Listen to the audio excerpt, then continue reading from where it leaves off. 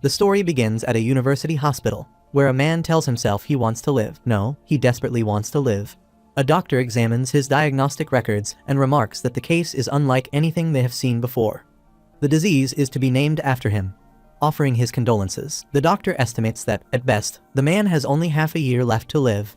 Kim Yusek crumples the report in his hands and walks out onto the street, burdened with sorrow. People nearby whisper among themselves. One asks what's wrong with him, another says they do not know. Yusek thinks this can't be happening. All he has done his entire life is work like a tireless ant. Just as life had started to improve, he stepped onto the road while the signal was still red. He fails to notice that it has turned green, and cars begin honking from both sides. He thinks, even now, he is still going to die. Someone shoves him aside. Get off the road already, it's dangerous. He falls to the ground, and a lottery ticket slips from his pocket. His thoughts burn with disbelief. Being told he has mere months to live feels unbearably unjust. His eyes land on the lottery ticket. Of all days, it had to be the one when he won the jackpot. He wants to live. He refuses to die. His fists clench with desperation. Someone, anyone, anything, just something, please. He breaks down, crying and shouting, gripping the ticket tightly. He screams for someone to save him from death and crumples the ticket in his trembling hands. The scene shifts. In the depths of a dungeon, the great demon king steps forward. He thinks yes, he had said it, but he hadn't meant it literally. He hadn't agreed to be transformed into this. Of all things he could have reincarnated into, why did it have to be a bald skeleton? Monsters begin to close in from every direction. He says he cannot even enjoy the worst aspects of living in this body. As monsters roar around him, he raises his sword and slashes one into pieces, declaring that he will kill them all. Blood drips from his blade. He senses a giant monster charging from behind, hears its roar, and leaps aside to face it. He thinks, finally, it has appeared. He activates a fiery aura around his sword and declares that he can finally be done with this nonsense and die. He lunges at the monster, his aura surging, and thinks that the last of them has now been eliminated. He slices through the monster's neck and proclaims that the extermination of rebellious forces has been completed. He walks forward, recalling how, after being reincarnated as a skeleton, an inferior class summon monster, he eventually evolved into an undead lick. Several creatures gather around and praise him, calling him their king, the undying sovereign. He walks among them, stating that he has brought prosperity to demonkind, who had been teetering on the brink of ruin. A faint blush rises on his bony face. He thinks that although he has no hair, at least he is the great demon king. The crowd erupts again, praising him. Zack, they shout, even his name sounds powerful and evil. All hail King Isaac. He becomes irritated, snaps at them, and demands to know how many times he must tell them his name is Yisak, Kim Yisak. He calls them idiots. He thinks, whatever, to these numbskulls who cannot even pronounce his name properly, farewell. He turns and walks away. Someone calls out from behind, asking where he is going, their king. He replies to claim what is owed to him. He thinks that his final goal is to regain the ability to eat and even feel pain by becoming human once more. After some time, he arrives in the divine realm, where several goddesses are seated and throw the head of a monster in front of them. Everyone is shocked to see this when Yisak states that all factions opposing the gods have been eliminated and expresses hope that they have not forgotten their promise. According to the terms of their contract, he is to be turned into a human. One of them questions whether he truly eliminated all of them, remarking that it was expected to take at least 500 years. What kind of lunatic finishes such a task so quickly?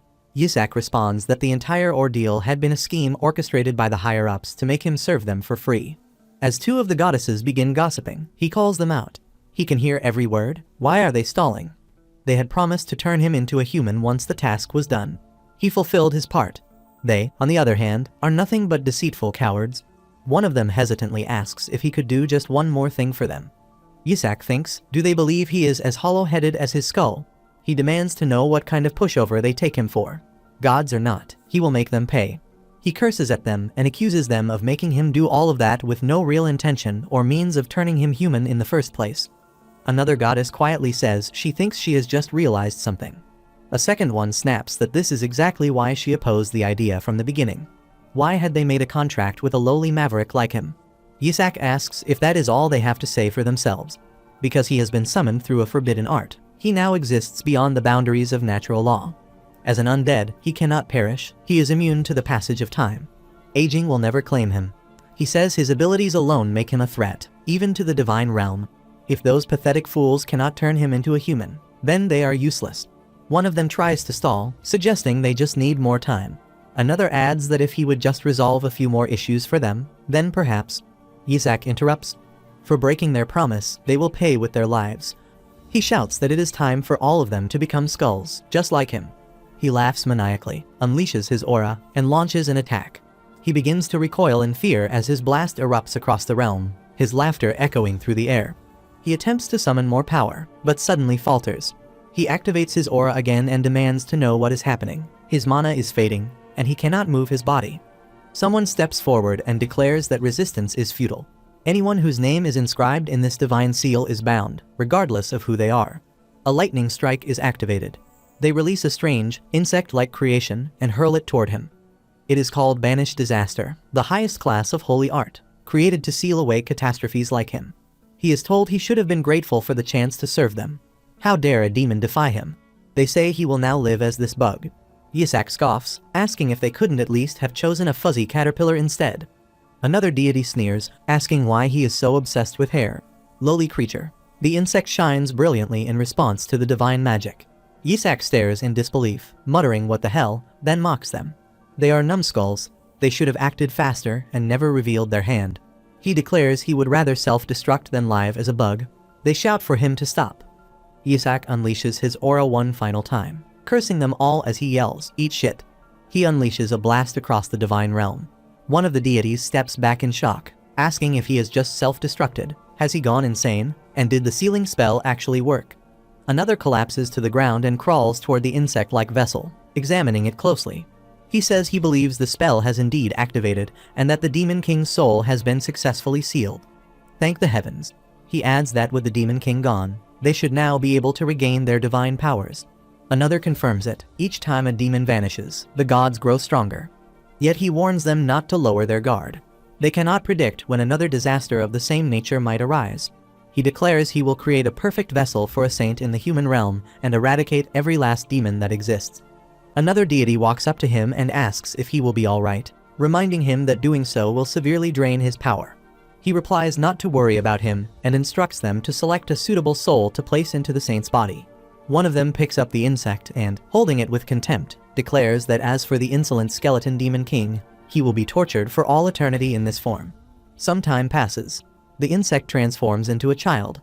Confused, he begins to think he must have lost his mind, duped by the gods. Was he always this stupid? Maybe being a brainless skeleton had finally caught up with him. But why is everything so bright? Does he not have hands to cover his eyes because he is a bug? He raises his hands and freezes. What the hell? What is this warmth, this dampness? Why does he have hands? He realizes this is the body of a human. Did he actually become human? Those idiots had wanted him dead. Did they mess up the seal somehow? A woman approaches and gently says the Holy One, the saint, has opened his eyes. He thinks, saint? What is she talking about? She asks why he has awakened from his nap. Another person nearby mutters that it would have been better if he had just kept sleeping. He looks around, confused. Who are these people? Are they his caretakers? Did he really return as a human? The woman responds with a sigh. It can't be helped, though she admits she feels a bit guilty. The other adds that they still have a job to do. He apologizes to the Holy One, acknowledges that he is now awake, but explains they need him to fall back asleep this time in eternal peace. He brings a milk bottle toward Yisak. Yisak freezes in horror. He thinks, wait, he just died. Why is he supposed to die again? Panic rises as fear overtakes him. The man tries to feed Yisak, who keeps turning away, resisting the bottle. He asks why the baby is not drinking. Yisak turns his face to the other side, thinking, is this a joke? He has finally become human. There's no way he can accept something that's suspicious so easily. But how did he even become human in the first place? The man pleads with him to drink like a baby should and sleep forever. No, he corrects himself, sleep soundly. He calls him Isaac. Yisak freezes in shock. Did he just say Isaac, Lord Isaac? His thoughts race. He remembers his former subordinates, those mindless creatures who used to chant his name. Isaac, an alternate pronunciation of his real name, Yisak. During the sealing spell, Banished Disaster, they must have written Isaac instead of Yisak. That must be it. That's why the seal didn't bind him. Instead of being trapped, he has been reincarnated into a different body, one that shares the same name. He calls them fools. They thought they had won, but now it's clear they failed to seal him away. A grin forms on his face. Just then, the man forces the bottle into his mouth. Yisak thinks no, but the man calls for help from the woman nearby. asking why this baby is so abnormally strong. Yisak gags at the taste. It's vegetable juice. Disgusting. If they're trying to kill him with this filth, so be it. But it doesn't change the fact he's finally human again. He looks at their faces and feels something strange, ominous energy slowly seeping into his body. The scene shifts to the Holy Empire Hela, within the eastern temple of the central sanctum.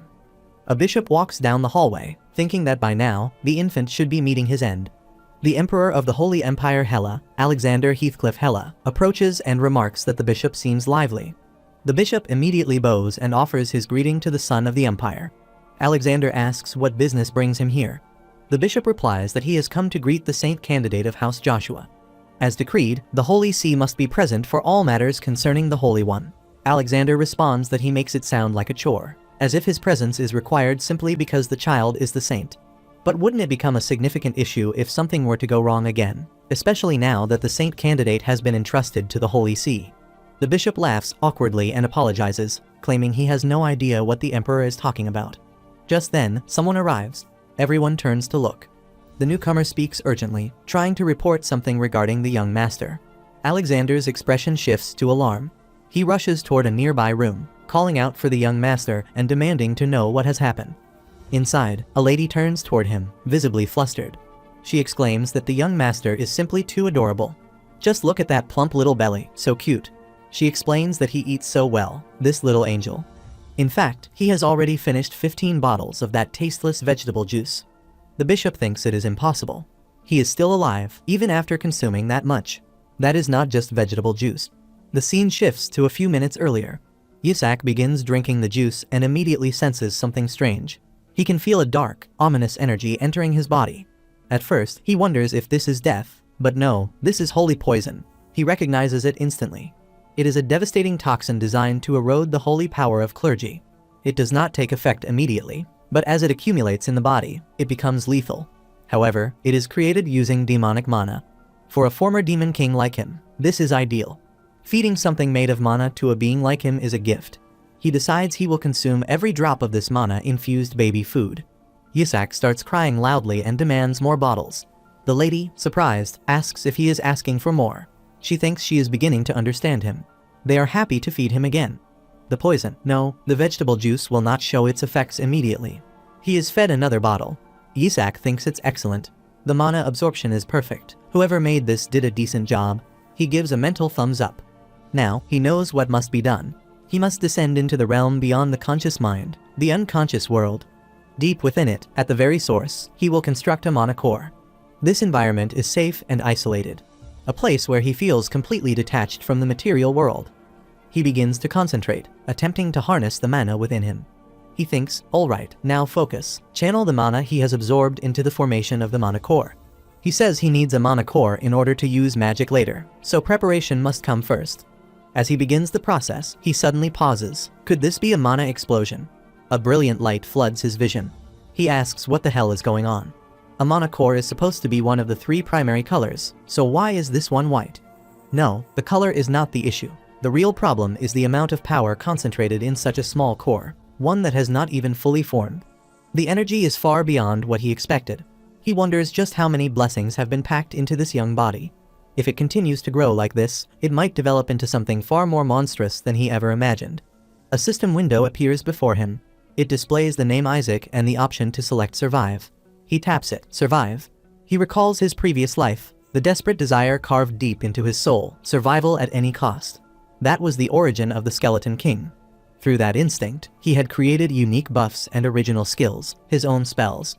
He believes those spells have now been inherited by this body. Meanwhile, someone watching asks if he has finally died. A woman beside him tells them to check. They observe Yisak, who now lies unconscious. After a moment, he regains consciousness and raises a finger. Someone says he's not dead yet. Yisak suddenly shouts, Tuga. One more bottle, Agaga. Make it even stronger. The scene shifts back to the present. Alexander remarks that it's a relief that nothing bad has happened. Yisak thinks sure, except for the fact that he was nearly assassinated. Nothing bad happened at all. The bishop watches him, confused. Why is the child staring at him like that? Perhaps he just drank too much. But Yisak knows no matter what, he cannot afford to raise suspicion. He decides to play dumb and smile. The bishop watches in disbelief, thinking, what the hell is wrong with this idiot? He should be coughing up blood and dying. Yet here he is smiling. He recalls the events from a few days earlier at the headquarters of the Holy See, where Cardinal Harry Berit, the head of House Berit, sat with a glass in hand. He remarked that the idea of whoever became the saint inheriting the Holy Empire was nothing more than a joke. That, he said, was why all the noble houses were rushing to declare one of their own children as the saint. Those meddlesome noble families. The bishop standing before him assured him not to worry, they were handling the other saint candidates. Harry replies, "That's good," but then his expression darkened. He had recently heard a rather unpleasant rumor, one that claimed a saint candidate had emerged from House Joshua. House Joshua, the emperor's right hand. The bishop said there was nothing they could do about that. Suddenly, the glass slipped from Harry's hand and shattered. He muttered that the child likely died before arriving. Still, he only needed the body to be verified. He had already acted to ensure the child's death. To him, the saint could only come from one place, his own House Berit. The scene shifts, and the bishop now stands near Yisak, his thoughts troubled. He had been told the baby would already be dead, so why is he still alive? This cannot be happening. Alexander speaks, clearly intrigued. He notes the infant's shining platinum blonde hair. It is the same color as the hair of the Holy Empire's founder. If the bishop wouldn't agree. The bishop stammers, insisting that His Majesty must not speak such blasphemy. Yisak listens and realizes that this is the emperor. Alexander continues, saying the child looks even closer to God than the current pope himself. Surely, this must be the final saint candidate.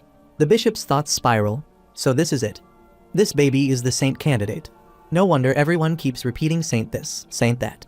He believes the emperor has begun to favor the child, and he cannot allow that to continue. He respectfully requests His Majesty's permission to inspect the child. Alexander asks why, what is the issue?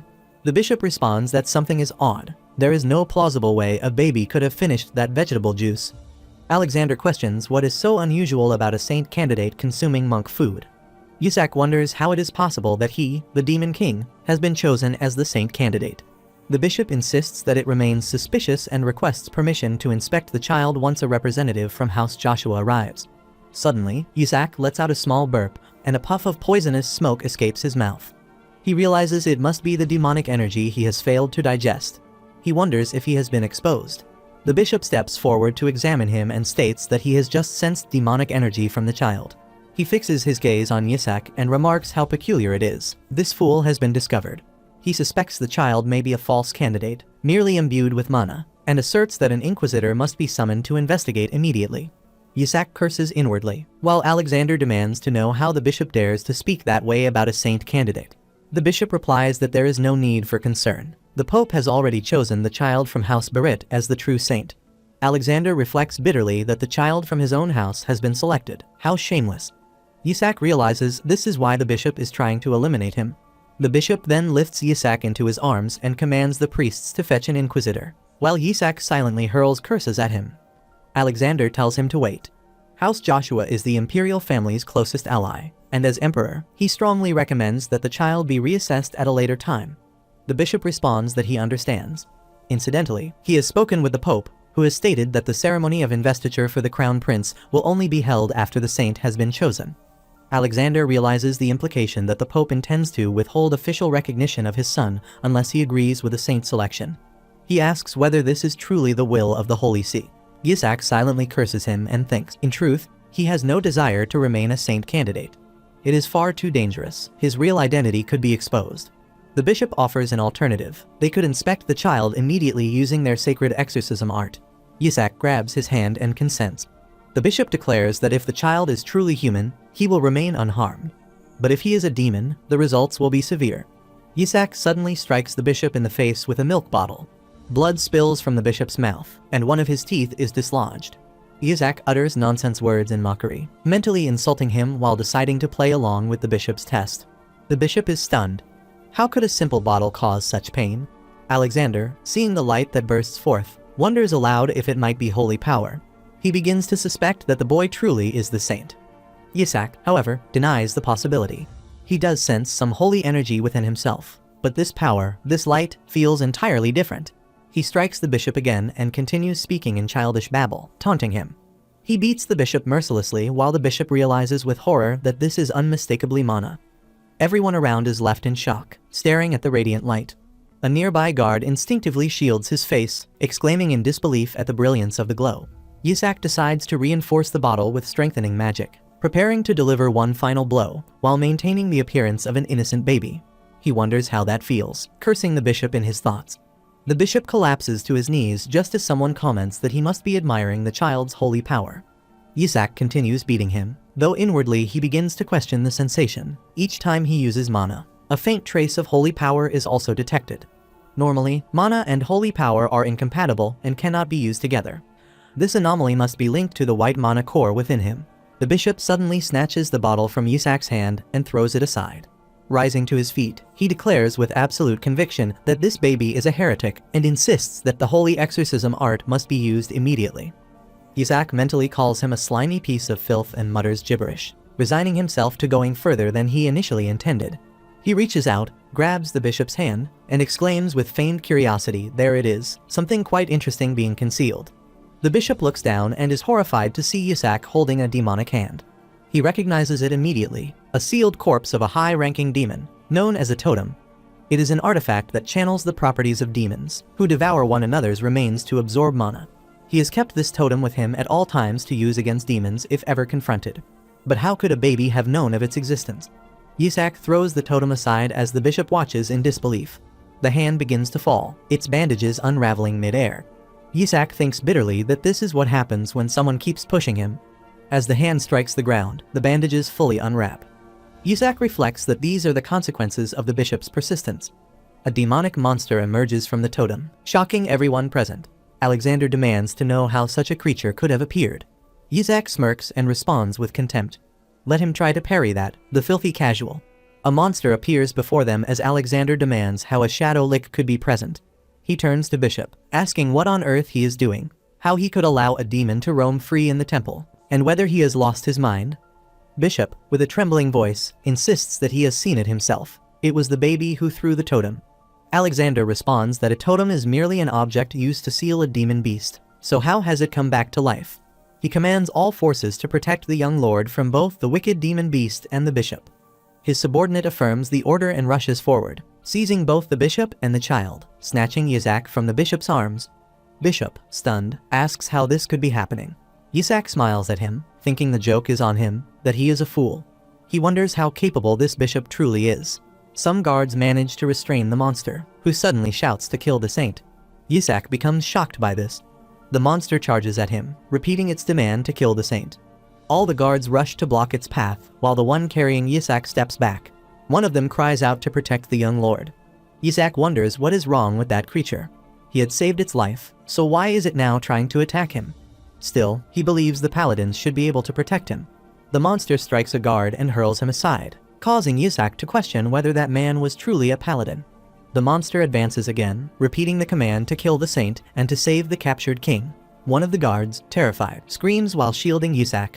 Yisak thinks he should probably subdue the creature himself. No one must notice him using magic in a situation like this. The monster snarls for him to die. Yisak wonders why everyone in this life seems determined to kill him. He is the one who brought this monster back to life, so why is it turning on him? The monster calls him a foolish demon king, and he is surprised to hear that. The monster wonders if he might be the skeleton king. Yisak smiles and activates his mana to launch an attack on the monster.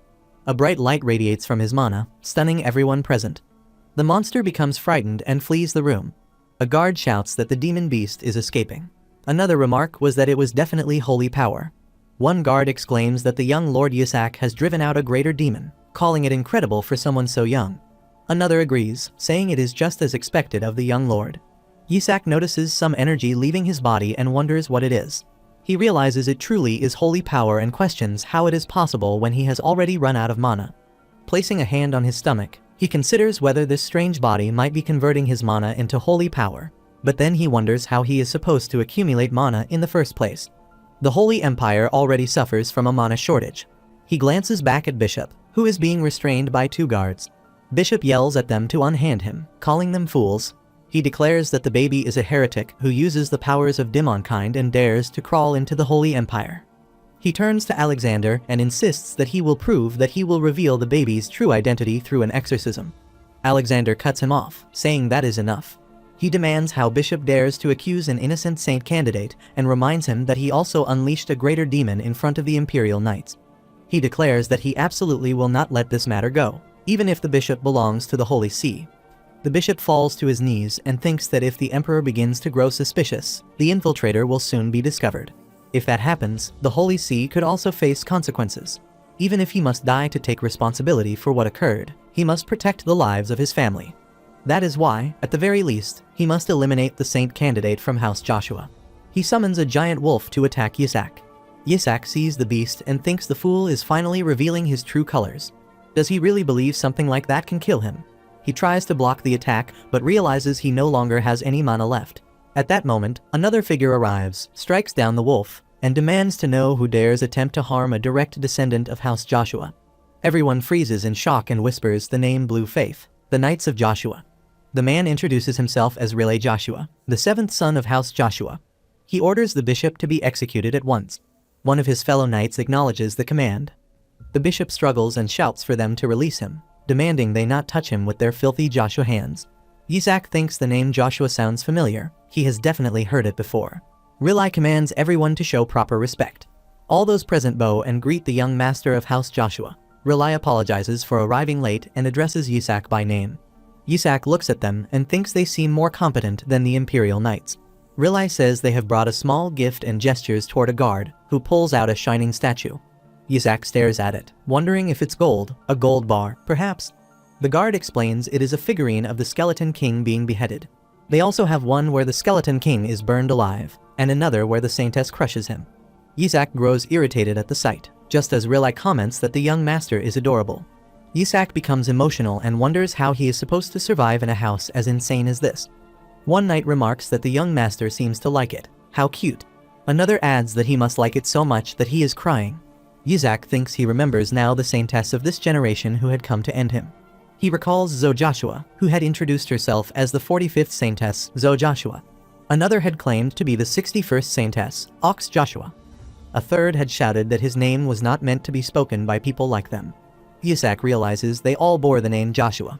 Damn it, not only is he a saint candidate, but he also belongs to the family of the saintess. He wonders what sins he must have committed in his past life to deserve this. The bishop curses under his breath, muttering about these damn Joshuas, drawing surprised glances from those around him. A guard restrains him and orders him to keep quiet. The bishop shouts that he has always known they were heretical fools and demands to know where they brought that creature from. He claims he will expose its true identity and struggles to rise. Relay draws his sword. The bishop rants that bringing that monster into the capital proves the Joshua family has gone mad. Relay places the blade against his neck. The bishop, undeterred, declares that it will be the end of the Joshua bloodline and dares him to strike. Relay stops short and replies that he should be grateful for the mercy of House Joshua, which has spared his life despite the filth he spews. Yitzhak thinks the man is impressive. He nearly cut the bishop down simply for insulting his family. He clearly has the confidence to stand against the Holy See. A guard nearby whispers that their young lord has just heard something terrible. Another responds that he should be shown only good things and allowed to hear only what is pleasant. Yitzhak thinks they are all insane but useful. Now he remembers Blue Joshua. They were known to be quite strong. They all begin playing with him, blushing as they do. Yitzhak thinks his former subordinates would have panicked the moment they saw the blue ones. A guard cheerfully reenacts the fall of the Skeleton King's neck and exclaims that it goes drop. Yitzhak thinks they need to stop. His subordinates were right to be terrified. A guard gently takes Yitzhak away while Alexander watches and says it seems he owes the boy a great debt. He turns to Relay and asks if he would inform the head of House Joshua that the Imperial Palace wishes to raise the child. Relay glances back and replies that His Majesty's jokes are excessive, which startles Yitzhak as well. He wonders if he is being scouted by the Imperial Palace. Alexander explains that the Holy Empire will inevitably target the boy, both from within and beyond its walls. He acknowledges Joshua's strength, but questions whether the current Blue Faith has the means to protect the child. Yitzhak frowns, confused by the weight of those words. What is this man talking about? Alexander continues, stating that the Pope, in particular, will not approve of the boy. The color of his hair symbolizes the ancestors of the Holy Empire. Moreover, the Skeleton King appears to be pursuing him. Yitzhak is stunned. The Skeleton King is after him. But wait, he is the Skeleton King. Why would he be after himself? Relay bows slightly and responds that he must apologize. Since the child carries the bloodline of Joshua, he must be raised by Joshua's family. Whether it is the Pope or the Skeleton King, House Joshua is prepared to handle it. If they are ever able to face the Skeleton King again, the previous saintess, Melissa, would certainly be pleased. Alexander says he supposes she would. He then remarks that there is no way he could leave the direct descendant of Saintess Melissa in the care of the Imperial Palace. Yisak thinks, wait, did he just say Melissa? The same Melissa he fought right before entering the Divine Realm, the insane saintess who had been the most difficult to deal with. He imagines her now, calling him her little baby. So, he is a saint candidate born into the saintess's bloodline, and not just any saintess, he is a direct descendant of Melissa. He wonders why his life has turned out this way. He begins to reflect on what exactly a saintess is. The gods, who had lost to the Skeleton King time and again, were so desperate to win that they created a final weapon through every effort they could muster. A saintess, a mace sent by the gods to smite evil, the lion of the battlefield who wields holy light, the brightest light of the Holy Empire, and the highest-ranking Holy Knight. He thinks that because of the saintess's overwhelming power, people truly believed the Skeleton King had met his end.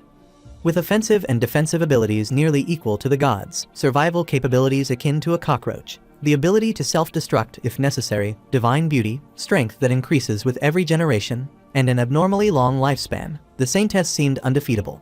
However, the Skeleton King had shown no mercy. His thoughts drift into fragmented flashbacks of his past life, monsters falling to his blade without hesitation, people cowering in fear before him, bowing and weeping in terror. He thinks to himself, he has never actually killed a saintess. It wouldn't benefit him anyway. When a saintess dies, her holy power simply returns to the gods, who can then dispatch an upgraded version of her. The cycle never ends. But the last saintess Melissa, she had truly been formidable. He had nearly died in that battle. And now, that same Melissa is his ancestor. The scene returns to the present, where Riley declares that the saintess lives solely for the destruction of the Skeleton King. He explains that House Joshua produces these saintesses and fulfills the will of the gods. They are a proud family, and Joshua possesses the strength to protect this child. A guard agrees, stating that many saintesses have been martyred by the Skeleton King. Yisak immediately disagrees with his thoughts. He has not killed a single one. He responds that the Skeleton King once banished a saintess to a labyrinth because he believed she was not qualified to fight. Yisak recalls that he let her go. Is it his fault she had a terrible sense of direction? Another comment follows. 5 saintesses died of stress-related illnesses. Yisak thinks that is nonsense. They should have gone to a hospital instead. Riley says it's fine, he has heard all the stories. Even if the child is cursed, it doesn't matter to them. Yisak grows irritated. He is not okay with this. And what curse are they even talking about? Riley smiles gently and says they are simply grateful that he was born. They only ask one thing of him. He blushes and softly says he just hopes the boy won't grow up to be like the dreadful Skeleton King, glancing at Yisak as he speaks. Yisak feels a pang of guilt. To the parents he doesn't even know, he silently apologizes for being such a terrible person. Alexander speaks again, asking them to reconsider. It has been 150 years since the Skeleton King was sealed away. Yisak is startled. Has it really been that long? In that case, Melissa must have died ages ago. She had already been 50 during their last battle. Alexander explains that the demons have grown more powerful in the meantime. The saint is a valuable asset to the Holy Empire in its pursuit of greater strength. Therefore, the boy holds importance for the Imperial Palace as well. Moreover, there is currently no saintess in Joshua. It has been a year since the previous saintess gave birth to the boy and vanished with his father. Yisak reels in shock, realizing that his mother was the saintess. Riley acknowledges that may be true, but asserts that the matriarch of Joshua still lives, and Joshua has the means to protect this child. Yisak thinks he might as well get all the surprises out of the way now. There's nothing more shocking than discovering that his mother was a saint. Riley adds that Dame Melissa is currently on a crusade to destroy the Skeleton King's remaining subordinates. Alexander remarks that she will return soon, and the matriarch herself is awaiting the arrival of her grandson. Riley mutters that Melissa is over 200 years old. Why is she still alive? Doesn't she feel any shame? That's an extraordinarily long lifespan. Alexander replies that it will be quite some time before she returns. He then glances at the child and comments that the boy seems a little strange. He asks if he's alright. Riley responds that he should be. Yisak thinks, how could anyone be alright after finding out that their greatest enemy is still alive? If Melissa finds out who he really is, she'll smite him without hesitation. Others might spare him, but Melissa is far too dangerous. If he wants to survive, he must act. He suddenly cries out Jaya, grabbing Alexander's finger in desperation. It means, please take him with him. Alexander gasps in delight and exclaims that the young lord has made his choice. Alexander steps forward to take Yisak into his arms and asks doesn't he see the boy wants to come to the imperial palace and play with him. Relic, still holding Yisak by the legs, insists that the boy is simply being clingy. Alexander argues that the imperial palace can offer much to the young lord. While Joshua may be skilled in producing saintesses, they have no experience in raising a saint, especially not a boy. Relic counters that this child will become an exorcist knight, one destined to vanquish evil, and Joshua is renowned for producing the greatest exorcist knights. He emphasizes that Yisak is the first saint of his kind, and the imperial palace has no experience in handling that either. Both men continue to tug Yisak toward themselves. Alexander insists that the imperial palace is the better option. Relic argues that Yisak will remain with Joshua. Yisak thinks they are both insane. Another voice pleads for calm, warning that the young lord might be torn in half. Yisak thinks he wants to go to the imperial palace, he doesn't want to die. That light, the one that resonates with the instinct to survive, has been radiating from the emperor from the very beginning. That must mean his chances of survival are higher with him. He cannot afford to miss this opportunity when a screen shows him Isaac's name, and he chooses to become Isaac. Alexander smiles and says the young lord has made a wise choice. Yisak thinks what is this even? That night, the scene shifts elsewhere. The bishop kneels and pleads that he is innocent. He insists that the child used mana, and therefore, it must be a spawn of demons. A masked figure replies coldly that holy power comes from the gods themselves. If the bishop is suggesting that the gods have bestowed holy power upon a lowly demon, then what is he truly claiming? The bishop protests that it was definitely mana. How could anyone possibly confuse mana with holy power? Another figure responds that in the holy city, such words are considered blasphemy directed at his eminence.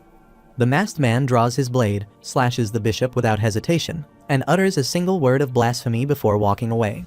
Another masked man follows and quietly remarks that they will need to reassemble the assassination squad.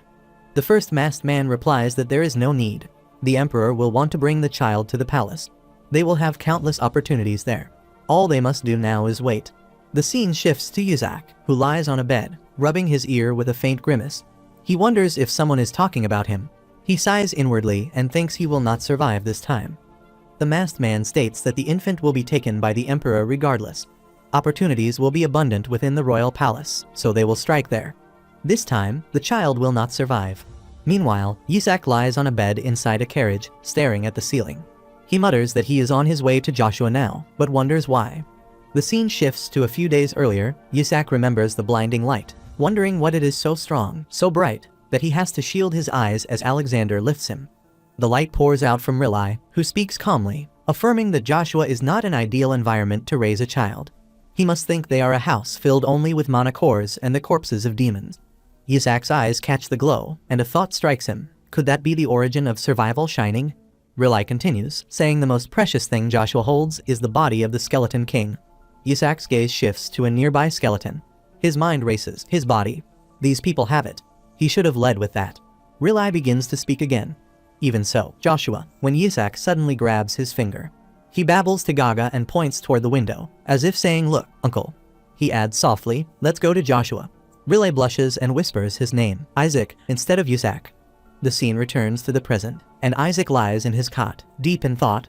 It feels as if he has given up a peaceful life in the palace to enlist in the military. But there's no helping it. This is the only way to reclaim his original body. A body he had personally refined and a body that had accumulated enough mana to rival the gods. If he can recover it, reaching rank 10 will be effortless. He recalls the moment he tried to manipulate his mana. That light, the light of the survival origin, had never shone that brightly before. It means that following Relic to Joshua will significantly increase his chances of survival. The other person concerned asks why the forces of the Holy See are still targeting the young master. Isaac climbs out of his cot, thinking the same. Why is he such a big deal? Relic explains that the gods have delivered a prophecy. The saint is destined to be taken in as the son of a god. The other person says that means he is fated to become the next pope. Relic confirms it. That is why House Berit was so desperate to produce the saint. Isaac stares in disbelief. What is even happening right now? The Pope, the strongest cleric, wielder of rank 10 holy spells, the virtual monarch of all clerics and paladins, and a supreme figure whose power rivals that of the Emperor of the Holy Empire. He recalls that House Berit has held the papacy for thousands of years. Now that the position is prophesied to fall to a saint instead, it makes sense that they would be in an uproar. It also explains why the other noble houses are so desperate to produce a saint themselves. A voice calls from outside the carriage. Rilai looks out the window and asks what the matter is. A man answers, addressing him as young Master Rilai. He reports that they have arrived at the duchy, but a problem has arisen. A paladin appears with 2 guards and steps forward, offering an apology. He states that he will not allow them to enter the duchy. Isaac frowns. What is this now? Rilai's expression darkens, and he demands to know how the man dares say such a thing. Does he not recognize the insignia of House Joshua? What sort of education are they providing these people? Meanwhile, several figures transform into demons, and the paladin steps forward, declaring that, of course, they have no intention of letting them enter. Their mission is to eliminate the child who carries the blood of the saintess. Rilai stares in shock at the sudden transformation, while another person shouts in alarm, asking if they are demons. Isaac peers outside as well, thinking this is absolute nonsense. He is certain he placed a ban on attacking human territories. Could this be the work of a new demon king? The paladin proclaims that they must listen, foolish humans. Their glorious king has commanded that all saints and saintesses be executed. Isaac sighs internally, so a new demon king really has taken over. The paladin raises his voice again, declaring that under the authority of the great skeleton king, Lord Isaac, they are to kill the saint. Isaac grins slightly and lets out a soft gah, thinking, what the hell? Then, gaja, when did he ever tell them to do that? What kind of idiots are these? The paladin offers a deal. If they surrender the child, the skeleton king Isaac will spare their lives. Without hesitation, Rilai launches an attack, striking the demon with his mana and knocking him out. The remaining 2 demons recoil in shock. One of them hisses and calls the paladin a coward. Rilai's voice sharpens as he steps forward. He dares to speak such blasphemy in front of him, Joshua of Exorcism. He promises that the demon will not be granted an easy death. He raises his sword before his face, eyes burning with resolve. His subordinates mirror his action, blades drawn in unison. Rilai declares that for the sake of protecting all small and precious things in this world, House Joshua will destroy every trace of evil. They will pursue and annihilate that wicked skeleton king even to the ends of hell. He says that forcing his subordinates to their deaths merely to escape mortality is inexcusable. He calls him a foolish human and demands how he dares to say such a thing. He warns him not to insult their skeleton king, Isaac. Everything is being done for the sake of Lord Isaac's revival. The demons launch an attack on them, while another person carries Isaac and quickly escapes. He says, forgive him, young master. Isaac wonders what the hell is going on, and who is impersonating him. The other person moves behind the bushes, places Isaac down carefully, and tells him to wait there for a moment. He will return shortly. He then casts a protective barrier around him. Isaac thinks that if it truly is a protection barrier, then even high-ranking demons will not be able to break through it, which is quite impressive. The fact that nothing from the outside can enter also means nothing from within can escape. Then, the survival origin is activated. Magic is unleashed in response to his call. He begins meditating and thinks he, who exists as both magic and life, whispers to the one who observes.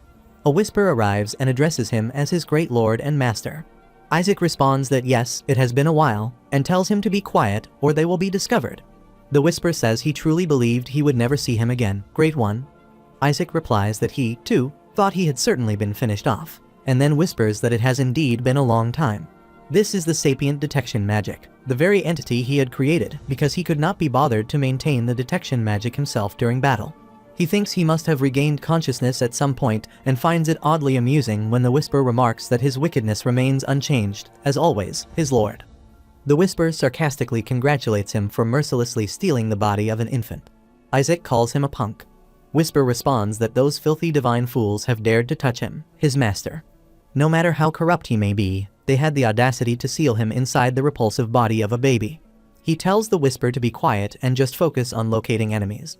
The whisper replies that enemy detection is being initiated and moves forward. He reports that within a radius of 100 meters, in Isaac's current state, there are 88 enemies, entirely demons. However, none of them will be able to lay a single finger on him. Isaac thinks this is insane. 88 of them. Are they trying to start a war? If the security in this territory increases, it will become far more difficult to summon his subordinates. At this rate, he has no choice but to handle them himself before House Joshua takes notice. Even if it requires exhausting all the mana he has accumulated so far, he must eliminate them. Whisper launches an assault on the enemy demons and swiftly knocks them out. He reports that the current enemy count has dropped to 51. The enemy forces are being culled rapidly and are now down to 31. Isaac wonders what's happening. The whisper updates that the count has reached 13. A guard alerts Rilai, saying something is approaching. Rilai immediately initiates a defensive formation. Whisper announces that the countdown has reached 4. At that moment, 4 demons looked directly at him. One of them says that he is finally here, comrade. They must work together to kill the saint today. They chant for the glory of the Skeleton King. Whisper attacks them without hesitation, slashing down the others as well. The warriors are stunned to witness the carnage. Whisper informs Isaac that there are no remaining enemy forces. Then, Whisper transforms into a massive form and declares that anyone who dares to touch his king with filthy hands must pay with their lives. Isaac, shocked by what he sees, asks what on earth is going on with this guy. Whisper asks his king, his sole master, how he dares to confine him within the body of a lowly child. Relic thinks that since Isaac was the one who freed him, all of the Shadow Lick's twisted affection has now erupted uncontrollably toward him. Whisper warns not to gaze upon the child with those filthy eyes, threatening to tear them out, leaving Relic and other people in shock. The other person, whispering, asks Relic what he is saying. Relic replies that the humans are unable to comprehend his words, as he is speaking in a different language. Whisper steps closer to Isaac and mutters that it is a complete mess out there. Isaac thinks that it appears the idiot has realized who he truly is, the Skeleton King. Still, the demon's effort in trailing him deserves some credit. Relic commands all the knights to prepare for battle. They ready themselves and respond affirmatively. Isaac wonders what exactly Whisper is doing, making such a dramatic display, then begins to cry out nonsensically, Baba Gaga, a coded phrase that means to curse them. He warns them not to touch his lifeline, his manacore, which holds immense wealth and power. The other person pleads, asking young Master Isaac to wait just a little longer. He promises to resolve the situation swiftly. Whisper laughs maniacally. He says his master has acknowledged him. His guiding light has recognized him. The other person urgently informs young Master Relic that Whisper King is exhibiting clear hostility, and the knights prepare to strike. But Whisper swiftly flees and calls out that he will leave immediately at his master's command. Relic says that the lowlife is heading straight toward Isaac.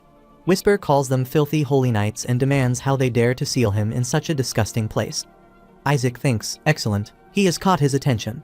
He cannot simply stand by and watch his manacore be exercised. He utters Baba, a signal to begin by breaking the protective barrier. Whisper says he has received his master's command and charges straight into the barrier, shattering it. The other person is shocked at the sight and urgently calls out to Relic, asking how the barrier has been broken. Relic, too, grows worried for Isaac's safety. Isaac mutters Ba, praising the demon's effort as he grabs his hand. Then, he says Bababa, a code to stop the act and return to rest. Whisper asks why he is doing this, as he is forcibly teleported back. Relic and other people are both stunned. Relic wonders aloud whether he has actually totemized a demonkin. The other person approaches Isaac, grabs him in awe, and says he has totemized a demonkin on his very first attempt, which is remarkable. He explains that it is a sacred spell, one that only individuals as powerful as a saintess or a cardinal are capable of performing. The others lift Isaac joyfully into the air, overwhelmed with excitement.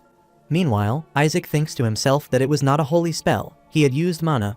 Relic insists that it was undoubtedly a holy spell of totemization, but despite the use of such a high-level sacred technique, it is strange that no trace of holy power can be felt from him. Isaac says he knows that it is during times of crisis that a person's true worth becomes evident. That man rushed toward the young master as well. He is certain that even the Shadow Lick instinctively sensed danger and reacted by trying to eliminate the source. Their young master is simply extraordinary. He firmly believes it. He is absolutely convinced that the young master is a saint. Relic thinks nothing he has said is wrong. Even the demonkin appeared with the child as its target. Even if the boy is not a saint, it is undeniable that something exceptional surrounds him. However, he wonders, why did it have to be a young boy? Due to the Skeleton King's curse, the son of Joshua will. The other person declares that he has made up his mind. As captain of the Order of Blue, he vows to protect Isaac, who will one day become the future of Joshua. Relic responds that he understands now. He had been acting foolishly. He steps forward, gently holds Isaac, and admits that he was simply afraid of the Skeleton King's curse. But this child will bring glory to the name of Joshua. He says it is time to go home. Isaac's uncle will be there to teach him many things. He believes Isaac possesses extraordinary talent and promises to raise him into a remarkable holy knight. Isaac thinks to himself that yes, he has no problem with that, as long as they return his body to him once they get home. Relic says that even if he does not live long, he will save him, no matter the cost. Isaac wonders what he is talking about. Relic continues, claiming that Isaac's name will be known across the entire continent. Isaac says Babaya, which means wait a second. He feels like something deeply unsettling has just been said. Riley responds that he knows Isaac will love it. Isaac immediately refuses. Riley insists that once they return home, his uncle will begin by teaching him how to curse that disgraceful skeleton king. Isaac thinks to himself, how foolish, these Joshua idiots. The scene shifts to the Duchy of Joshua. Isaac looks out from the carriage and sees a magnificent statue of a lady, an elegant garden, and a grand mansion. He thinks, wow, these damn Joshua fools. They were tearing apart the Demonkin with such savagery, yet they live in such luxury. He wonders how much all of this must cost. He recalls some monsters and mutters about these damned bourgeois. He had exhausted himself doing everything he could just to feed his children. Meanwhile, Whisper appears and calls him his world, his lord. He remarks that this place is on an entirely different level compared to their shabby palace. If they were to sell just a few of those sculptures, they could afford 10 Demon King castles. Isaac replies that he knows, so shut up. Riley gently holds him and explains that this is the Joshua residence, the very place where exorcism and monster slaying first began on the continent. Riley gestures and says, look at that. Once he grows older, he will be just like those children. Isaac watches as a group of children craft a statue of the Skeleton King and begin beating it while shouting. One yells, die, Skeleton King. Another says, drop dead, Skeleton King. A third child curses, calling him lower than filth. One child claims that even tearing off his limbs would not be enough, and together, they continue to shout for his death while mercilessly assaulting the statue. Isaac grows uneasy and wonders what on earth these children are being taught. Is this an entire family of zealots? He exhales slowly and thinks that, regardless, it does not matter. As long as he has successfully infiltrated the Holy Empire, he will burn the Emperor alive and transform this land into the Isaac Empire. Whisper asks what he is doing, still holding a grudge over children playing, despite being the Skeleton King. How petty. Isaac tells him to shut up and scan their surroundings. Whisper responds affirmatively. Isaac gazes at the glistening palace and mutters in awe, are those all manacores? There are dozens of them. Whisper replies that it is his first time seeing so many manacores concentrated in one place. Just how many Demonkin have they slaughtered? Riley steps out of the carriage and announces that they have arrived. He instructs the staff to prepare Isaac's room, as Isaac will be staying with him. The butler hesitates and apologizes, explaining that they have received specific orders to escort young Master Isaac to the annex. Riley asks why he is being sent to the annex. The butler explains that the fifth young master has issued strict instructions. Under no circumstances is young Master Isaac to be brought into the main building. Isaac thinks, what is this nonsense now? Riley mutters that they intend to send Isaac to that cursed place, where someone had once met their end. Isaac reflects bitterly that this family really is thriving. He knew it from the moment he was crawling outside as an infant. Joshua is slowly collapsing. Riley says that his brother truly is wasting his time on something pointless. Isaac thinks he is right. He could be living comfortably in a mansion, so why should he be forced to go to the annex? Whisper interjects, saying that the manacores are located in the annex. Riley steps forward and tells him to back off. He refuses to let his nephew stay in that ghost-infested place. Isaac suddenly insists that he must go to the annex. He has to. Riley counters by saying they should go to his room instead. He will read him the Holy Scriptures every night, stories of how the great saintesses fought against the Skeleton King as bedtime tales. Isaac thinks that sounds more like an exorcism than a bedtime story. Riley continues, saying that once they finish with the scriptures, he will tell him about the exorcism techniques specifically designed for the Skeleton King. Isaac thinks, is this man trying to kill him? At that moment, the fifth son of the Joshua family, Gowel Joshua, arrives and asks why there is such a commotion over picking up a homeless child. He reminds them that he clearly gave the order to send that child to the annex. Then he accuses Riley of opposing his decision just after showing his face for the first time in ages. Isaac looks at him and thinks he's nothing but a thug. Gowel orders them to put the child down. He will have him sent to the annex. Riley demands to know if he is joking. This child is a descendant of the Joshua bloodline. It makes no sense to send him to the annex, a place historically used to exile unwanted individuals. Isaac thinks this rude fool must belong to the faction that does not welcome his presence. Riley tells Gowel to step aside. He intends to read the story of how the Skeleton King was exorcised to the child in his own room. Isaac thinks someone put him down already, so just let him go to the annex. At that moment, Gowel touches his face and asks where he even found this skeleton of a child. He scoffs at the idea of him being a descendant and gives Isaac a sinister smile that sends a chill down his spine. Isaac thinks that while he appreciates Gowel's willingness to send him to the annex, there is something seriously wrong with this man. Is he a member of the clergy or just a delinquent pretending to be noble? Either way, it does not matter. He will go to the annex and devour the manacore there. Relic confronts Gowl, asking if he truly believes he does not see through his intentions.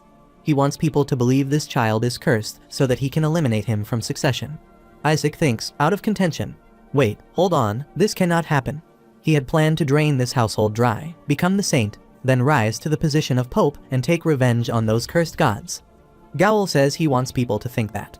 He heard a demon had appeared specifically to take this child. He might as well already be cursed.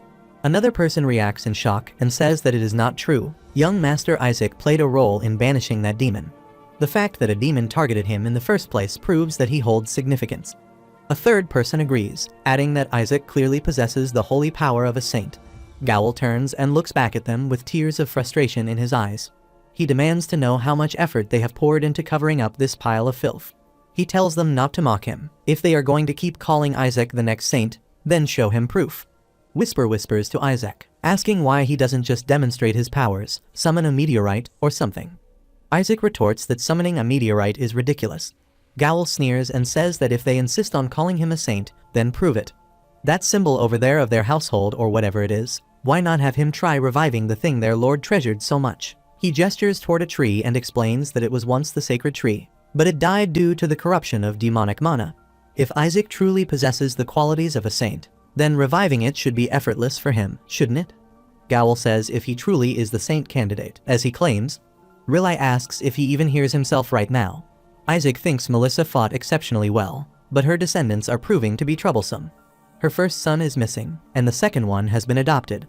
He suddenly asks, in shock, what that is. The Whisper asks what this is. Isaac asks what he thinks it is, then grabs Whisper forcefully and hurls him aside, telling him to go fetch. Whisper pleads to wait and hold on. Relic comments that a tree that has been dead for 70 years, he wants a child who cannot even speak yet to restore it. They are startled when they hear a sound coming from behind the tree and immediately turn to look. Gowl asks what that is. Relic, upon seeing leaves and branches returning to the tree, says the holy tree has come back to life. Gowl, stunned, says that even with healing and purification magic, the tree had continued to wither. He asks what exactly has happened. Isaac thinks it was nothing major. There had been a trace of dark mana near the roots, so he simply absorbed it. Whisper admits that he absorbed all the mana present and now feels bloated. Another person asks how that tree could be revived and what exactly he did. Relic says he didn't do anything. The person steps closer and asks what they did then. Isaac says Dada, it was all Ammon's doing, and laments what a waste it was. Whisper asks, so what? Does he want him to vomit it back up? Another person exclaims with excitement that Lord Isaac has done it. Gowl bursts into louder laughter and calls them insane fools, saying no one in this household has ever been able to do anything about the tree. How could that little fool have managed it? Someone must have helped him. The others cheer loudly, throwing Isaac into the air, praising him as expected of young Master Isaac. Gowl mutters that it must have been Relic, as they all exclaim in unison, first exorcism, now purification. Relic asks what he is talking about. Gowl responds that Relic must have orchestrated this, receiving help from the Saintess and making it appear as though that useless idiot accomplished it. He grabs Relic by the collar. Relic asks again what he is talking about. Gowl accuses him of constantly pulling filthy tricks, asking how he could have possibly met the missing Saintess. Isaac thinks Melissa should have focused on maintaining her household instead of vanquishing demons. It has become a complete mess. Still, this so-called brother looks nothing like Melissa. In fact, he would sooner believe Relic was Melissa in disguise. Whisper asks what he means by half-brother. Isaac replies that he thinks the boy almost resembles that idiot Pope. Gowl says to stop pretending to be clueless. Does he think Gowl doesn't know that he brought that worthless child here to turn him into the next saint candidate? He continues playing dirty games even though they already have a saint candidate within their own household. Isaac thinks there are more candidates within the household, and that delinquent fool has been rooting for the other candidate to win. Whisper says he is supposed to compete with that person, yet he appears completely unbothered. Isaac asks if he does not realize he will be just as twisted if that fool is the one backing him. It would be entertaining to defeat him. Whisper admits that it does make sense. Relic asks if they should simply leave him alone. He is their nephew, the son of their eldest brother, and therefore holds the right to lead this house. At that moment, Gowl grabs his collar. Gowl declares it is nonsense. Their eldest brother ran away when the house was in danger, and now he is expected to believe that the man who just revealed he has a child is truly their first brother. Isaac says that is exactly why he is treated like a fool, living such a delightful life. Whisper remarks that he should not speak so casually about his own miserable life. Gowel shrugs and says that Idiot is still the son of the Saintess.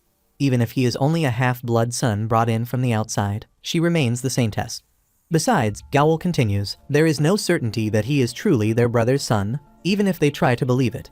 He guesses the boy's face looks acceptable since he takes after that woman, and if it benefits the family, they might as well sell him off to continue the bloodline. At that moment, Relay strikes him across the face. Gowel calls him insane and demands to know if he just struck him. Did he truly think he could get away with that after speaking such nonsense? Isaac thinks that, indeed, brothers grow up fighting, and thanks to this chaos, he is gathering quite a bit of useful information. Relay begins beating Gowel severely while the others rush in to stop him, shouting that he cannot do this and begging them to intervene. Isaac thinks that the internal disorder within the household actually works in his favor. It will make it easier to take control. He mutters under his breath, cursing the house and wishing it would fall to ruin already. Whisper urges him to consider the consequences. If the house collapses, won't he go down with it? He asks if Isaac's brain has shrunk from being trapped in a child's body. Isaac tells him to shut up, thinking to himself how unbearably irritating everything has become. The scene shifts to a formal meeting where Patriarch Joshua's second wife, the acting matriarch Hannah Joshua, demands to know what is meant by another boy. Isaac sits before them all at the table as someone else asks what they intend to do with yet another child. Isaac thinks no one in this cursed house possesses a shred of sanity. What a way to treat the next in line. Someone sneers that, considering they took in that peasant woman as a saintess, the least she could have done was not give birth to another useless boy. In their eyes, she has no right to bear the title of saintess.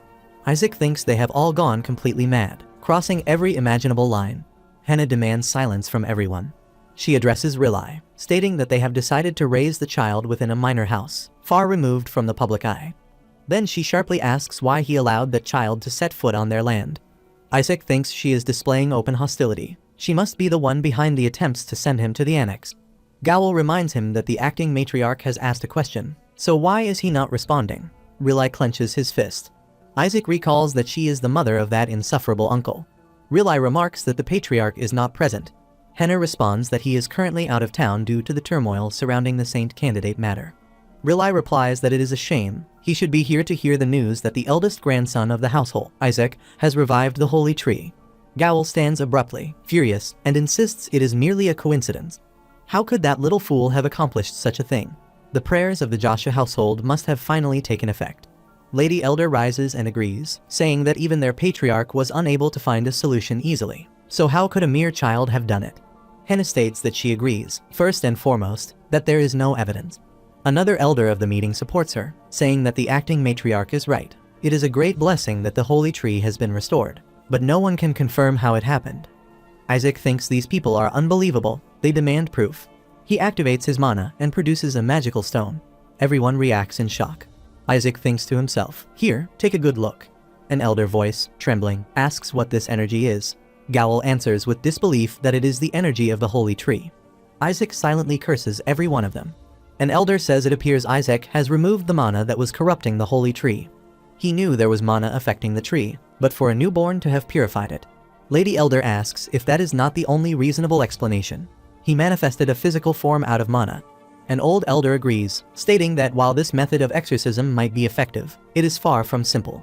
If anything had gone wrong, it could have killed the tree entirely.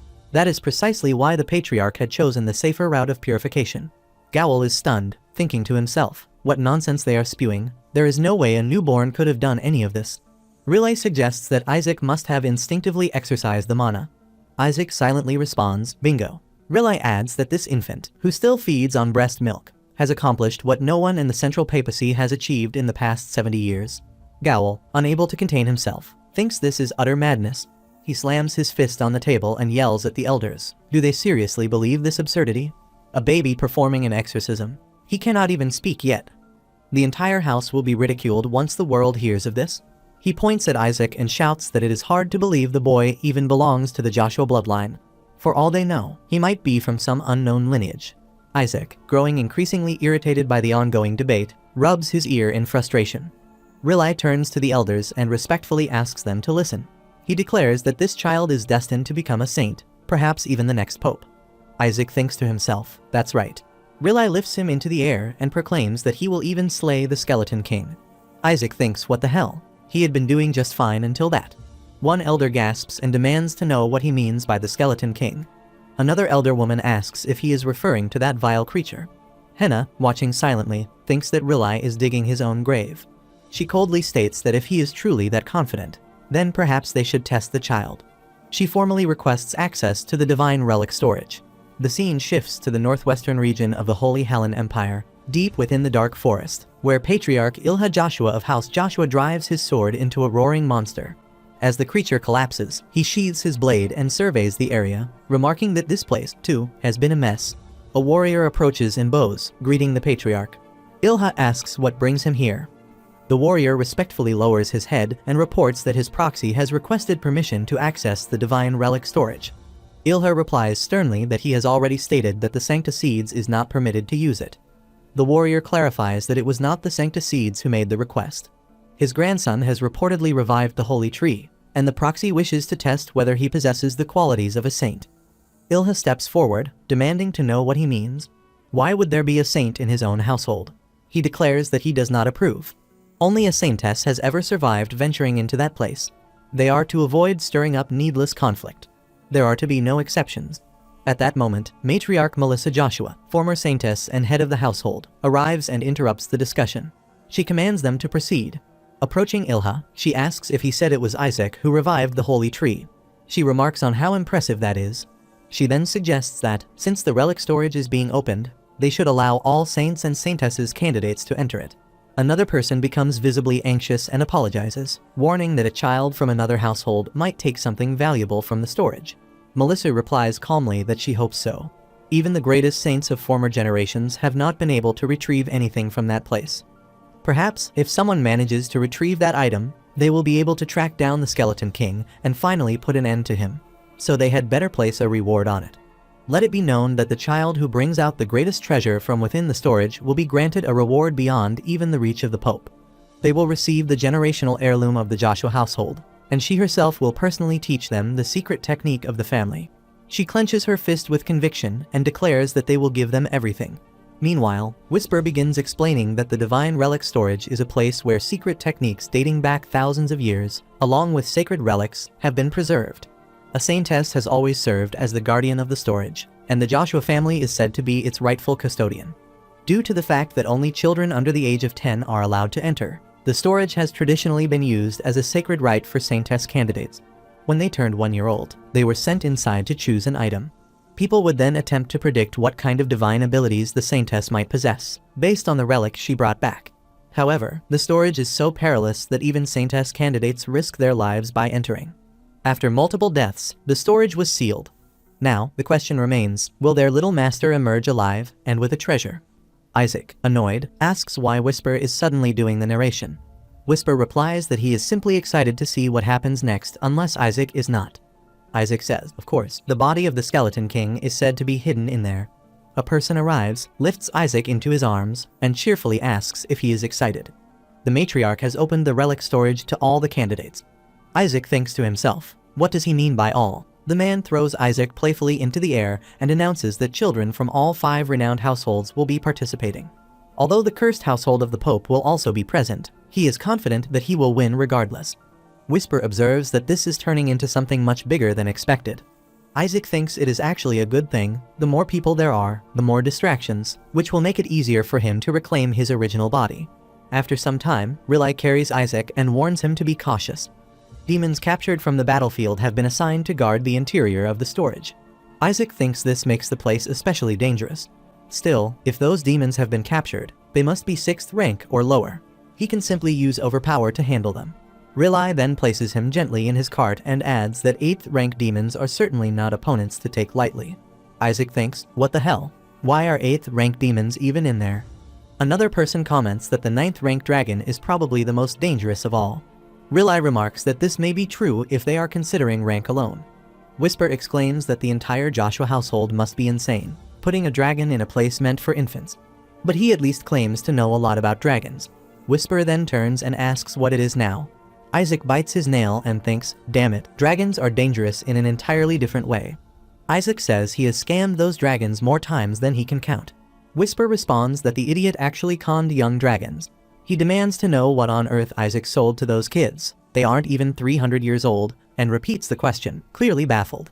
He adds that even the elder fell for it, the skeleton master himself. Isaac asks what he means by 70 of them, and then realizes this is bad. He thinks to himself that dragons have exceptionally good memory, they might recognize his soul. Whisper remarks that this is probably the perfect moment for him to switch masters. Isaac, now visibly irritated, says he can hear him. He thinks this leaves him with no choice. There are 8th rank demons and a 9th rank dragon inside the divine relic storage, and in his current state, he can barely handle 6th rank demons. To stand a chance against them, he must rob the Joshua household of every manacore stored in the annex. He turns to Whisper with a twisted smile. After a while, Isaac begins reading a book when Whisper asks if he is alright. He looks as though he is about to be exorcised. Isaac becomes furious as he reads and thinks that if only he knew how to manipulate holy power, he could easily master all the holy spells. Just a simple rundown would be enough. He has not even been weaned yet. He decides he will simply use mind control to force someone to teach him. Whisper warns him that he would be using dark magic in the very heart of the clergy. Is he trying to drag the entire house into ruin by being framed as a demon? Isaac asks what happened to his personality over the last 150 years. Whisper smiles while he remarks that he can grasp anything as long as the theory is sound. Relic arrives, lifts Isaac into his arms, and comments that he looks tired just as Isaac begins to yawn. Relic adds that it has probably been an eventful day. Isaac thinks that's right. Children his age are supposed to sleep for 16 hours a day. Relic carries him to his cot while another person gently removes the book from his hands. Isaac activates his regenerate mana, and it begins revolving around him. He thinks to himself that it's a perfect spell. Next, he plans to try an attack spell.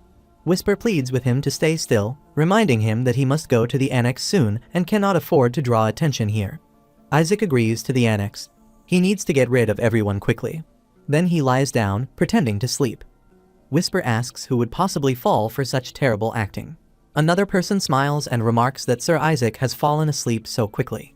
Relic comments on what an extraordinary child he is, quick to adapt to everything. Whisper stares in disbelief and asks if they are all insane. Did they seriously fall for that? One person suggests that it's getting late and asks if they should leave. Relic agrees, saying he needs to resume his training anyway. Whisper mutters sarcastically what an amazing bunch of people they are. As Relic and the other person walk out, Relic mentions that the totem is dangerous and that he should take it. Isaac opens his eyes and wonders what he means by that. Relic says it's precious. It's Isaac's first totem, so it should be kept safe. The other person agrees and affirms he will handle it carefully. Isaac thinks to himself that he needs to resurrect the totem, not preserve it. He cannot allow them to take it away. He overhears someone saying they will place it somewhere prominently visible. Isaac starts to cry, thinking he needs to drain mana from the totem. At this point, his only option is to extract mana from the manacore hidden in the annex. He says it's time to get going and begins crawling out of his bed. Whisper asks if he is seriously planning to crawl all the way to the annex. Will he even get there by today? Isaac replies that he has a plan and instructs him to open the door. Whisper responds sarcastically, of course, because there's absolutely no chance he would end up being the one to carry him the whole way. As he tries to open the door, he discovers it has been locked from the outside. His uncle has activated a locking mechanism along with a holy spell layered over it. Isaac lies on the ground, thinking about his uncle while cursing him under his breath. He mutters that the door should just break already.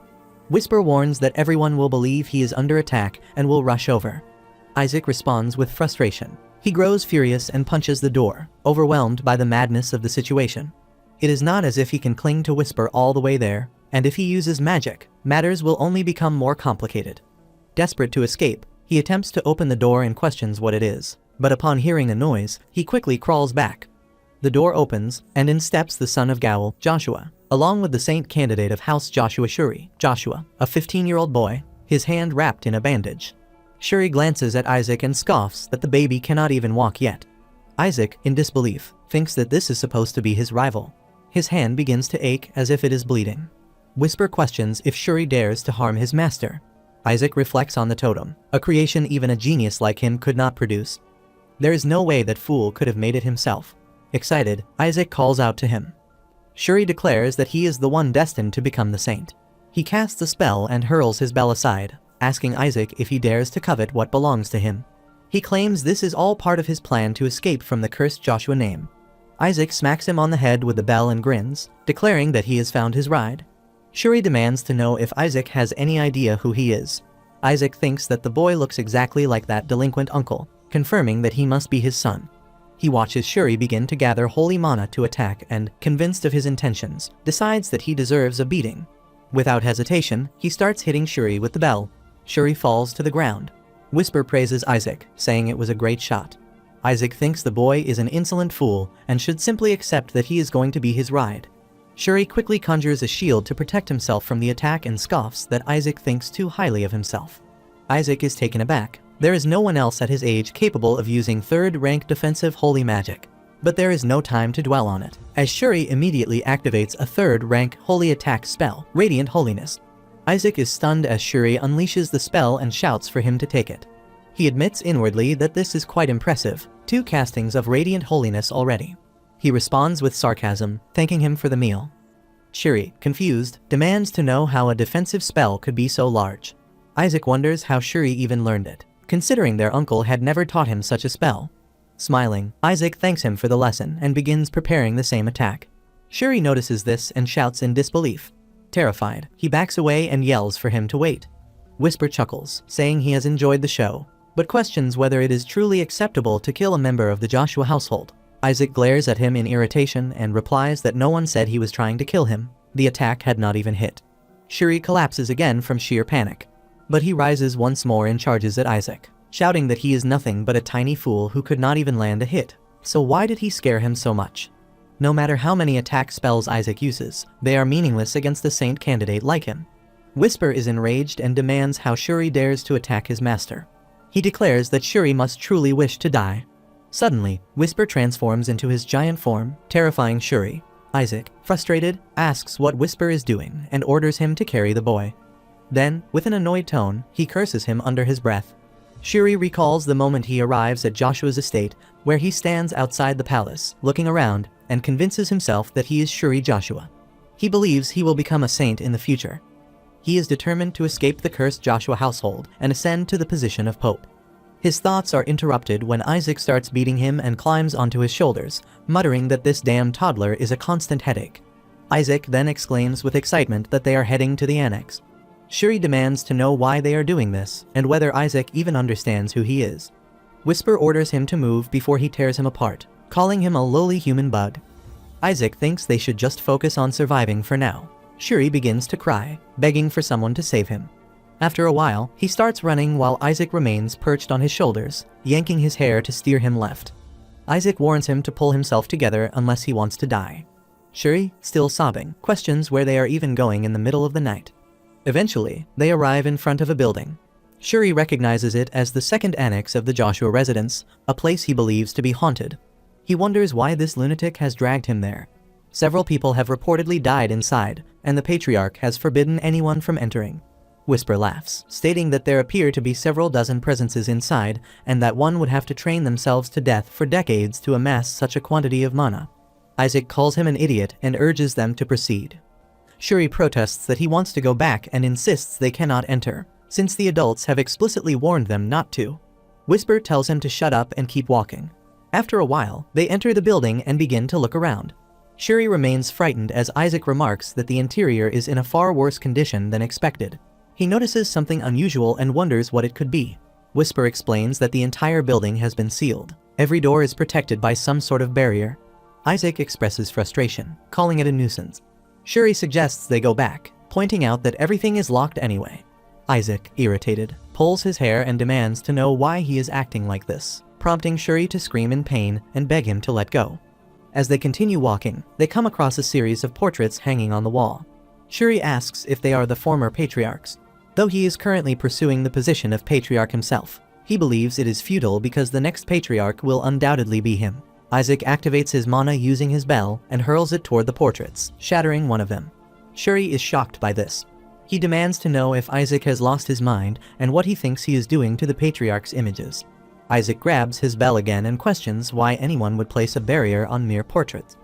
Whisper confirms that the barrier has been broken, while Isaac expresses satisfaction. He climbs down from Shuri's shoulders and declares they should proceed.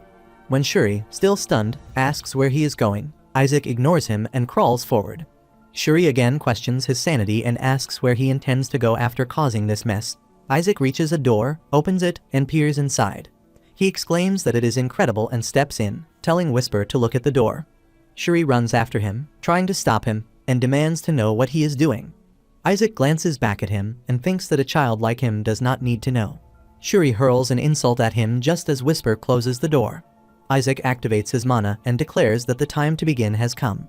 Shuri pounds on the door, shouting for him to come out immediately. He threatens to report everything to the adults, insisting he will get him expelled for this. Soon, everyone arrives at the scene, and Relic calls out to Shuri, who flinches and turns around in fear. Relic demands to know what he is doing there. Shuri exclaims that his uncle has arrived at just the right moment and reports that Isaac, the monster, has gone inside. Hannah, in a panic, questions what he thinks he is doing. She reminds him that he has been explicitly forbidden from entering the annex under any circumstances. She demands to know what he was thinking by bringing Isaac here. Shuri asks what she means by that. She explains that many people saw him carrying Isaac on his back, and on top of that, traces of holy attack magic have been detected in Isaac's room. She accuses Shuri of being responsible for all of it. Terrified, Shuri insists that while he did carry him here, only some of the holy attack magic was his. Relic steps closer, kneels beside him, and tells him that he has gone too far this time. Regardless of the situation, he has been harassing a toddler who has not even been weaned. He demands to know where Shuri has locked Isaac. Shuri, now in tears, replies that he has not locked him up anywhere. Isaac has gone in of his own accord. Relic moves toward the door, knocks, and asks Isaac if he is inside. Hannah wonders aloud whether the door has been locked, exclaiming in dismay. When the door is opened, they find Isaac crying bitterly. Shuri stares at him in shock as Hannah steps forward and gently asks if he is alright, noting that he looks terrified. Relic lifts him into his arms and expresses relief that he appears unharmed, while Isaac sniffs quietly. Relic observes that although Isaac seems frightened, there are no visible signs of injury. He then turns to Shuri and tells him that he ought to feel ashamed of himself. Shuri begins to cry and insists that it is not what it seems. Isaac suddenly thanks him with a sinister smile, claiming he had a satisfying meal because of him. Enraged, Shuri charges at him to attack, but Hannah calls out, questioning why it suddenly looks like his blood pressure has spiked. She remarks that it must be due to the cold, and adds that such a young child is already this troublesome. Meanwhile, Isaac conceals an object emitting a faint glow and thinks that he has gained more than he expected. He has absorbed at least as much mana in a single moment as he would have accumulated through 100 years of training. With this much mana, he believes he can finally carry out his plan. Relic watches quietly and thinks that Isaac truly did appear to be frightened. They bring him back to the palace. The next morning, Relic informs Isaac that they would like to introduce him to someone. As Isaac glances at a book, Relic gestures toward a young woman and explains that she is Asili, who will be serving as his assistant from now on. Asili introduces herself formally as Asili Elarch, a holy knight of the Joshua household.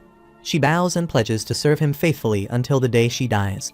Isaac, visibly annoyed, suspects that she has been assigned to monitor him because of the incident the day before.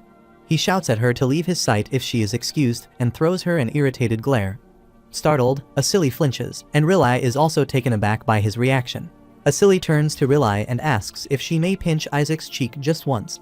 Isaac, exasperated, wonders why there seem to be so many lunatics in this household. Relic then pulls something from his pocket, opens it, and presents it to Isaac, saying it is a gift from his uncle. He hands over a ring. Isaac inwardly grimaces, thinking it must have been pulled from a dumpster. It reeks horribly. Whisper mutters that at first he thought he had misheard, but now it is clear, the Joshua household truly must be in financial ruin if this is what they consider an appropriate gift for their master's first birthday. Asili sits closer and exclaims that it is the Saintess heirloom. Isaac, confused, questions what she means by the Saintess heirloom.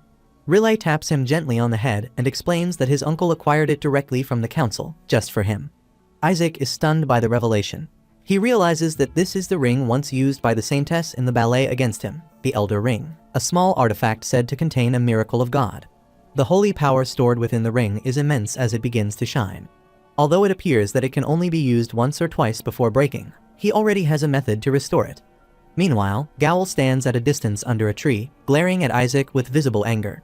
Isaac notices him as well and thinks that Gowl's expression confirms the ring's authenticity. Only a man convinced of its power would stare at his own infant nephew with such murderous intent. Gowl suddenly laughs and addresses him mockingly as his dear little nephew. Isaac, Relic and Asili both turn to face him. Gowl comments on how lovely he looks and expresses hope that he has found the place comfortable. Isaac mutters in disgust, questioning what that nauseating display was. Whisper wonders aloud if he has finally gone mad. Gowel curses internally, saying the situation has become more complicated. He has destroyed the blessing device in the relic storage, preventing Isaac from receiving the formal blessing. However, he had not anticipated that they would offer the Saintess heirloom in its place. He recalls a conversation with Henna in which she states that since Isaac cannot receive the blessing, it is only fair for him to be given the heirloom instead. Gowel demands to know if she is referring to the Saintess heirloom, and then shouts that it should be lent to their own child instead. Henna asks if he means Shuri, reminding him that Shuri has already received a blessing from the Sancta Seeds, and tells him not to be so greedy, he should return to his place. Gowel grows increasingly agitated. He had intended to seize the heirloom under the pretense of donating it to the Sancta Seeds. There is no way they could possibly comprehend the true value of what they have just handed to Isaac. The scene returns to the present, where Gowel mutters that if they intended to give Isaac a gift, they should have chosen something worthwhile. What they gave him is practically useless. As he speaks, he pulls a small box from his pocket. Rilai immediately challenges him, asking how he could call the Saintess possession useless. Gowel responds with feigned warmth, claiming that Isaac is his precious nephew, too, and questions how they could offer such a worthless item to him. Quietly, he opens the box and walks toward Isaac. He reveals a gleaming, ornate ring and declares that it is imbued with numerous blessings granted directly by the Sancta Seeds. He insists this ring would be far more useful in the relic storage and adds that it is a rare treasure, something Rilai could never hope to obtain. Rilai is visibly shocked by the statement. Gowel kneels beside Isaac and offers the ring, remarking on its beauty. Isaac takes the ring from him. Gowel then extends his hand and demands the old, dirty ring in return. Without hesitation, Isaac punches him squarely and curtly replies that the answer is no, he should get lost. Holding the box in one hand, Isaac sneers and adds that this pathetic item reeks of the Pope's foul stench. Gowel stumbles back, startled, as Isaac hurls his ring aside and tells him to get lost along with it. Gowel yells in outrage, demanding that someone retrieve the ring immediately. Rilai thinks to himself that the ring Isaac discarded appeared 1,000 times more valuable than the one he had given him, yet Isaac still chose his instead. Isaac grins as he gazes at the ring Rilai gave him. Rilai lifts him joyfully into the air, calling him his beloved nephew, and vows to give him only the best from now on. Asili joins in, cheering, and exclaims her support for young Master Isaac. Meanwhile, several servants discover the ring at the bottom of a pond.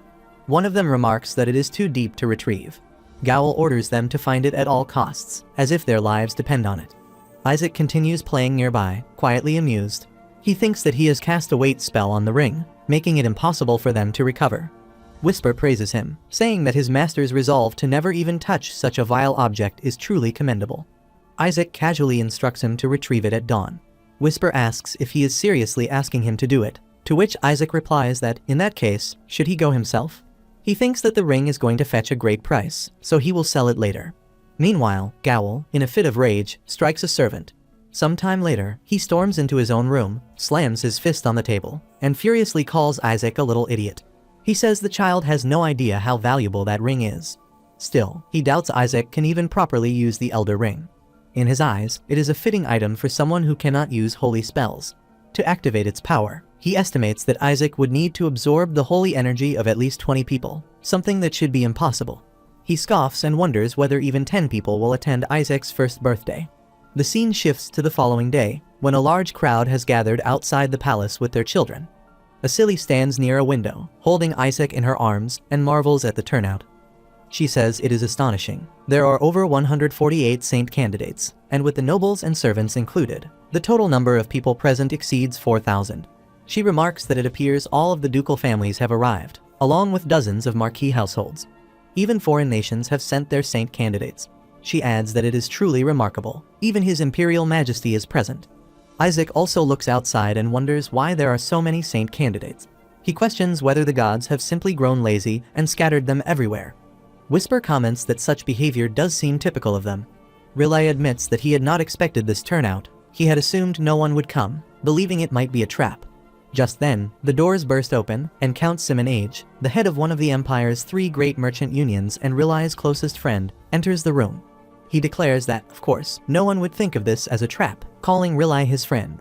Rilai, surprised, stands up and asks if Simon is truly here as well. Simon explains that the rumor has already spread across the entire empire, so naturally, he had to attend. Everyone concluded that it could not be a trap and decided to come. After all, even the weakling sons of the Joshua household are in attendance, he adds with a laugh. He continues, pointing out that, with what the head of the Joshua household has staked, it would be unthinkable not to appear. Even the Pope's family is expected to attend. Isaac, confused, wonders what exactly she has put on the line. Riley responds firmly, telling him not to be ridiculous. There is no way the Pope's family would attend. Simon remarks carelessly that, indeed, it is unlikely those aloof royal types would ever set foot in Joshua territory. They detest this place for harboring so many commoners, except, perhaps, for the Berit family. He lowers his voice as he continues. He questions why they should even care. His own son, Armin, is a saint candidate as well. Since the event is being hosted by the Joshua family, the Pope's household has no reason to involve itself. He reminds himself to be cautious with his words, just as someone arrives at the door. As they turn to look, Simon scoffs and says they should ignore that group, who always appear as if they have stepped in filth. A voice responds that there is an old saying, nothing is as dangerous as a vulgar friend. He laments that the wisdom of the ancients never fails, and addresses Bishop Berit. Berit remarks that it is surprising for a weakling from the Joshua family to host an event of this scale. He hopes the child will at least bring something useful from the relic storage to preserve his family's dignity. He adds that he was curious to see how the Joshua heir dares to claim the title of saint candidate. Simon observes that, even so, he has yet to see the child. Berit replies that, regardless, it is still an opportunity. He offers his most sincere prayer that the saint candidate might elevate his family's name. Riley becomes deeply unsettled and begins to suspect that this is a scheme orchestrated by the Sancticides. The fact that the number of saint candidates has surged from 25 to 148 in just the past week is already suspicious. The only logical explanation is that the Sancticides is deliberately turning a blind eye to the sudden and unverified emergence of so many candidates. He realizes that once these children are placed into the relic storage, their families will do everything possible to eliminate the weakest competitors. Some might even resort to violence in the ensuing chaos. If that happens, Isaac would be placed in serious danger. He explains that the boys born in Joshua, aside from their exceptional appearance and the prestige of their family name, are considered useless. However, to those who seek to acquire the superior Joshua DNA or aim to earn the favor of the Pope House, which despises the house of the Saintess, a boy from Joshua becomes tantalizing prey. Therefore, he requests that they go easy on the Joshua boy. He does not need to be killed, only rendered incapable of acting. Drugs must be mixed into his water, along with a holy poison. The child of Joshua must be shown the cold, unrelenting truth of this world. He must be turned into a laughingstock in front of everyone. When the crowd becomes shocked upon witnessing Isaac quickly drinking from milk bottles, someone steps forward and announces that it must be made clear to all that a child of Joshua can never become a saint. The declaration is meant to shame him before the world. Isaac drinks another bottle and exclaims that it tastes incredible. The other children freeze in astonishment, and one of them murmurs that he looks terrified. Shuri, unsettled, asks how many bottles he has drunk. Isaac demands more, stating that such a small dose of poison cannot kill him. He throws a bottle at them and orders them to bring more immediately. Shuri, struck by the bottle, begins to cry while the others rush to comfort him. He sobs that he wants to go home. Another child says the whole situation is frightening. Someone whispers in confusion, questioning what Isaac truly is. Was not the poison supposed to cause diarrhea? Another speculates whether the wrong bottles have been used. A third complains of feeling unwell, and a fourth suggests leaving, admitting that something feels off. Shuri covers his face in shame and thinks that Isaac's continued drinking of drugged liquids is humiliating. A saint candidate should be able to recognize tainted water. He must not bring disgrace upon the name of Joshua. He runs toward Isaac, snatches the bottle from his hand, and tells him to stop drinking it, asking whether he has been possessed. He offers him another bottle and urges him to drink that one instead. Isaac throws the replacement bottle back at his face and declares that there is no poison in it. Grabbing him by the collar, Isaac demands to be given the bottle that contains poison. Shuri, confused and emotional, asks why Isaac remains unaffected. He stammers that it is supposed to be a holy poison. Another student approaches and asks if Isaac has lost his mind, warning that he will die if he drinks it. Isaac yells, demanding to know what is meant by a holy poison. He begins to float into the air and shouts for them to hand it over immediately, his voice echoing with intensity. The students begin whispering again. One of them speculates that Isaac must possess an unusually strong immunity to poison. Another mentions having heard that, if one trains their holy power, they can reach a state in which their body naturally filters out poisons. A third question is whether Isaac has already attained that level, and if so, why he continues searching for poison bottles. Someone suggests that perhaps Isaac is testing the poison because he believes it could pose a threat to others. Shuri sits in silence, trying to comprehend their words. Suddenly, Kina Berit arrives and confirms that the boy is indeed sacrificing himself. Shuri turns to him in shock and wonders why Kina Berit is present. He had not known that the Pope House would be participating. Another student looks at him and asks whether that is Kina Berit. One of them wonders why a member of the Pope House is present in the Saintess's treasury, then concludes that he must be destined to win. Meanwhile, Isaac sits on Shuri's back and resumes feeding. He observes that Kina is the one internally chosen to become the saint. Yet he questions whether the Berit family is even capable of producing such a pure hair color. No matter how far he searches through memory, all the previous popes have possessed dull, brown hair. Kina calmly states that it is not strange for the Pope House to be present in the Saintess's treasury. The Pope serves as the head of all clergymen, therefore, the Saintess's treasury is considered the rightful property of the Pope's house. He explains that he has only come to reclaim what already belongs to him. What could be so odd about that? Isaac thinks his way of speaking clearly marks him as a member of the Pope House. But that man, he is a monster. Judging by his holy power alone, he has already surpassed the bishops. Isaac figures that must be why Kina is referred to as Saint Candidate Zero. He mutters that if Kina is truly a candidate, then making the host look bad is a pointless endeavor. Kina scoffs at the others, saying they are utterly substandard. He questions what could possibly be gained from tormenting a small child like Isaac. He asserts that there is no way such a young boy could consciously control poison immunity. As he walks closer, he kneels beside Isaac and suggests that it must be the power of the Saintess that is protecting him. Isaac thinks to himself that stupidity must be a family trait. Kina, undeterred, activates his mana and gently tells the boy not to worry, he will heal him. Someone gossiping asks whether Kina is already capable of using cure poison. Another observes the sheer volume of his holy power and remarks that it must be at least rank 5. Kina attempts to lift Isaac, who immediately thinks that Kina intends to use him as a tool to showcase his strength, a rather clever move. In response, Isaac slaps him hard across the face. Shuri rushes forward to intervene, shouting that Kina's holy power has vanished. Kina, stunned, wonders how his power has been disrupted. It is not possible. Could that child be stronger than him? He stares down at his own hands in disbelief and thinks that this must be the work of Joshua's trash. Isaac asks whether Kina believes he has the right to look at him that way. He prepares to strike him on the head with a bottle and charges forward again. Shuri quickly steps in and pleads with him not to do it. Kina scoffs and remarks that Isaac is being protected simply because they share the same blood. He accuses Isaac of assaulting the one who tried to heal him and questions what exactly he thinks he is doing. Another onlooker sneers, asking whether the Joshua boy actually believes he can defy the Pope House. Does he truly think he can protect anyone? Isaac thinks that if it had not been for him, all of them would have taken bottles to the head already. Kina brushes it off and says it is fine. Isaac simply acted out of surprise. After all, he is still just a baby. As Kina walks away, he adds with a smirk that he wishes them luck. He suggests the little Joshua children should go collect whatever pathetic toys they can to salvage some dignity for their family. The greatest treasure in the treasury already belongs to him. The children of Joshua will never even come close to the Skeleton King's body. Shuri mutters that Kina is insufferable and questions why he even came to stir trouble. Isaac suddenly shouts, demanding to know what that idiot Kina just said. He grabs Shuri by the collar and demands clarification about the Skeleton King's body. Shuri, startled, begs him to stop shaking him and tries to explain.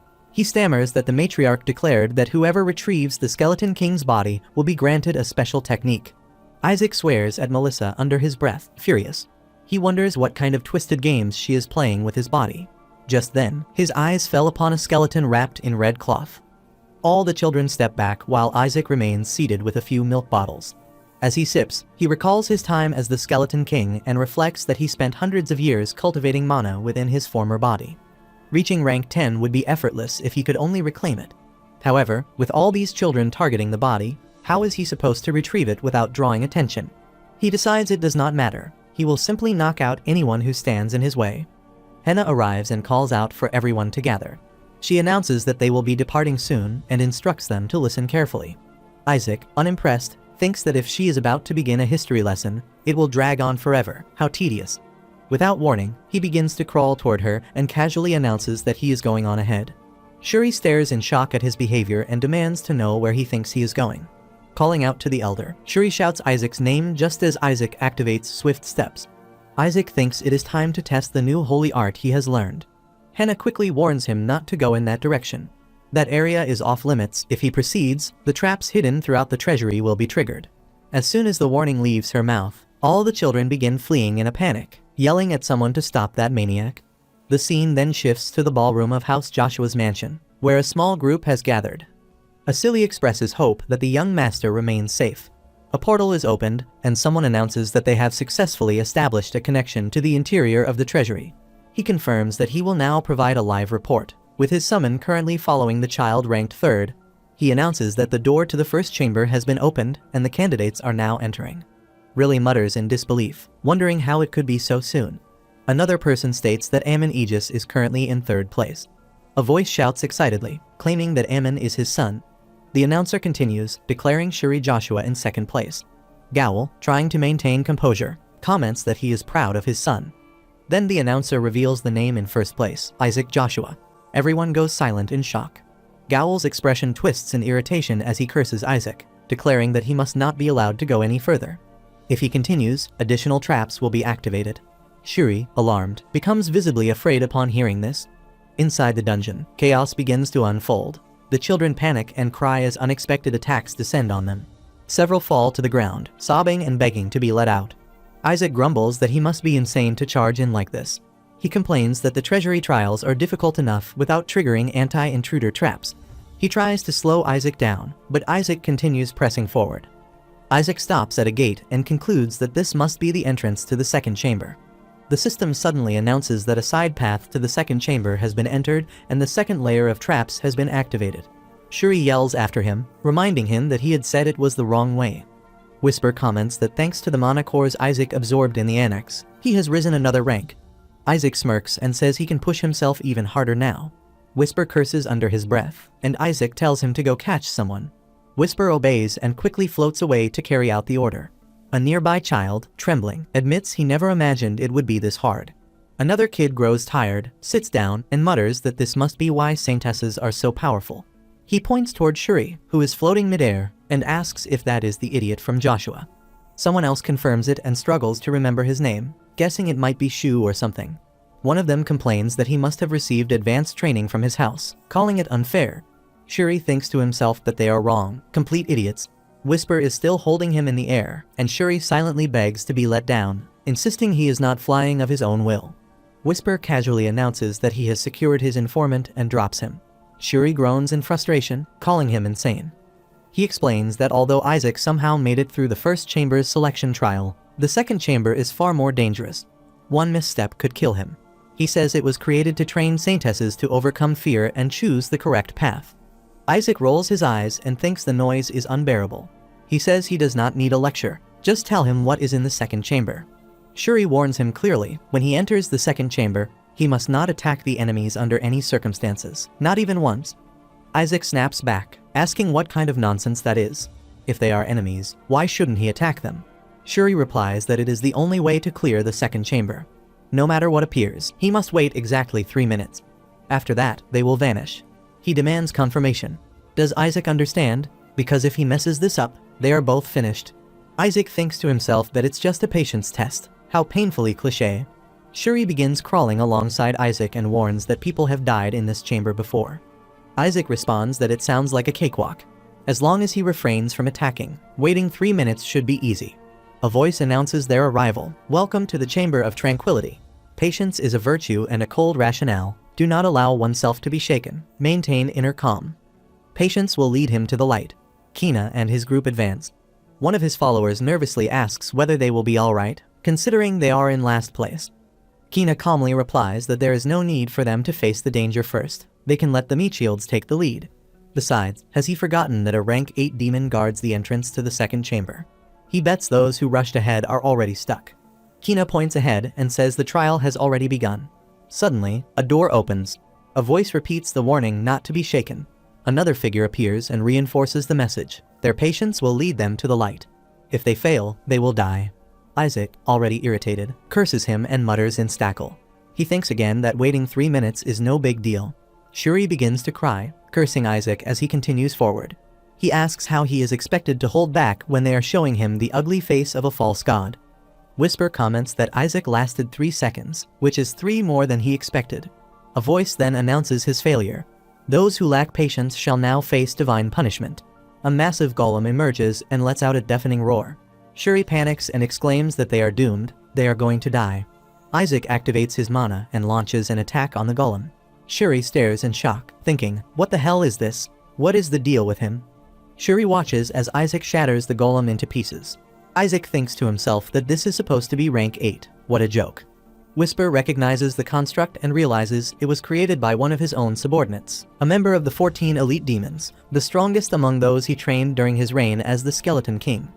This is a unique form of innate magic specific to that demon. Whisper wonders whether the demon is now working under House Joshua, or if its presence is somehow tied to Isaac's body being here. He knows he needs to investigate further. Shuri calls out, asking where Isaac is going again. Another group of kids arrives. Among them is Nigel Sephet, third son of the ducal house Sephet and representative of the Red Faith, one of the 5 great faiths. He steps out from the trees, laughing, and comments that the Joshua boys turned out to be quite useful after all. He points at Isaac and remarks that he told them a Joshua boy would know how to clear the trial. Nigel thanks them for defeating the gatekeeper and orders them to step aside. His group will be entering the second chamber first. One of his companions grumbles about how much they have already suffered because of Isaac. Nigel agrees, accusing Isaac of planning to run ahead again and set traps for the rest. Isaac looks around and thinks it surprising that so many of them have survived. Nigel sneers, claiming he never imagined House Joshua could be so cowardly, and bets Isaac is part of some scheme. Shuri, panicked, points toward Isaac and insists that he has nothing to do with him. He pleads with them to believe him, he is not working with Isaac. Nigel ignores him and sits near Isaac, scoffing that even the others saw this baby avoid every trap. He demands to know how that makes any sense. He notices the Saintess heirloom around Isaac's neck and points it out, calling it an artifact. He snatches it from Isaac and says it must be connected to the ring. Holding it up, he tells the others that this ring must be how they avoided all the traps. Shuri thinks that assumption is completely off. Isaac rubs his ear and wonders why he remains so calm, it feels unnatural. He knows he would never let anyone steal from him without fighting back. Nigel walks off with the heirloom and declares that they no longer need Isaac. Joshua should stay behind. He proclaims that the Skeleton King's corpse, something even past saints and saintesses failed to retrieve, will belong to House Sephet of the Red Faith. He vows to be the one to bring it back. As he steps forward to enter, a fire trap suddenly activates and strikes him. He cries out in pain. Panic spreads among the group. Shuri shouts that it's a trap and demands to know what is going on. He glances at Isaac and realizes he was baiting them on purpose. Stupid Isaac. The children around them are knocked unconscious one by one. Shuri lifts Isaac onto his shoulder and carries him forward into the second chamber of the treasury. Isaac, looking at the fallen Nigel, thinks that all the mines and traps in the second chamber have been triggered, thanks to Nigel's sacrifice. He wonders why some of the children are still following him. A few remain behind them, one whispering that Isaac definitely possesses divine energy. He is certain of it. Another agrees, saying he comes from the House of Saintesses, after all. A third scoffs at Nigel, saying that the ring just looked like some old antique. The last one nods and adds that there is no way someone from House Joshua could be that cowardly. Whisper says they have all witnessed their master's greatness. He is truly remarkable. Isaac replies that he does not need their reverence. Shuri thinks the others should run. This monster above his head is more terrifying than any demon. Someone arrives and says that if there truly is a saint among them, he believes it would be someone like Isaac. He introduces himself as Paris Julius, the second prince of the Julius kingdom. He addresses Isaac respectfully, calling him the youngest lord of House Joshua. Another student reacts with surprise, asking if he is really from Julius, the kingdom east of Hela. He recalls hearing that their prince received a divine blessing. Isaac observes Paris and thinks this boy might actually prove useful. Shuri calls out to Isaac and points ahead. They have arrived at the gate to the third chamber. As they approach the dungeon door, a voice welcomes them. Candidates, this is the chamber of rumination. Demonstrate his courage and resolve. Fairies appear, hovering near the entrance. One of the students exclaims that they have reached the next chamber. Another says they were right to follow Isaac instead of Nigel. A third claims that the Skeleton King's corpse will belong to them now. Someone explains that the trial is simple. Defeat the fairies and earn the honor. Another assumes that since they were told to demonstrate courage, they must fight them. The rest agree to begin. Isaac stares at the gatekeeper and thinks, could it be? He is certain now. This is going to be fun. A child runs behind Isaac, calling out to him. Shuri watches and thinks Isaac is right. The gatekeepers are lying. The first chamber was the chamber of selection. He recalls how Isaac had recklessly charged ahead. The second chamber was the chamber of tranquility, yet Isaac never once held himself back. The third is the chamber of rumination. Rumination requires reflection. They simply need to remember what occurred in the first and second chambers. Shuri realizes they must not attack. He watches as Isaac calls out, telling everyone to move to one side. Another student asks if Isaac truly wants them to go there. Shuri wonders why he is helping them at all. Isaac thinks that maybe, despite being a devil, he still carries the blood of Joshua, the blood of the House of Saintesses. Though faint, it must have passed down to him. Perhaps he has inherited the virtue of the Saintesses after all. Isaac thinks that maybe he has misjudged himself this entire time. He creates a mana circle, convinced that he, like the Saintesses, can guide others to the correct path. Just then, a guardian strikes and declares that he has failed. The children panic. Some are injured, others cry for help, pleading to be saved. Flames begin to consume them. Shuri, horrified, realizes what is happening and angrily curses Isaac. Isaac watches the scene unfold and thinks it looks all too familiar.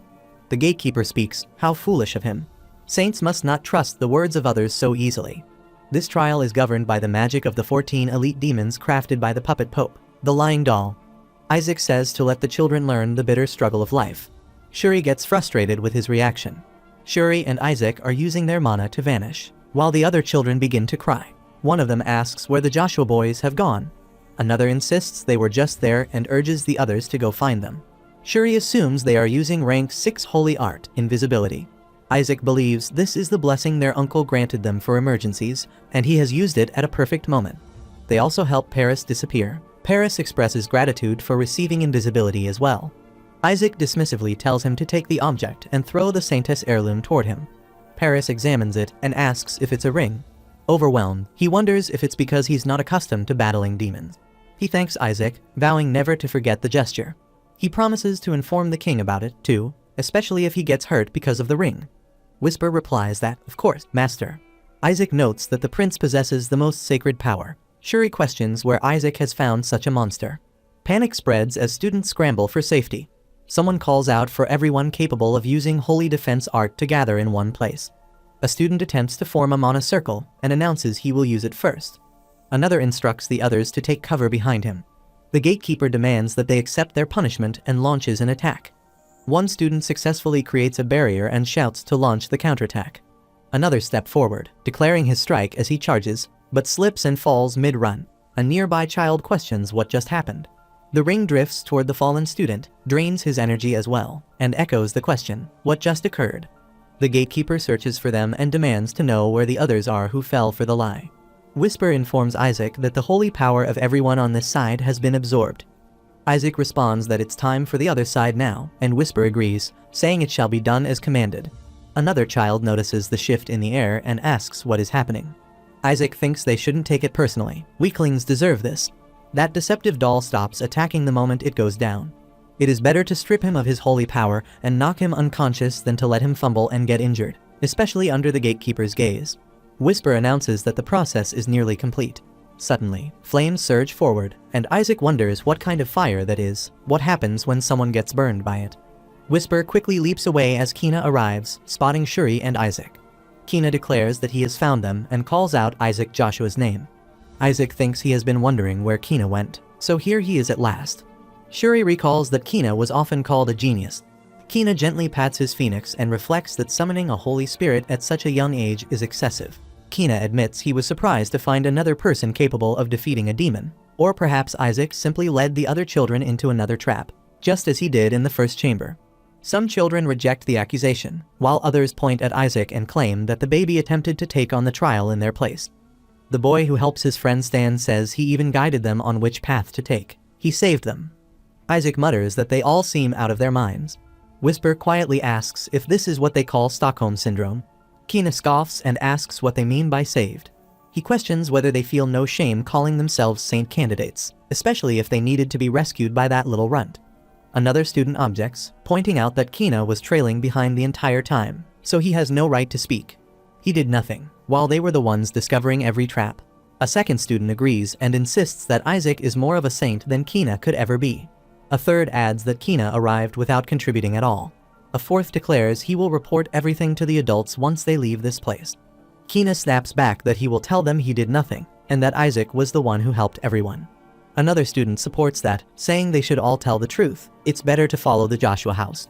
Shuri grows alarmed, thinking that no, this devil child is draining him dry.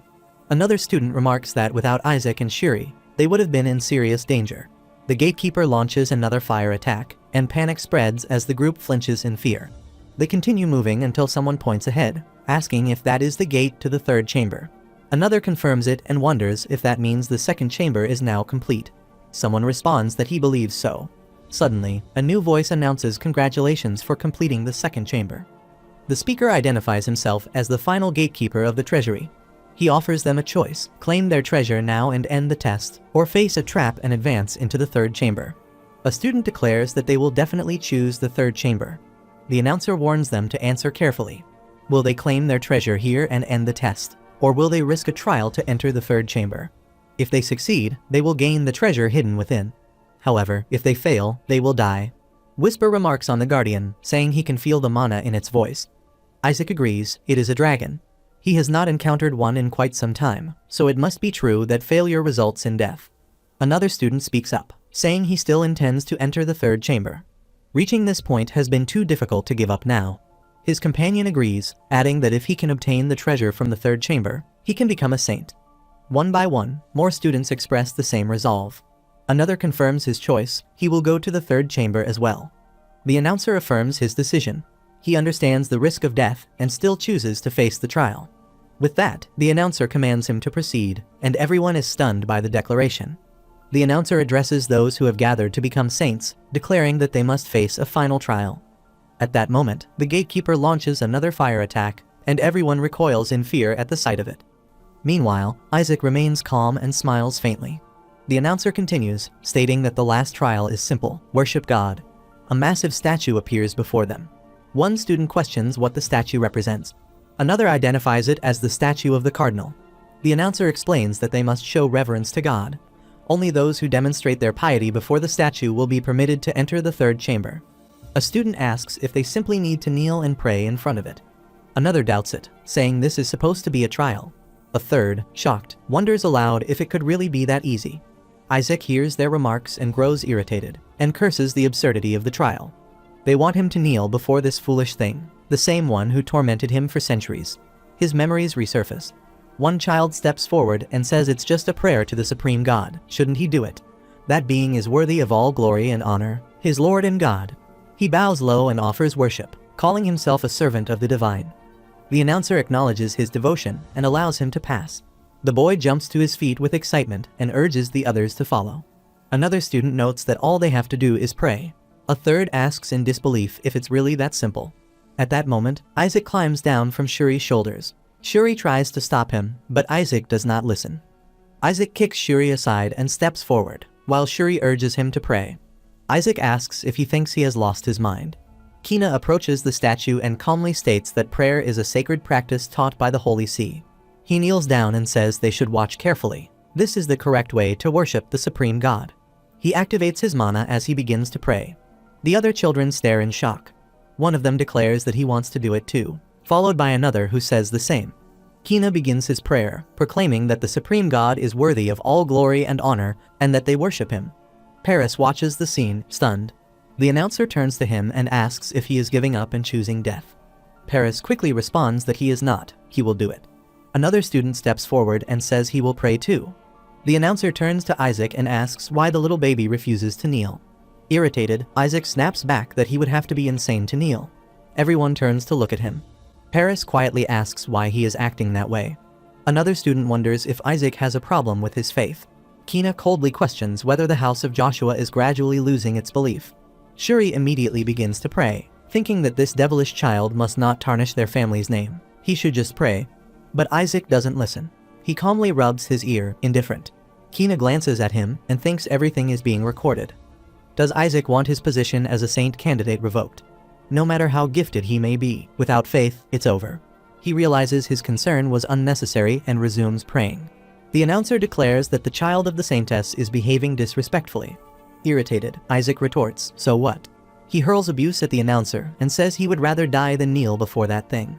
Isaac mutters that he might as well kill him then. Suddenly, poisonous smoke begins to rise from behind the statue, spreading rapidly through the area. The announcer declares that those who show disrespect to God will die. Isaac immediately bows down, curses under his breath, and challenges the threat. Fine, then do it. He calls the statue stupid and vows to destroy it. Whisper warns him that the situation is dangerous. Isaac prepares to strike the statue, commanding it to die. The announcer responds with amusement, calling it outstanding. Isaac forms a fire circle, ready to launch another attack, when the announcer suddenly proclaims that the little baby candidate has passed. He is permitted to move on to the third chamber. Everyone stands frozen in disbelief. Kina demands an explanation. What is he talking about? He reminds the announcer that they were told to show piety in order to pass. He points at Isaac, asking how someone who never even prayed could possibly succeed. It's impossible. The announcer calmly replies that the only one worthy of entering the third chamber is that child. Isaac is the only one who demonstrated genuine faith in God. He asks if they still do not understand. Isaac did not kneel before God, but before a statue. Does their faith truly teach them to bow before idols? The crowd falls silent in shock, stepping back. Shuri thinks to himself, even if it takes the form of their god, a statue is still an idol. It's a test. One child protests, insisting the statue is crafted in the likeness of their god as portrayed in religious paintings. Another agrees but recalls that the sacred texts explicitly warn against bowing to statues. The announcer urges them to look at Isaac. Even when threatened with death, he did not abandon his faith. He alone is worthy of entering the third chamber. Whisper, confused, asks what the announcer means by faith. Isaac snaps at him to shut up. Kina glares at Isaac, seething with anger, and declares that this is unacceptable. Kina protests that Isaac is just a baby who can't even speak properly, so there's no way to know if he refused to kneel because of faith. Whisper mutters that he's only speaking out of frustration, but still, he's not wrong. Isaac casually agrees. Kina then demands to know how a child with such strong faith could lack a stigmata. Another student, startled, asks if Isaac truly doesn't have one. Someone else points out that he has his stigmata here. The first student replies that a saint candidate must have one. It's unthinkable otherwise. Kina silently studies them and thinks that out of all the saint candidates, Isaac is the only one without a stigmata. He tells himself to give it up. A saint without a stigmata simply is not possible. The announcer states that the reason Isaac lacks a stigmata is that he is a baby. Suddenly, the statue scratches its nose and speaks, saying that a little baby doesn't need to have one yet. Everyone stares in stunned silence. Kina yells that it doesn't make sense, so the statue could move all this time. The announcer calmly repeats that babies aren't required to have a stigmata yet. Kina accuses him of lying and demands to be allowed in as well. If a child without a stigmata can go in, then he should certainly be allowed. He already has one. Another student agrees, claiming that his stigmata proves he is a true saint candidate. The announcer responds that they should understand. A stigmata does not appear just because they believe they are worthy. He looks around and asks if they all wish to enter the third chamber. They all answer in unison, yes, of course. The announcer declares that if they all feel that way, then fine, they may proceed to the third chamber. The students light up with excitement. Kina affirms it with satisfaction, saying they are finally allowed to enter. Shuri, however, grows uneasy. He thinks it's too easy. Why is the announcer letting them through without resistance? The announcer calmly adds that if they truly wish to fly into the flame like moths, then so be it. Everyone turns to look at the statue in disbelief. As the door opens, a wave of poisonous smoke pours out. The children immediately struggle to breathe, coughing violently as the toxic air fills their lungs.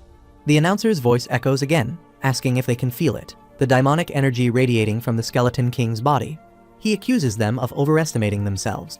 He had intended to spare the weaklings who couldn't endure the energy. Some children collapse from the poison, choking and gasping. One of them, trembling, asks what this demonic energy is. Isaac's eyes widen with excitement.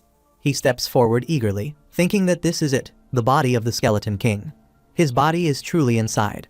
Without hesitation, he moves ahead into the chamber.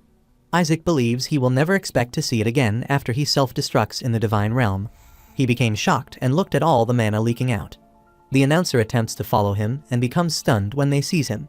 The announcer states they should watch this child as he proves his faith. Look at that courageous, warrior-like face. They all stand frozen in disbelief. One of them thinks that courageous is a stretch. He must have lost his mind. What on earth is wrong with him? The announcer declares it is not too late, just as a fireball moves toward them. He continues that if they are not warriors who can smile in the face of death like that child, they should leave. If they turn back now, he will allow them to select their treasure from the second chamber. Shuri thinks, damn it, how are they supposed to break through all this demonic energy? Then collapses. Another kid says they should go back. They truly might die in there. A A third suggests they just choose the best item from the second chamber. Kina responds that he does not need any treasure from the second chamber.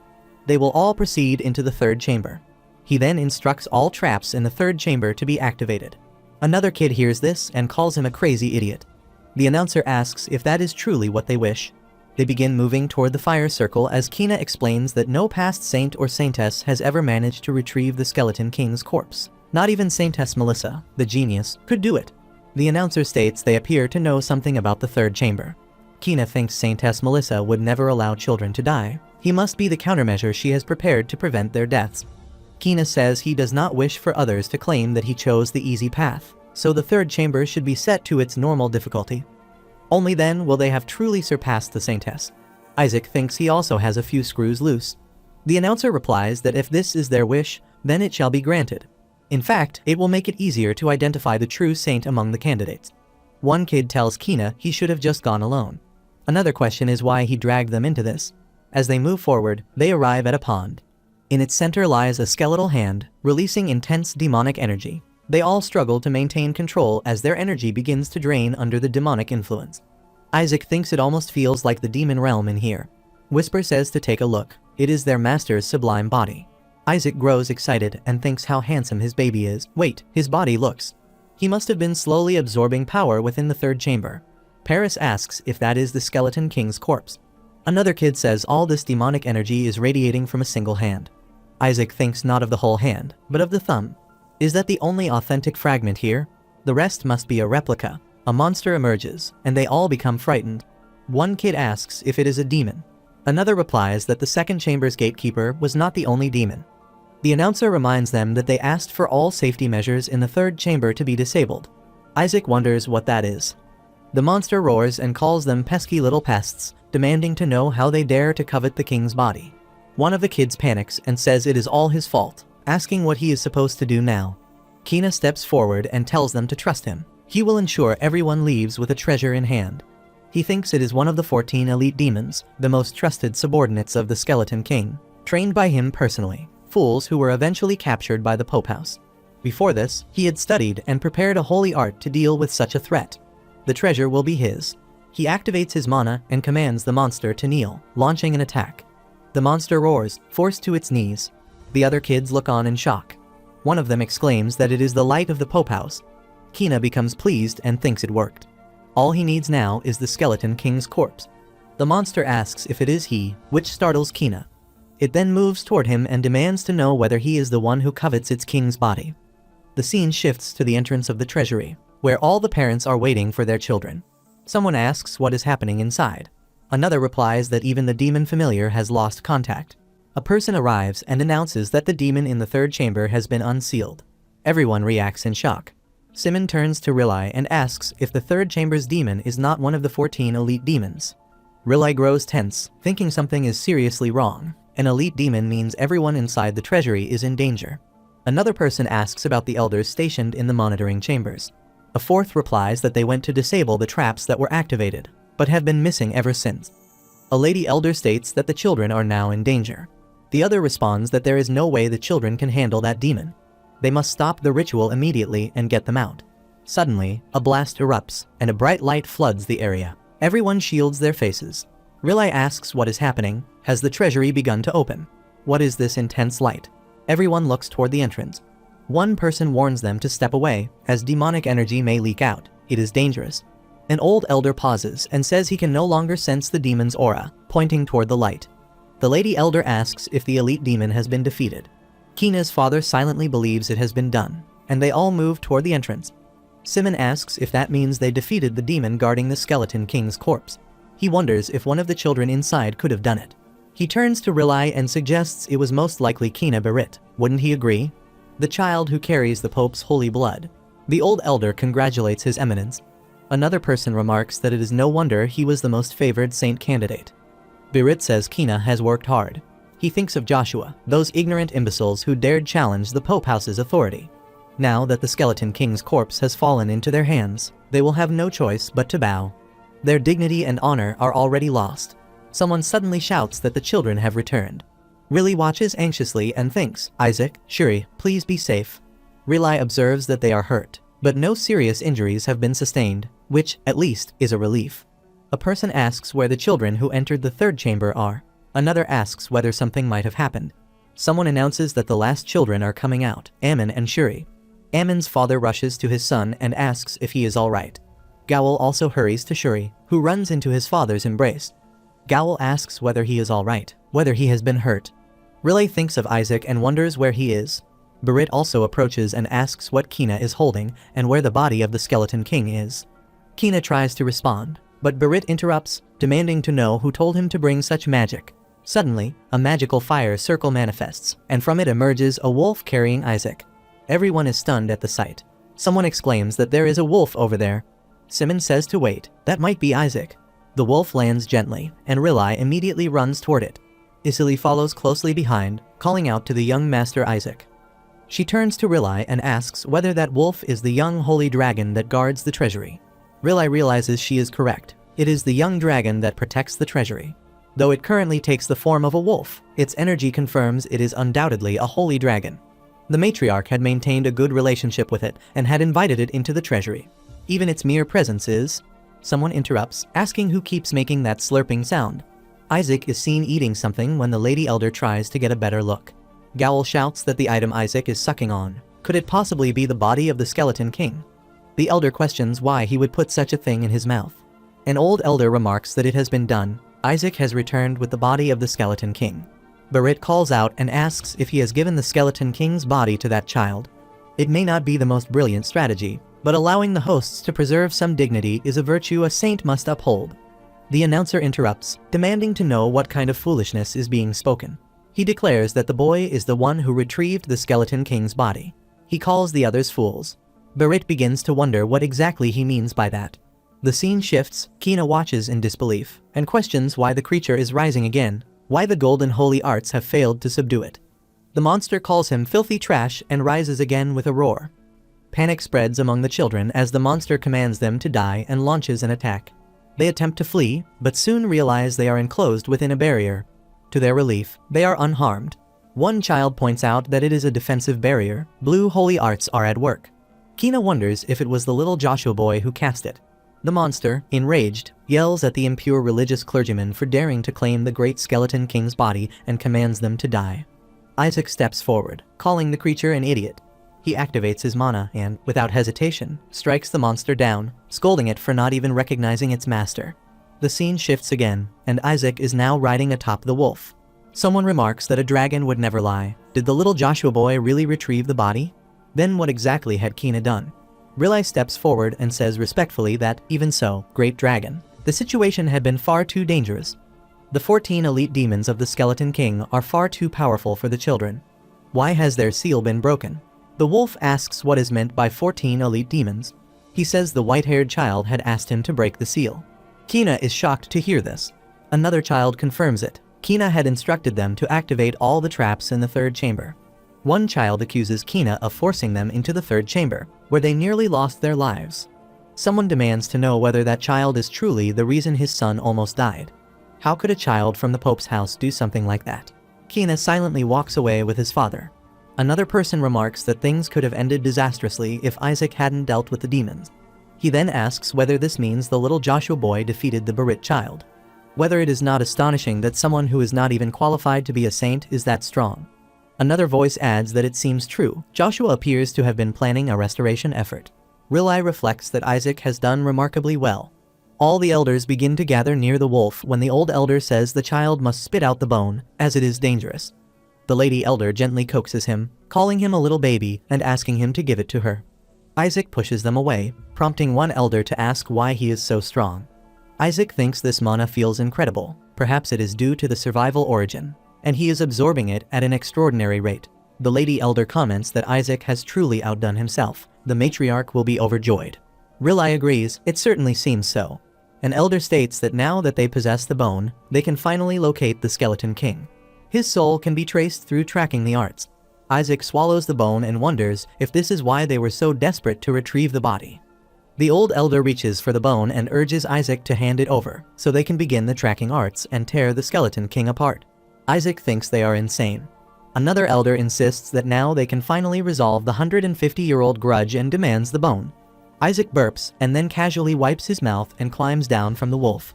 The wolf takes off into the sky, thinking to itself that they are all insane and that it would be best if they never met again. After some time, they all enter the palace while the elders begin searching for bone from Isaac's poop. One of them asks whether the lady elder has found it.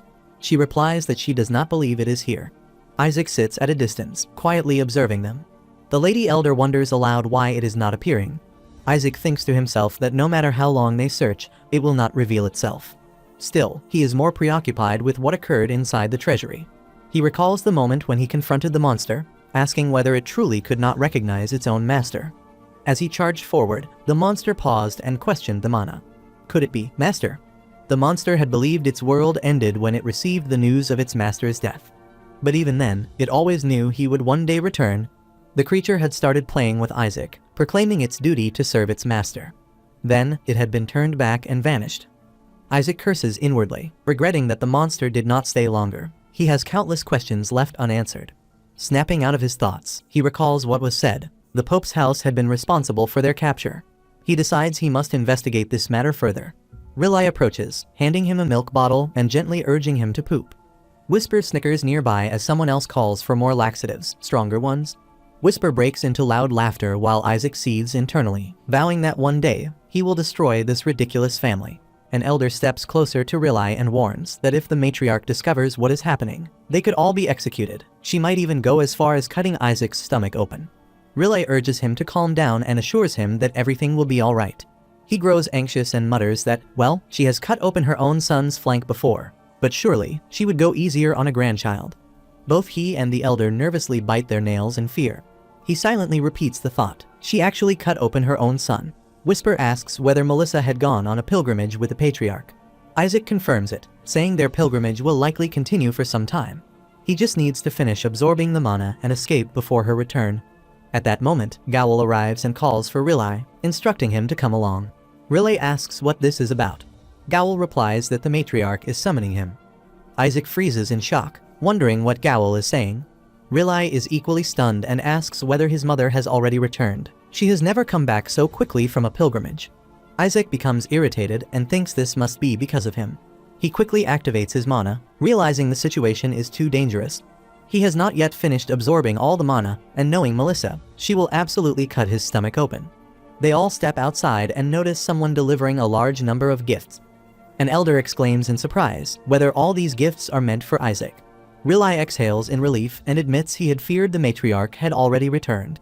Gowl teases him, calling him a coward. He explains they had only received a voice message from her, and she is still on her way back. He never said she was already here, did he? Isaac curses him under his breath. A person arrives and announces that the Pope House has also sent a tribute. An elder scoffs and says it should be sold elsewhere as stolen goods. Another elder tries to stop him, cautioning that the messenger from the Pope House is present and waiting nearby. The messenger steps forward and states that His Majesty, the Emperor, has taken great interest in this incident. He has come bearing a tribute from the Pope House to House Joshua, as both an apology and a gesture of gratitude. However, it appears their gift does not align with House Joshua's preferences. He opens a box and confidently declares that this, however, should change their minds. Everyone turns to look, their eyes drawn to the object gleaming inside. The messenger adds that His Eminence, the Cardinal, believes this will be of great help to young Lord Isaac. An elder examines the object and asks in disbelief, "Is that the Triple Crown?" Isaac asks what it is. Whisper replies that it is a medal, a filthy little trinket engraved with the Pope's emblem. An elder questions whether the medal is truly meant for Isaac, and whether it has come directly from the Pope. Another elder expresses doubt. It cannot possibly be genuine. The messenger insists they accept it, as it rightfully belongs to young Lord Isaac. Isaac wonders why it is being handed to his uncle. If it is meant for him, why not just give it to him directly? Rilai questions the messenger. Was he truly instructed to give it to him, and not directly to Isaac? The messenger confirms it. He was given explicit orders to deliver it to Rilai, no matter what. Elder asks how he dares to give Isaac's medal to a family member, and whether he is in his right mind. Does he not know what giving a medal to the family signifies? It signifies that the recipient of the medal is deceased. Isaac wonders what he means by that. The messenger requests them not to misunderstand His Holiness's intentions. He only wishes the medal to be handed to a family member, as young Lord Isaac is still too young. Another elder interjects that such an explanation does not justify the ribbon. He questions whether the Pope House truly does not know that the sunflower is a symbol handed to fallen soldiers to honor their heroic deeds. Isaac silently concludes that placing it in his coffin must have been the intention. He presumes this pope to be a mad fool. The lady elder fumes that these damned fools dare to openly mock them over the curse of Joshua. Gowl urges calm, telling the elders they must not speak recklessly. One elder demands to know how he is supposed to remain calm. Gowl reminds them that he is the representative of House Joshua. If they antagonize the Pope House, it may escalate and bring misfortune to the family. He reflects that he never imagined it was possible to make them understand their place by presenting them with such a spiteful gift. He suspects it must be the work of the cardinal, though the man belongs to his maternal family. Even Gowl finds it repulsive. Still, if this means Rely and that fool can no longer act out as they please, it serves his interests well. Gowl turns to Rely and demands to know what he is waiting for. He tells him to accept the gift and express his gratitude. Rely attempts to shout back, but Gowl cuts him off, telling him there is no need to make a fuss. Isaac thinks this will not do. Suddenly, smoke begins to rise from the box and floats into the air. Everyone is stunned as Gowl identifies it as the holy flame. The messenger drops to his knees. He asks who would dare to use the holy flame on the metal. Isaac uses that flame. Everyone is stunned again, and an elder, wide-eyed, asks if it was truly Isaac, turning his gaze toward him. The messenger holds his burned hand and demands to know what he thinks he is doing, how he dares to treat the medal bestowed by the Pope in such a way, and whether this act is meant as a rebellion against the Pope. Henna becomes angry and asks whether it appears as though they have done it intentionally. The bearded elder states that it was the act of a baby, a mere infant. Another elder questions why he is directing his anger at a baby who cannot even receive the medal himself.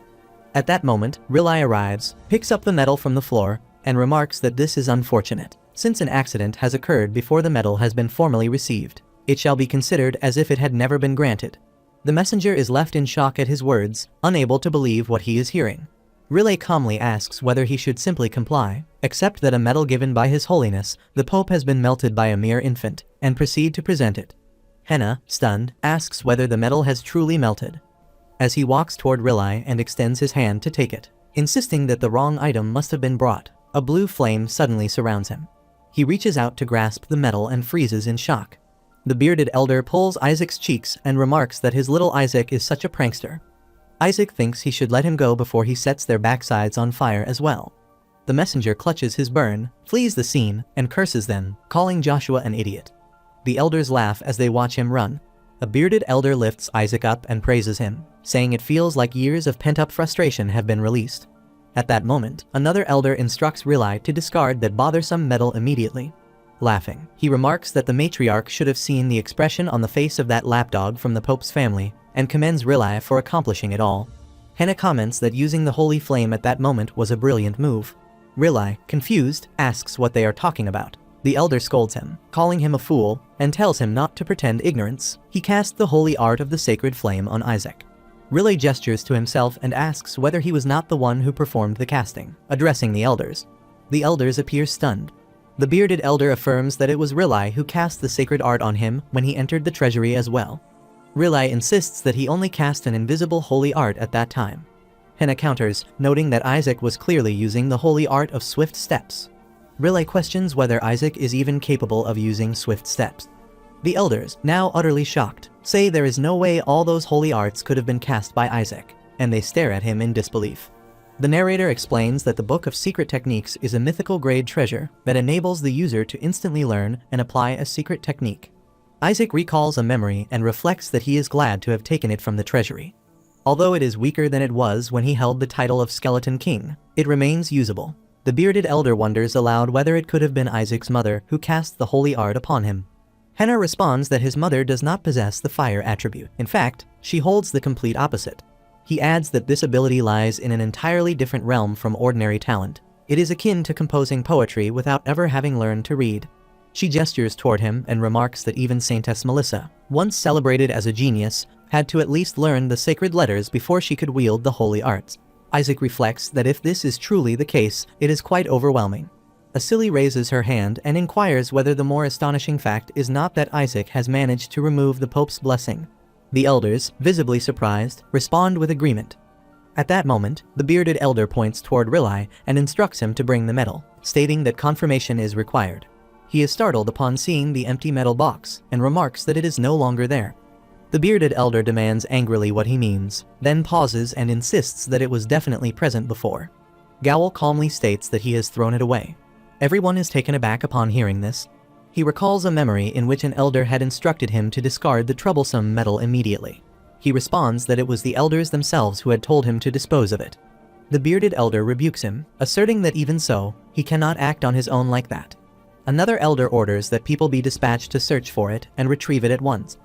Gowl thinks about how he melted the metal bestowed by the Pope, a relic said to be resistant to all flames. He secretly places it into his pocket and tells himself that the Patriarch must not learn of this.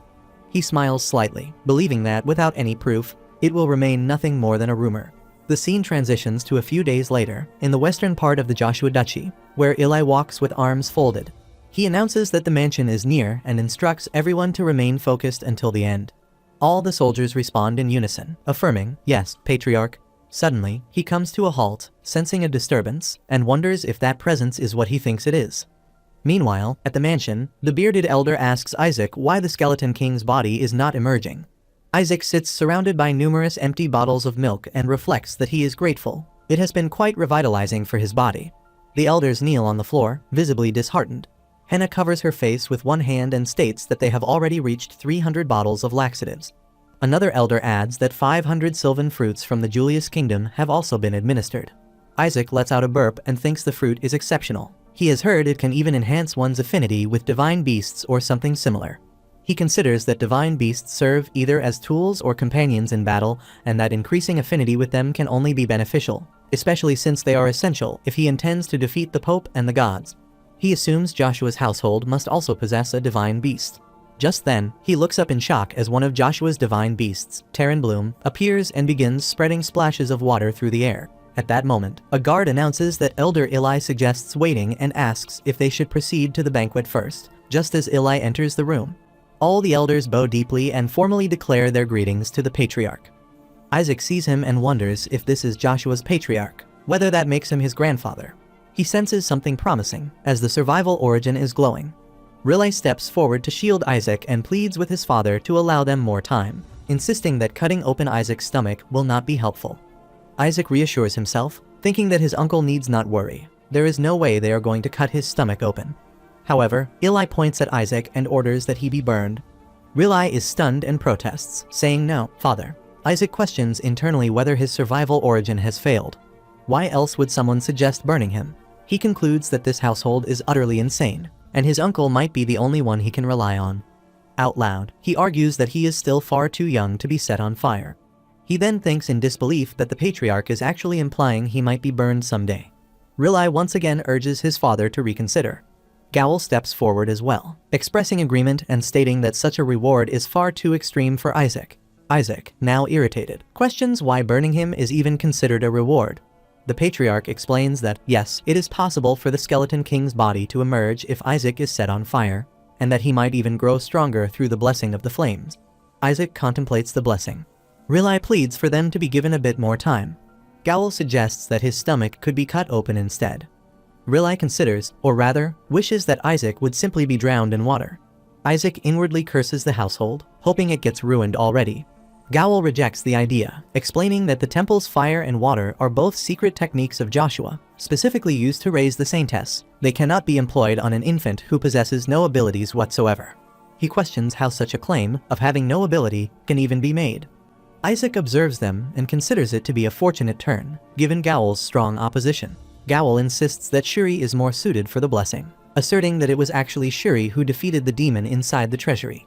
Riley interrupts, questioning what Gowl is talking about, and firmly states that it was Isaac who defeated the demon, a fact that was even confirmed by the Holy Dragon. He claims that the dragon must have been mistaken. He questions how a baby, who cannot even walk, could be expected to defeat a demon. Riley responds that he must not be unreasonable and insists that he is taking things too far. He adds that, moreover, the Pope's medal has been burned by Isaac through the casting of the holy flame, and asks whether that, too, is going to be denied, despite the fact that it has undoubtedly been witnessed. He suggests that he might have colluded with the elders to cast the holy flame upon the medal, and questions who can truly know. Gowel interjects that, more importantly, there is no evidence. Eli then asks, when the medal was mentioned, whether he was referring to this one, and proceeds to show them the medal. The narrator states that the only individual connected to God is the Pope, and the God who bestows the Pope's blessing is known as the Blessed Gold. Isaac sees the medal and reflects that it had not been easy to melt, even when he was the Skeleton King. So how could it have been possible now? If he has perhaps grown even stronger after reincarnating into this body. Riley asks how he managed to find it. Eli replies that he picked it up along the way. It had been lying at the bottom of a Lysva lake. Riley turns to his father and points out that this proves he possesses enough mastery over fire to have burned the Pope's family symbol.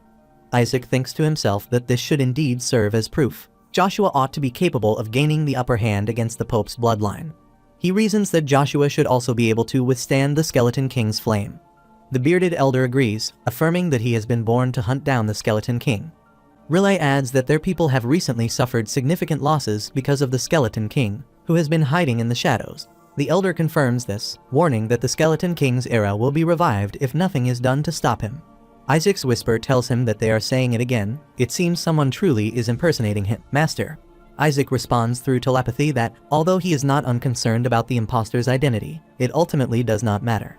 If attention continues to be drawn elsewhere, it becomes easier for him to act unnoticed. Whisper replies that this is indeed true. Riley states that it happened 70 years ago. The Skeleton King appeared at the Joshua mansion to cast his curse. Isaac is shocked and thinks, what? He recalls the event with anger, saying that the Skeleton King attacked them while declaring he would eradicate the Saintess's bloodline. Merely thinking about the curse is infuriating. The Whisper remarks that if it occurred 70 years ago, then it could not possibly have been the Master, since his master perished 150 years ago. Isaac, holding his chin, responds through telepathy that a curse cast on their bloodline explains why it is said he would not live long or something along those lines. He adds that a demon's curse of that level is mere child's play for him. It only needs to be suppressed with mana, and it will not be life-threatening. Hannah comments that even if it does not kill them, the reduction in reproductive ability might render them impotent or stunt their growth. The elder adds that many affected individuals have remained bald for their entire lives. Isaac grows furious and thinks that the damn impersonator must be killed. The Whisper gently suggests that their hair loss issue might simply be a hereditary problem. He then asks whether Isaac cannot see how thick the patriarch's and Riley's hair is. Eli steps closer to Isaac and states that the curse, judging by Isaac's red eyes, must have already taken hold. He turns to the others and remarks that fire and water are far too weak. Isaac wonders why he is bringing this up now. It gives him an ominous feeling. Eli then declares that he will grant Isaac the Holy Spirit. The others are shocked to hear this, and the bearded elder immediately asks for clarification. Isaac is equally astonished and thinks that a Holy Spirit is a divine faction's blessing, something that can only be bestowed. It is essential for attaining the transcendental rank, a level even the gods struggle to reach. He considers it a sudden windfall. Once a Holy Spirit is granted to him, he believes he will ascend to the transcendental rank and overpower all those wretched gods. Gowel questions the notion of bestowing a Holy Spirit, stating it is far too excessive for Isaac. He explains that the Holy Spirit has only ever been granted to those who have brought great honor to their house and asks what Isaac has ever done for theirs. He adds that even if Isaac managed to burn the medal, the result was merely provoking the Pope's family, an act that will not be ignored. Frustrated, Isaac thinks that Gowel is repeating the same pattern again. Eli then asks Gowel what he had been doing when the Pope's family sent them that humiliating gift. He says they have dared to provoke them within Joshua's territory and asks why. Despite that, Gowel simply lets them go and is now defending them. He questions what Gowel has done besides criticize his young nephew, and adds that, moreover, he is even attempting to take away his nephew's livelihood. He points out that even animals protect the young of their pack, and emphasizes that Joshua is a family that safeguards even the smallest things. He states that the youngest one, whom they were supposed to protect, ended up protecting their pride instead. And if that is not considered noble, bringing honor to the Joshua family, then what else could it be? Gowel, terrified, collapses to the floor as Eli walks toward him and instructs him to gather everyone from the household in the main building. They are going to bless Isaac. The scene shifts to a few days later, where Riley questions Eli, asking if he is not simply going to bestow a Holy Spirit upon him, and inquires what he means by that, addressing him as father. Eli asks if he still does not understand, and explains that Isaac will end up with a disability if they attempt to extract the Skeleton King's body using fire or water. He states that the temple's fire and water completely reject anything demonic because of their overwhelming power, and warns that Isaac will not be able to learn the holy arts of exorcism if that occurs. Relic says that if that is the case, Isaac will never be able to rise above the 5th rank as a high priest. He states that Isaac will be forced to remain at the 4th rank for the rest of his life. He forms 3 small beads in his hand and says he will allow Isaac to choose between fire, water, and the Holy Spirit. This should suffice as a test. Gao laughs and thinks he had expected this. He never believed the Holy Spirit would be given away so easily. He places the beads in front of Isaac and tells him to choose one. Relic observes the scene and thinks about the energy of fire, the energy of water, and the energy of the Holy Spirit. He silently pleads for Isaac to choose the white bead, begging him inwardly to make that choice. Isaac reaches out and picks the red bead, then moves toward him. Gao nudges Relic playfully and tells him not to be so disappointed. He says the 4th rank is more than enough for a boy from the Joshua family to bring honor to the house. Relic is stunned as the bead begins to crack, and enormous flames erupt from it. Everyone is shocked as the bearded elder asks whether that is not the temple's sacred flame. Just then, Salak appears. Relic is shocked and says it cannot be. This is a Holy Spirit. Henna is stunned and tries to walk away. Gao turns to Eli and asks how this is possible, why a Holy Spirit is contained within that bead. Eli tells him to stop making a fuss, stating that he never claimed there was only one Holy Spirit among them. He explains that although water is the foundation of the Joshua family, Isaac melted the Pope's gold with fire. He had set a trap in the final trial, but Isaac chose the correct answer. Even so, this outcome is unexpected. Addresses him as Eli Joshua, and accuses him of having completely lost his mind. She demands to know how he dares to summon her, the one ranked as a king, into the human realm. The elders become terrified by the glow of her flames as she spreads them with great force. One elder urges the others to cast the holy defense art and attempts to flee. Gao turns to Eli and asks how he could summon a king, whether he intends to incinerate their entire domain. Eli gestures toward Isaac and replies that he did not summon her, that little one did. He smirks and remarks that the boy might truly end up dying here. Salak increases the intensity of the flames as she floats in the air, and everyone is left shocked and terrified at the sight. Isaac thinks that although he only injected a small amount of holy power with the intention of summoning a medium-rank spirit, somehow, a royal-rank spirit has appeared instead.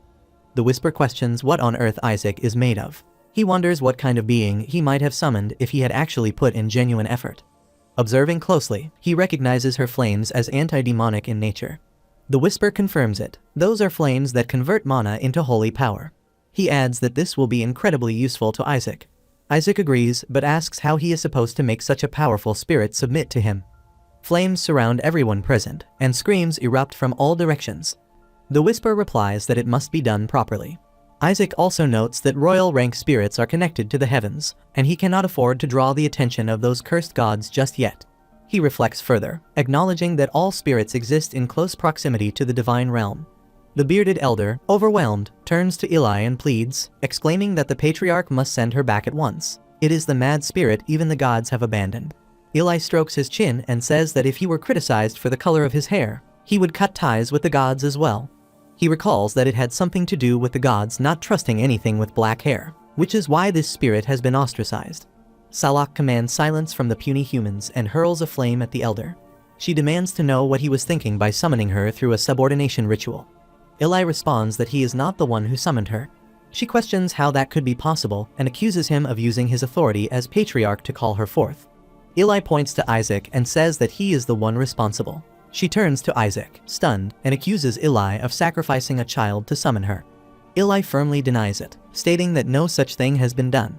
Salak points at him again and says that even if his house is falling into ruin, this has gone too far. She demands to know what has been done to this newborn. She asks what the hell is wrong with him. Isaac laughs inwardly and thinks that she is powerful and antagonistic toward the gods, exactly the kind of spirit he wants. He decides that he will definitely claim her and use her as a filter for his mana. Salak conjures a massive flame and declares that she will see for herself. If this child is truly the one who has summoned her through the subordination ritual, then he will survive the attack. She hurls the flames toward Isaac to attack him. Relic becomes frightened and calls out to him. She mutters that perhaps it is better for him to meet a peaceful end at her hands. She begins to ask something, only to see Isaac laughing as he raises his hand toward the incoming flames.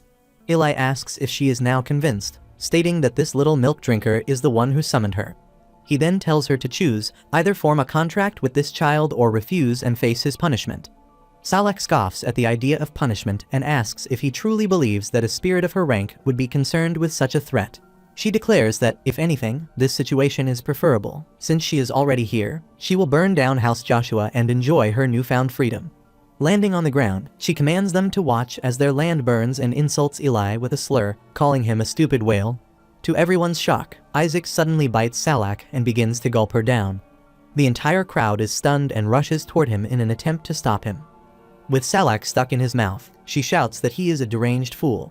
Relic panics and tells Isaac that he cannot eat that, pleading with him not to dare swallow this time. Salak, now confused and alarmed, repeats the words this time and says that all of them must have completely lost their minds. She demands to know just how they are taking care of this infant. She says they had better wait, those fools. She will retreat for now, but she will repay this offense. Isaac thinks she is about to teleport. She turns and mocks them, calling them idiots. The elders are left stunned by the scene. Salak suddenly becomes confused and asks why she is unable to teleport. She notices that her hands are coated in a strange energy, and curses him, realizing that it is dark mana. Eli gives a thumbs up and explains that Isaac has swallowed the thumb of the Skeleton King. She demands to know what on earth they have been feeding this child. Isaac reflects that holy spirits are the purest beings within the entire holy faction. They are essentially the embodiment of holy energy and are highly vulnerable to dark mana. As the dark mana surrounds her, she covers her mouth with her hands and groans that she is losing strength. She is even breaking out in hives. She pleads for someone to stop him. Eli casually rubs his ear with a finger and remarks that it is unfortunate. The Skeleton King's power is far too overwhelming for anyone to approach safely. Salak shouts that they all go mad at the mere mention of the Skeleton King, and yet here he is, pulling this level of absurdity. Eli calmly responds that if she stays with her grandchild and purifies all of the Skeleton King's dark mana, then he will send her back. She demands to know what on earth he has smoked, and whether he even understands who she is. He calmly replies that she is welcome to stay and get eaten if she prefers. Furious, she curses them all, calling them insane fools. She says this is exactly why she despises them, and if they were not of the Saintess's bloodline, she would have already torn them to pieces. Since it has come to this, she declares that she will use this brat to destroy that cursed god. Isaac, still holding her, thinks to himself, what cursed god is she even talking about? Still trapped in Isaac's mouth, she screams and begs for 4 days, just 4 days alone with this child. She insists that 4 days are more than enough to purify a mere pinky. Eli, unimpressed, thinks that only 4 days seem rather underwhelming. He turns to walk away and instructs the others not to allow anyone to enter until the purification is complete. Relic calls out to him, addressing him as Patriarch Eli. Gowl adds that the Eastern Castle. Eli cuts him off and says that is enough. He will not hear a word more. Isaac then pulls Salak out of his mouth. With a wicked smirk, he thinks that the Eastern Castle is located right next to the Annex, which happens to be where the manacores are stored. The scene shifts to the Eastern Castle of House Joshua, where an explosion occurs. Outside the castle, the servants stand in shock, watching the destruction. One servant comments that it has exploded again and asks if it is Lord Isaac. Another replies that it is more accurate to say it is the Skeleton King and his mana. The Patriarch appears to have given up. A third servant speculates that the next in line will probably be Sir Gowl of the Pope's bloodline, or perhaps his brother, noting that Lord Isaac has been cursed and is no longer a viable contender. Another servant questions whether Lord Isaac is truly cursed. He recalls a memory and says that just yesterday, a servant who went to check on Isaac ran out in terror, claiming he had taken the form of a balding old man. The other asks if it was not a skinless monster or a skeleton, and then remarks that, now that she thinks about it, he has already been with the Holy Spirit for 10 years. Meanwhile, the entire castle becomes engulfed in flames.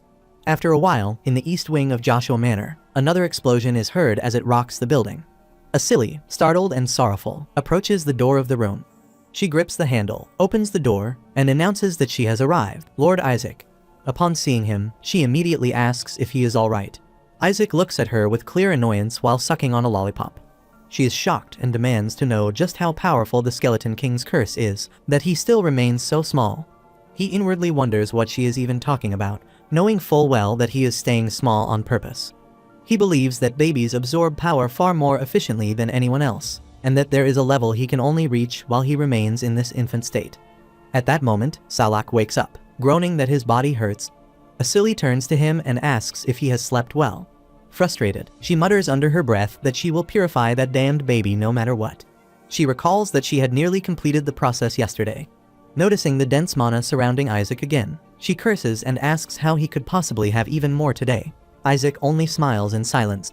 she grabs him by the front of his shirt, shouting that he is a damn monster. She demands to know just how much of the Skeleton King he has consumed, why so much mana still lingers even after 10 years, and why it always increases every time she wakes up. Isaac thinks that he has been absorbing mana from manacores every night for the past 10 years. The Whisper remarks that he did not expect there to be so much mana beneath the annex. He responds with amazement, addressing his liege, noting that he had thought it would take at least 40 years, yet it has been accomplished in just 10. Isaac states that he is finally done collecting mana. Although he did not receive proper instruction and had to learn on his own, he is now capable of performing 6th rank holy spells as well. Asili reassures him that everything will be fine, mentioning that the Pope is mobilizing too. Isaac thinks of the Pope. Asili lifts him into her arms and explains that they are going to execute all of the Skeleton King's minions who threaten the Empire, the 14 demons. She assures him that they will soon be able to extract the last of the Skeleton King's mana from him, so there is no need to worry. Isaac questions if she is insane and asks if she even understands how many things he still needs to remove from them, including killing. She places him in his crib and tells him to have some candy and rest. Isaac thinks about getting rid of that goddamn fraud and realizes that he needs to do something about them soon. Just then, he overhears Gowl's voice coming from outside. Gowl laughs and praises Shuri, saying well done. He walks beside Shuri in the garden, mentioning that not only has he skipped a grade, but he has also become the youngest ordained priest. He adds that he has heard even the princess will attend Shuri's ordination. Gowl remarks that escorting her while being at the top of his class is a great honor. Shuri smiles and responds that this much is nothing, as he is his son, after all. Gowl agrees, noting how humble he is on top of everything else. He proudly says that his son has truly grown up well and is doing remarkably well. Suddenly, he becomes startled as he notices that Shuri, who had been standing beside him, has vanished. Meanwhile, Shuri crashes down from above, slamming into the ground as Isaac stands on the crib railing and calls out to him. Isaac asks if Kim Shuri wants to die. He says Shuri just cannot help spewing lies and asks if he really thinks he can get away with it just because he got into the academy. Shuri kneels on the floor and thinks that this crazy idiot has shown up again. Isaac declares that Shuri has only managed to accomplish everything he did because he had been coached by him. Shuri says that he has tried his best, too, and asks whether Isaac thinks it is easy to be ordained and ranked at the top of the class. He admits that it would have been impossible on his own. Shuri agrees, saying that it is true. Isaac wonders whether he also needs to begin preparing for ordination, since most holy spells become accessible to him only after that process is complete. He leaps down and declares that he is going to help. Shuri, confused, asks why he is and what he intends to do now. As Isaac spreads dark mana and his eyes turn red, Shuri asks what exactly he thinks he can help with. Isaac demands that Shuri hand over everything he has, the prize money from the quiz competition, everything Gowl has given him, all of it. Shuri cries out in disbelief and thinks that Isaac is a demon. Isaac replies indifferently, saying that it is settled. He then asks about the reports of the Skeleton King's minions being killed. Gripping Shuri by the shoulders, he explains that ever since the relic storage incident, the minions no longer follow orders and now seem like they are simply waiting to die. As a result, they are going to be executed. Isaac responds with mild surprise and says that it cannot be helped. He will carry it out within the year. Shuri, alarmed, asks what he means by do it. Isaac replies that he is referring to the priest's ordination. Shuri, taken aback, points out that Isaac is not even enrolled in the academy and asks how he intends to achieve that. He punches him and demands to know if he is laughing. Shuri quickly replies that he is not. He explains that there is actually a recommendation system. Some academy professors are present as well, and with a letter of recommendation, Isaac can be ordained if he passes a test. Isaac remarks that it sounds like a convenient method for nepotism. Shuri admits that it may be true, but adds that the candidate must have done something that proves their character, and in Isaac's case, it all sounds like complete nonsense. The Whisper, irritated, mutters that this idiot sees right through him, this brat. Shuri continues, saying that recommendations are only written for someone who accomplishes something significant, such as saving a person's life. The more important a person is in society, the better the chance of getting a recommendation. He adds that it is not easy to find someone like that, let alone save them. Isaac, annoyed, points out that he only has a month left and asks if the princess is going to be there. Shuri confirms it. Isaac smiles and notes that a princess holds a very high position in society if she doesn't. The scene shifts to the training grounds of Joshua Manor, where Eli stands at the gate and orders them to go back. He says that Isaac will not be going to the capital. An educator responds, saying that his lord surely knows this year is different. Another educator adds that Isaac must attend the Foundation Festival this year, which is the event where all the saint candidates are being ordained. He says that while all the other candidates have been making a name for themselves over the past 10 years, Isaac has not appeared before the world at all. The educator responds that it is true. Isaac did perform an extraordinary feat in the relic storage 10 years ago. He adds that he heard Lord Isaac resides in the East Wing, just as all the saintesses once did, and says it is amazing. He expresses his excitement to see how much Isaac has grown. Another educator says that as an educator at the academy, it is his lifelong wish to teach Lord Isaac. He explains that the ordination is scheduled on the same date as the princess's birthday, and even the Pope is expected to attend. Eli silently reflects on the Pope's presence. He notes that the Pope will personally bestow hero titles upon those being ordained. Eli considers that receiving a hero's title significantly enhances one's strength. It would be a great advantage. However, he objects, stating that Isaac is not yet old enough to be ordained. She, beside him, is shocked and questions what significance age holds in the face of talent. Eli places a hand to his face and replies that they may do as they wish, but they must all be prepared to take responsibility for their words. Meanwhile, Shuri massages Isaac's shoulder with a gloomy expression, while Isaac sits calmly, eating a lollipop. After a while, flames erupt violently from a window of the Joshua mansion, sending thick black smoke billowing into the sky. From a distance, partially obscured by trees, a professor stands watching and concludes that he is there. He considers summoning a royal rank spirit and forming a contract with it, an act that even the Pope can only manage for a limited duration, and performing a spirit exorcism at that. He recalls Salak and deduces that a black-haired spirit of fire must refer to the one who once guarded the barriers of heaven, the spirit that failed to ascend to the Spirit King due to his wicked temperament. He smirks, thinking that the Pope and his family are obsessed with collecting spirits. If he manages to steal this one and offer it to them, they are certain to reward him handsomely. Placing his hands on his chest, he reflects that he also possesses something capable of neutralizing divine mana, which means his preparations are now complete. He reasons that if he suppresses the child's divine mana, the Skeleton King's dark mana is certain to spiral out of control. He simply needs to extract the spirit amidst the ensuing chaos. After a while, Shuri says that this is the room, Professor, and opens the door. The female educator remarks that they finally have the opportunity to see the little lord. The other educator agrees, expressing relief. She walks toward his crib and addresses him as Lord Isaac. He observes that, just as people say, he appears exactly the same as he did 10 years ago. Isaac's crimson eyes snap open as he turns toward the visitors, beaming with cherubic innocence, and greets them with a warm welcome. The educators clutch their hearts, visibly charmed and uplifted by his presence. The professor approaches the crib, hand to his chest, and thinks that this little fox is trying to charm everyone, an act that will surely cause the Skeleton King's mana to spiral out of control. He reaches out, lifts Isaac into his arms, embraces him, and releases his mana, saying that it is time for chaos to begin. After a moment, Isaac winks at the professor. The professor wonders why nothing is happening. He believes he has released more than enough holy mana to trigger a reaction in the dark mana. Salak interjects, calling him a little insufferable brat, and demands to know what he is doing. She urges him to simply kill the cursed priest and questions why he is releasing so much divine mana. The professor notices the royal rank spirit and thinks that now is his chance. He takes out a handkerchief from his inner pocket, covers it in mana, begins wiping near his eye, and remarks that he must be sweating because of the weather. Isaac sniffles and thinks that this scent, this is it. He looks at the man and thinks, what a little fool he is. Suddenly, Salak feels a sharp pain and lets out a scream. The educator turns to the spirit and asks what is happening. Without warning, a red light bursts forth and spreads throughout the room as Salak cries out in agony, red flames surging from her body. Everyone is stunned at the sight. The female educator asks whether the spirit is going berserk due to the Skeleton King's mana and warns that the situation is dangerous. The professor holds a black bead and thinks that this is perfect. He only needs to smuggle out this frenzied spirit. He crushes the bead between his fingers, generating a fiery circle on his hand. He then uses the agonizing cleaver technique, sending a thunderous blaze of fire toward Salak. Salak screams, engulfed in flames, and is reduced to ash. Isaac remains seated in his crib, smiling. Just then, Rilai and Asili enter the room, calling Isaac's name as they witness the chamber engulfed in fire. Isaac holds a red glowing gem near his chest and thinks that this should be enough. Good, there are plenty of witnesses now. He closes his eyes and begins absorbing the red mana from within his body, spreading it throughout the room.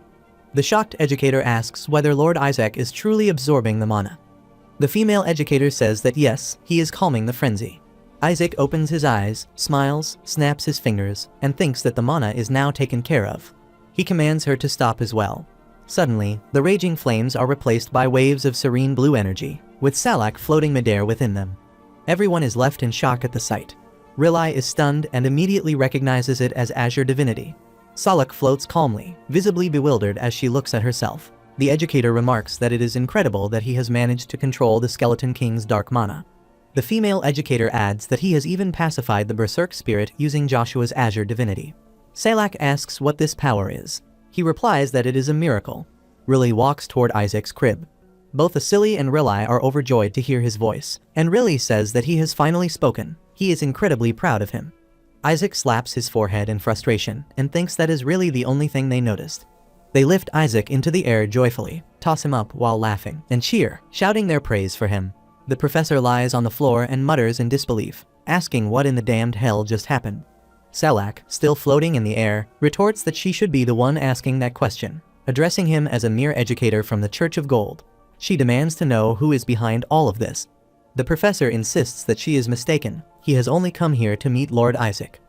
She asks if he is truly mistaken and declares that from now on, all spirits of fire are to sever contact with any priests affiliated with the Pope. She laughs and explains that she is doing this purely out of anger, so she hopes he does not misunderstand her intentions. He pleads with her to wait and tries to stop her. He questions how spirits can sever ties with priests who are bound to God himself. He insists that, especially in the case of the Pope, it should be impossible for a spirit to break such a contract. Annoyed, she turns her head sharply and tells him to stay out of it. She declares that she severed ties with the gods long ago and is no longer bound by any divine rules. Asili lifts Isaac into her arms while Isaac watches the professor kneeling on the floor, smiling. Salak tells the professor to get out of her sight. She then turns to Isaac in surprise and acknowledges that he has saved her using divine mana and even managed to tame the Skeleton King's chaotic energy. She states that now that the Skeleton King's mana has been purified, their contract officially ends. However, she promises to remain by his side to repay the debt she owes him. Isaac thinks, of course, just as expected from a so-called holy being who cannot bear to owe anything to anyone. The female educator laughs and announces that they will now return to the Sancta Seeds and report everything that has occurred. A child of this caliber must be ordained, no matter what. Isaac laughs darkly and thinks to himself, thanking them for the recommendation. After a while, Rilai stands before his father, Eli, who is seated, holding a bundle of papers and examining them. He states that the Sancta Seeds has approved Isaac's ordination and that his presence is required at the ceremony. Rilai asks whether it has been fast-tracked because Isaac saved the people of Joshua and the academy. Eli replies that it has not. Rather, he has been recommended due to his act of saving the royal ranked spirit. Rilai remarks that, after something like that, no one would be able to object. Eli explains that prior to the recommendation, ordination is considered equivalent to graduation from the academy, so he tested Isaac to determine whether he possesses the necessary knowledge. He presents Isaac's results and says that a perfect score has been achieved on all 1600 questions. Rilai, astonished, repeats that it is a perfect score. He says that now he desires nothing more. Isaac can speak and walk normally as well. Eli adds that it is only unfortunate that Isaac's attitude remains poor. Now, only a personality assessment needs to be conducted. Most individuals pass this stage unless they are severely immoral or possess a criminal nature. Rilai recalls that it is a test involving a holy spell that compels the subject to tell the truth. He then asks whether they should check how he has performed in that test. He sees a note on the paper that asks what he thinks of the household that birthed and fed him. He has written that he will conquer it, and it all belongs to him. Rilai, excited, remarks how spirited he is. Eli says he is somewhat taken aback, but such spirit is to be expected from someone like him. He reads another note that asks what he intends to do once ordained. The response states he will bite off the heads of the gods. Rilai, holding the paper, widens his eyes as he reads another note describing his dreams and aspirations as a priest of the Holy Hellen Empire. He has written that he plans to destroy the country. Rilai, shocked and confused, points at the paper. Eli says that only he has seen these results, and if Isaac undergoes another test like this after ordination, the truth will be revealed. Rilai holds his head in frustration and says he will be executed for heresy. Eli slams his hand on the table, stands up, and declares that Isaac will be ordained in his stead. He instructs not to let Isaac leave the house in the meantime, as he requires proper education first. After a while, the Whisper asks Isaac whether he has made his decision. He replies affirmatively and grips his cloak. He hoists a large sack over his shoulder, climbs onto the windowsill, and announces that he is running away. The scene shifts to the capital's academy, Roman, within the Holy Spell Division. A student remarks that he has heard a 10-year-old is being ordained this time. Another student responds that it sounds unbelievable and asks what the child has done to receive ordination at such an early age. He adds that this graduation ceremony is going to be remarkable. Nizer laughs and questions how a toddler who can barely walk is being ordained. The long-haired student asks what he means by saying the child cannot even walk. Nizer replies that it is exactly as he has said. The little brat has not grown at all in the past 10 years. He explains that the boy was cursed by the Skeleton King, and therefore no growth is possible for him. He then turns to Shuri, who is seated at another table, and asks for confirmation. Nizer questions how such an infantile brat could possibly be ordained, insisting that it must be an honorary title. The long-haired student asks whether that is truly the case. Shuri exhales, thinking how irritating the fool is. He has been quiet for a while, but now he starts again. Nizer turns to Shuri once more and comments that being from the Saintess's household must come with such privilege that even an unqualified child gets to be ordained. He calls it disgraceful. Slamming his hands on the table, he rises to his feet, thinking how that idiot dares to act so boldly. Just then, Kina arrives and asks Nizer Sepet whether he believes the Sancta Seeds is some kind of joke. She laughs and adds that the one who approved Isaac's recommendation is none other than his own father, Duke Leon Sepet. She remarks that she did not expect him to be foolish enough to insult his own father. Nizer, irritated, tells her to be quiet, pointing out that she is not even a student of the academy and demands to know why she is present. She responds that it cannot be helped. She has been invited. She has been requested to instruct the graduates as both a mentor and a holy spell instructor. The students appear startled upon hearing this. Nizer then turns to Shuri and says that he is truly concerned about her as well. Shuri asks what he means. Kina interjects, stating that there is no way a cursed individual like Isaac can become a priest. She adds that House Joshua had better remain stable until he ascends as patriarch. However, she says that if the house does fall into ruin, Shuri should come to her, and she will arrange a menial position for him within the household of the Pope. Shuri clenches his fist and thinks to himself to remain calm, that now is not the time. He tells her that he does not need her help as she passes by and brushes against his shoulder. He then walks away, telling her to worry about herself instead. The scene shifts to the dormitories, where Shuri throws his books to the ground and messes up his room. He sits on the bed, holding his head, and mutters about those rat idiots, questioning why all of this nonsense is happening to him.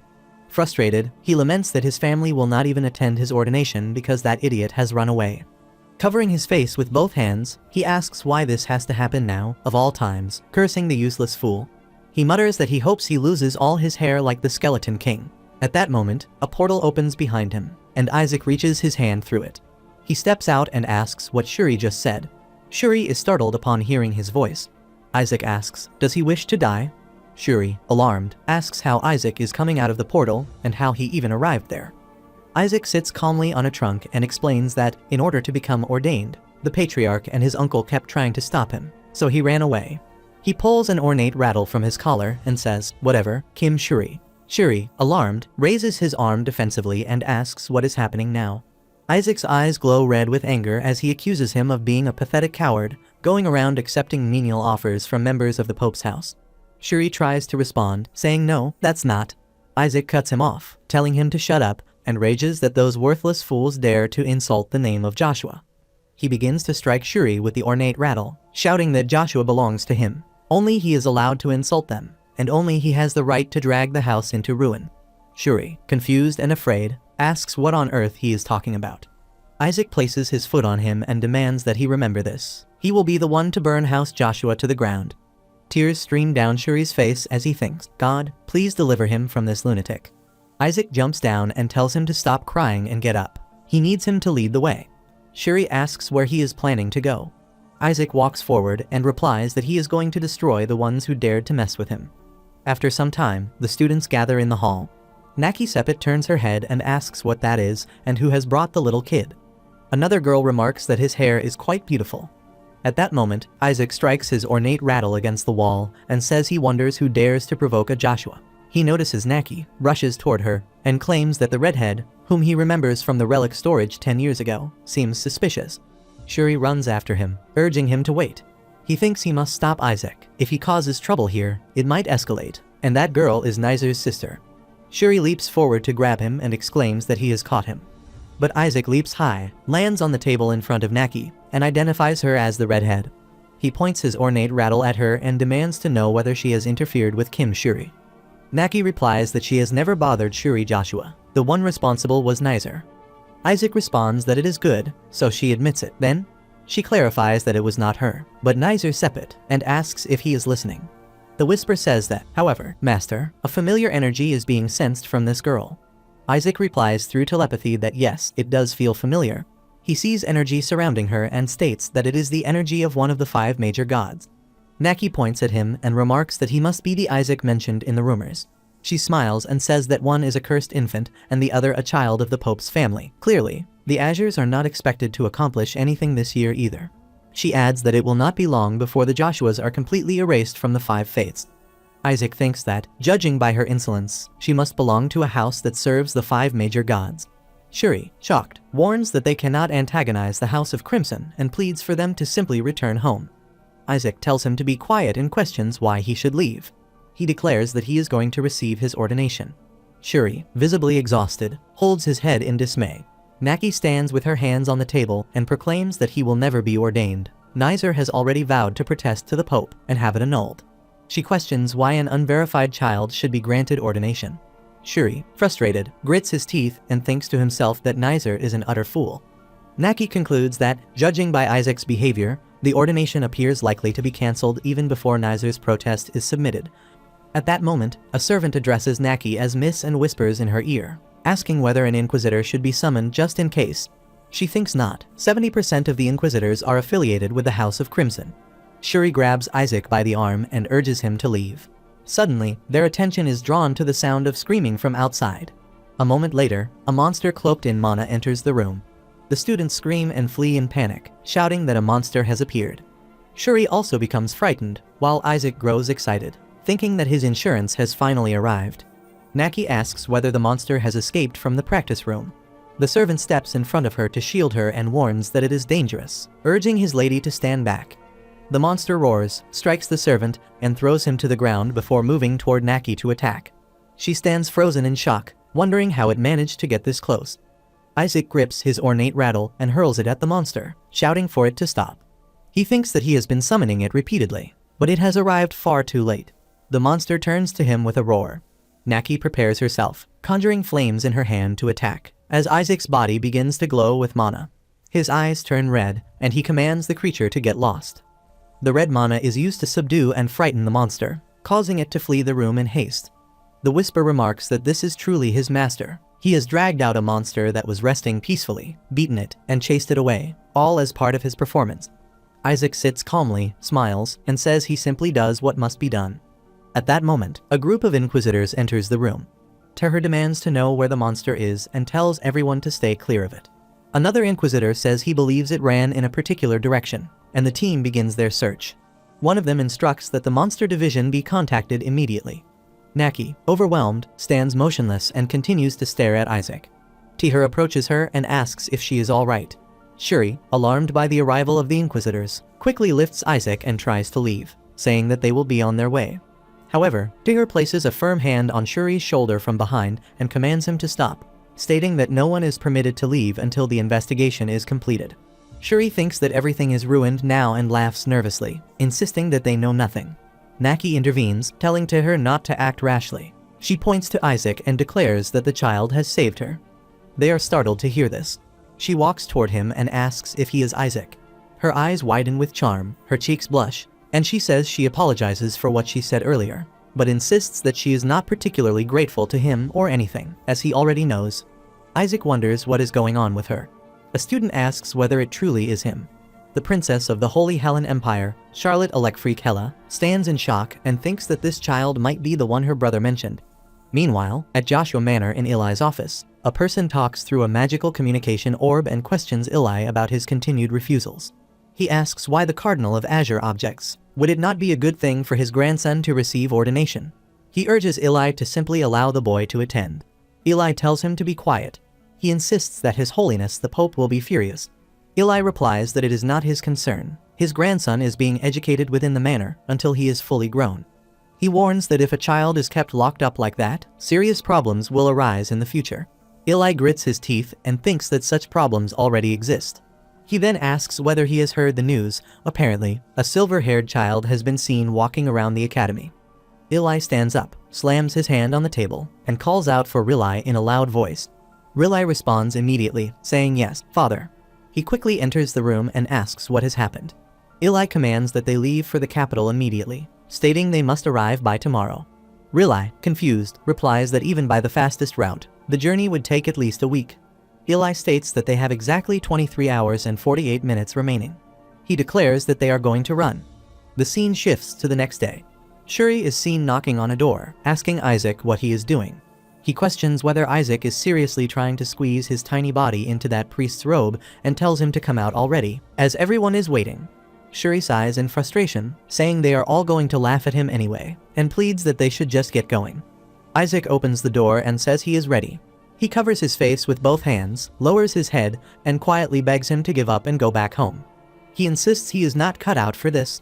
Shuri's eyes and mouth widen in shock when he sees him. Then he smirks as Isaac calmly says, "Let's go, Kim Shuri." After a while, on the final day of the Foundation Day Festival, the ordination banquet hall is filled with students seated in anticipation. Suddenly, someone announces that everyone should rise, and they all stand up. Eli, accompanied by other senior members, enters the hall. The crowd begins to applaud in welcome. Gowl smiles upon seeing them and reflects that the patriarchs of the 5 major houses, the future patriarch of House Joshua, and the cardinal of Azure are all present. Rilai approaches him and remarks that he is not late. He then asks his brother whether he has seen Isaac. Gowl, visibly irritated, questions why he is searching for him here and suggests that Isaac must be at home. Noticing his breathless state, he asks whether Rilai has run all the way to the hall. Rilai confirms and inquires whether he knows where Shuri is. He replies that Shuri must be with Isaac, as he has not seen him either. At that moment, an announcement is made. His Holiness is arriving. The audience is instructed to pay their respects. Pope Giulio Berit enters the hall. Everyone bows before him and chants that the blessings of God are with Hela. Giulio proceeds to his throne and takes a seat. A host invites the honored guests to be seated, and they all sit down. Eli, scanning the hall, notes that Isaac is not present. He announces that the ordination is about to begin and calls forward those whose names are summoned. Eli holds a wine glass and thinks that it is a relief.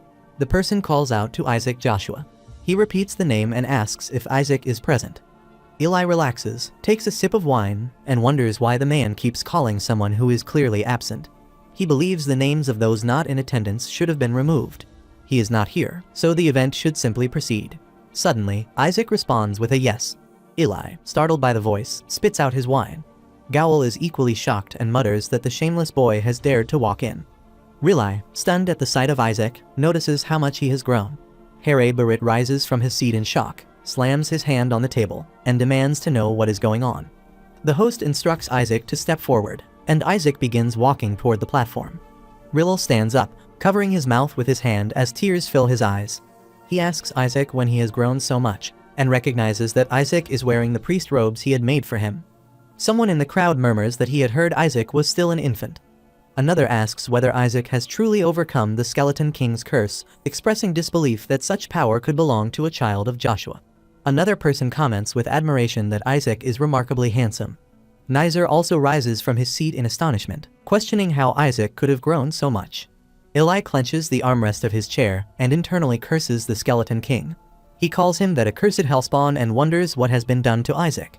That boy no longer smiles the way he once did. He begins to suspect that he might have been possessed. A student remarks that perhaps the curse of Joshua has now been lifted. Another student questions what defines a saint if Isaac is not one, adding that he does not appear cursed in the slightest. He seems blessed, not afflicted. Kina becomes irritated upon hearing their comments. Isaac walks toward Pope Giulio and thinks that this is the Pope. He estimates the man to be over 70, yet the energy radiating from him resembles that of a beast. Moreover, Isaac sees in him the faces of all the popes he has fought throughout the years. He wonders if he should simply slit his throat right here. Eli and Rilai recall a note on a piece of paper that had once asked, what would he wish to say to the Pope as a newly ordained priest? The answer he had written was, stay down on his knees so it becomes easier for him to behead him. Eli believes he must be stopped. He suddenly punches the table, smashing it, and claims that his hand slipped. Rilai also rises from the table, muttering the word cockroach. Gowl grows annoyed and asks whether they have all lost their minds. He He says there was only one here, as large as his head, brother. The host calls for silence and announces the next name, Shuri Joshua, step forward. Isaac grits his teeth in anger, thinking these fools are trying to interfere with him. Shuri steps forward. The host continues, declaring that the soon-to-be ordained must now pay their respects to God. He asks whether it is time for the selection of the gods, and which god shall bestow their blessing upon his child.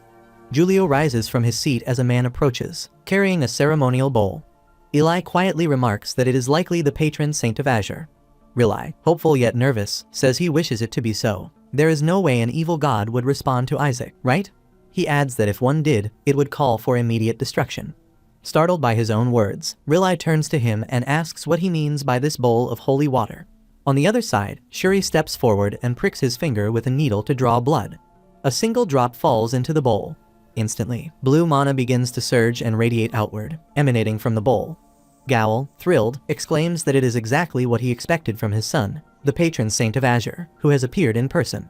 Isaac, watching, thinks that the god Joshua once served must have been that same god of light, the stingy god of the pure heart. He pricks his own finger and thinks that no matter who responds, God would surely be furious. He lets a drop of blood fall into the bowl. Julio stares in shock as a brilliant light flashes across his face. However, as Isaac's blood mixes with the water inside the bowl, dark mana begins to spread. The bowl suddenly slips from the man's hands and falls. Isaac, too, is stunned by what he sees. The dark mana surges across the entire hall. Eli, horrified, gasps and says that it is the Skeleton King, just as a skeletal figure begins to appear. Eli quickly runs toward Isaac, shouting the name of the Skeleton King as dark mana tentacles begin to warp around him. He attempts to punch him, yelling for him to die. However, the Skeleton King leaps into the air and restrains him with chains. He declares that he has long awaited the arrival of this Holy One. Isaac is shocked and asks what he means. The Skeleton King announces that the Holy Empire will be destroyed piece by piece, starting with him. Isaac wonders what is going on, disturbed by how much the figure resembles his former self. It feels revolting. The Whisper, filled with anger, demands to know who this imposter is, claiming that his true master is far more pathetic and foolish than this version. Julio and Leon Sepet step forward, casting magical orbs toward him in an attempt to strike him down. Eli swiftly moves between them and shields Isaac. Rilai orders the people to retreat as they flee from the scene. Eli gathers his power and hurls a massive serpent made of energy at the Skeleton King, but the attack has no effect. The Skeleton King remarks that the Patriarch of Azure is restricted by the curse and advises him to remain still. Eli responds that he had hoped to avoid acting, fearing the collapse of the entire building, but notes that the Skeleton King talks far too much, as his eyes begin to glow with immense power. The Skeleton King is startled when a whale figure appears before him. He forcefully grabs Isaac's chains and demands to know whether he wishes to see the little saint die. Isaac, terrified, thinks that this is exactly what he means. His grandson is being held hostage, yet he has summoned something like that. The giant azure whale, manifested by Eli, opens its enormous mouth. Isaac, confused, wonders what is happening. Why is it opening its mouth? Eli points at him and calmly states that a saint will not die from this. The whale begins to close its jaws around Isaac, who screams in panic, insisting that it will kill him. The devastating attack is detonated, shattering debris and sending shockwaves through the hall. Isaac drops to his knees, covering his ears with both hands in an attempt to shield himself. The Skeleton King is directly struck by the lightning-infused attack. The overwhelming surge of power tears through the banquet hall, leaving a path of destruction in its wake. As the light fades, Gowl shields Shuri and the other children, desperately asking whether the blast has managed to hit him. Another man, equally shocked, exclaims that the Skeleton King has returned. A third man remarks that the Skeleton King has not been active since he cursed Joshua 70 years ago. He questions whether it has been gathering strength and biding its time until now. Isaac grits his teeth in anger, thinking that the one they saw is nothing more than an imposter. Rilai, startled to see Isaac conscious, asks if he is alright. One man comments that he knows Isaac is a Joshua, but wonders if he is truly unharmed after everything. Another man asks whether the Skeleton King did not refer to him as a saint. A third adds that the Skeleton King must be dead now, right?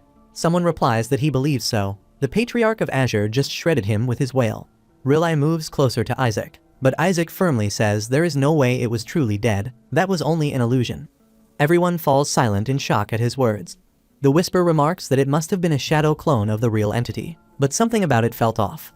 Through telepathy, Isaac asks if he sensed it too, and then adds that the creature was using his mana. He recalls the past and wonders aloud if his manacore had somehow been lost. Considering a piece of his bone was once found in the saintess's relic storage, it might not be entirely impossible. He thinks that if the impostor truly possesses his manacore, it would be even better. He could simply kill it and reclaim it. Ili watches Isaac with visible relief and recalls the moment just before he launched his attack on the Skeleton King. He realizes that if he had not acted at that precise instant, the Skeleton King would have killed Isaac as well. He casts a side glance at Julio, who is busy healing a crying boy, and silently questions why it all happened that way. Julio, too, reflects on himself. He still finds it difficult to believe. He recalls the memory while Isaac lets a drop of blood fall into the holy water, thinking of the greatest god, the one the House of Gold has been worshipping for thousands of years. He believes it is God who reigns above the 5 major deities. He grits his teeth, thinking he almost chose that brat Joshua. Ili also walks toward Isaac and calls out to him. Isaac turns and asks what it is. Ili extends his hand toward him and says they should return. He smiles and comments that his grandson has overcome the Skeleton King's curse and has grown into such a fine young man. Isaac feels confused, wondering why Ili is smiling so awkwardly. Ili adds that his grandfather will buy him some tasty candies. Isaac thinks he seriously believes that will convince him to go with him, though he looks as if he's about to drag him to a slaughterhouse. Just then, Kina addresses him as Duke and states that she does not believe Isaac should return just yet. Suddenly, the floor explodes and many monsters emerge from the ground. Kina declares that there are still matters to be dealt with here. Isaac rises to his feet and says no, it cannot be helped, Patriarch. He smirks, activating his magical power, and adds that he does not believe they should be returning just yet. He walks forward, passing Kina. She thinks to herself, arrogant idiot, he has grown so much so quickly, and now he is the saint. Isaac wonders why she is acting this way, but he intends to make use of her. Let him show her who the real saint is here. Isaac gathers Azure Divinity, releasing a brilliant wave of purification magic. He hurls it toward the monsters, who recoil in agony beneath the radiance. The priests stand in astonishment. One of them remarks that it is a magnificent purification. Another comment is that such a clear light has not been witnessed in 100 years. A priest wearing glasses asks why he is not attacking directly, but using the cleansing spell, Purify, instead. He explains that it possesses mana purifying properties as well, so perhaps Isaac is trying to prevent more of the monsters from spawning. Isaac recalls Salak and reflects that he has only had Salak as a source to learn his spells. But if he can reach the 6th rank of purification, the monsters roar. Isaac smiles, thinking he can now inflict area of effect damage over time. The monsters begin to cough and weaken under the sustained holy assault. Kina gestures to Isaac, signaling him to move. She believes he cannot defeat them with just his magic. She thinks that although he is only using 5th rank magic, and that alone makes him 1 in a billion, he still cannot rival her with that level of talent. She creates a golden sphere of holy magic in her hand and instructs him to observe closely. She says he needs to use powerful holy magic and launch attacks from multiple directions to eliminate them. However, her magic fizzles slightly in her hand. Isaac tries to suppress his laughter, placing a hand over his mouth as he says to take them out. She turns to him and asks whether he has not yet learned what those monsters are, explaining that they possess strong regenerative abilities and must be destroyed in a single, powerful strike. Isaac chokes, struggling not to burst into laughter. As he walks forward, he laughs openly and says this idiot truly knows nothing. She thinks he should have let the Patriarch of Azure take him. His face alone irritates her. He remarks that all of those monsters are simply bait. She looks startled and repeats the word, bait. He walks toward a corner and asks if the main force might be hiding around there. Activating his holy light, he spots a bug and announces that he has found it. She asks what he is doing with that bug. Holding a sharp stick, he stabs the bug. It explodes, releasing dark, poisonous tendrils, and she quickly shields her face. He twirls the stick and explains that it slowly poisons everything around it. He warns that these creatures are dangerous. If the poison spreads through her gradually, she may never even realize the cause of her death. A student covers his head with both hands and asks in panic what this is. Isaac states that some time ago, the skeleton declared his intention to destroy them all. In order to bring down the Empire, he must eliminate the priests in training and smile wickedly. A panic spreads throughout the hall, and everyone begins running in chaos, shouting to locate the hidden bugs. A man announces that those who are affected are being treated with detoxification spells. Isaac pauses in confusion as beams of light are rapidly hurled to eliminate the bugs. He urges them to stop, warning that if they kill all the bugs too quickly, everyone will die. The poison released from the bugs begins to spread across the hall. The whisper advises that this is an opportunity. Those who have fallen should be purified, and they will be forced to acknowledge Isaac's power. Isaac responds telepathically, calling him an idiot and saying that he is a genius. This situation is perfect. Julio activates his power, unleashing a 9th rank holy spell, and slams his staff into the ground, sending a wave of golden light through the hall. He casts Absorb Mana, drawing the purple poison out of all the affected individuals. Both Kina and Isaac are visibly shocked by the display. Julio declares that no one will be poisoned any longer. Isaac mutters that the Pope is useless. Suddenly, a wolf-like monster appears behind him and declares that the one who has disobeyed their great king shall not be forgiven. He vows to take at least one person down with him. He leaps to attack Isaac from behind, but Isaac turns his head and stares at him with eyes flaring red. The monster becomes frightened by his power and immediately turns to flee. Isaac thinks that the little rascal dares to believe it can harm him. At that moment, someone announces that the rest have been cleared and orders the wounded to be moved to the infirmary. Kina stands in shock, wondering if he truly managed to drive away a monster with nothing more than a glare. She clenches her fist, struggling to understand how he could do something that only someone like the Pope is known to accomplish. Soon after, the news spreads that the Skeleton King has appeared at the ordination.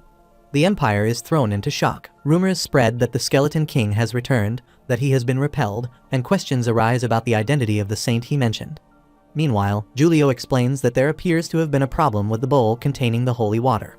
An illusion summoning spell has been discovered, and the source of the bowl is currently under investigation. He asks everyone to await the results. Leon Sepet then asks whether Julio is implying that the presence of outsiders is to blame. Harry responds that while that may play a role, the real issue lies with the Empire's barrier, which is supposed to be protected by their holy dragon. As he speaks, he stares at a newspaper. On the other side, at the Joshua mansion, Isaac sits reading a newspaper and reflects that the reason the barrier is weakening is due to the monster invasions and the holy dragon's allegiance to the royal family. It is not the Pope's fault. He thinks that, as expected, those sly fools have twisted the narrative. Gowell walks in and remarks that his little nephew can now read the newspaper so fluently. He sits on the opposite sofa and adds his congratulations, expressing amazement that his nephew has been ordained.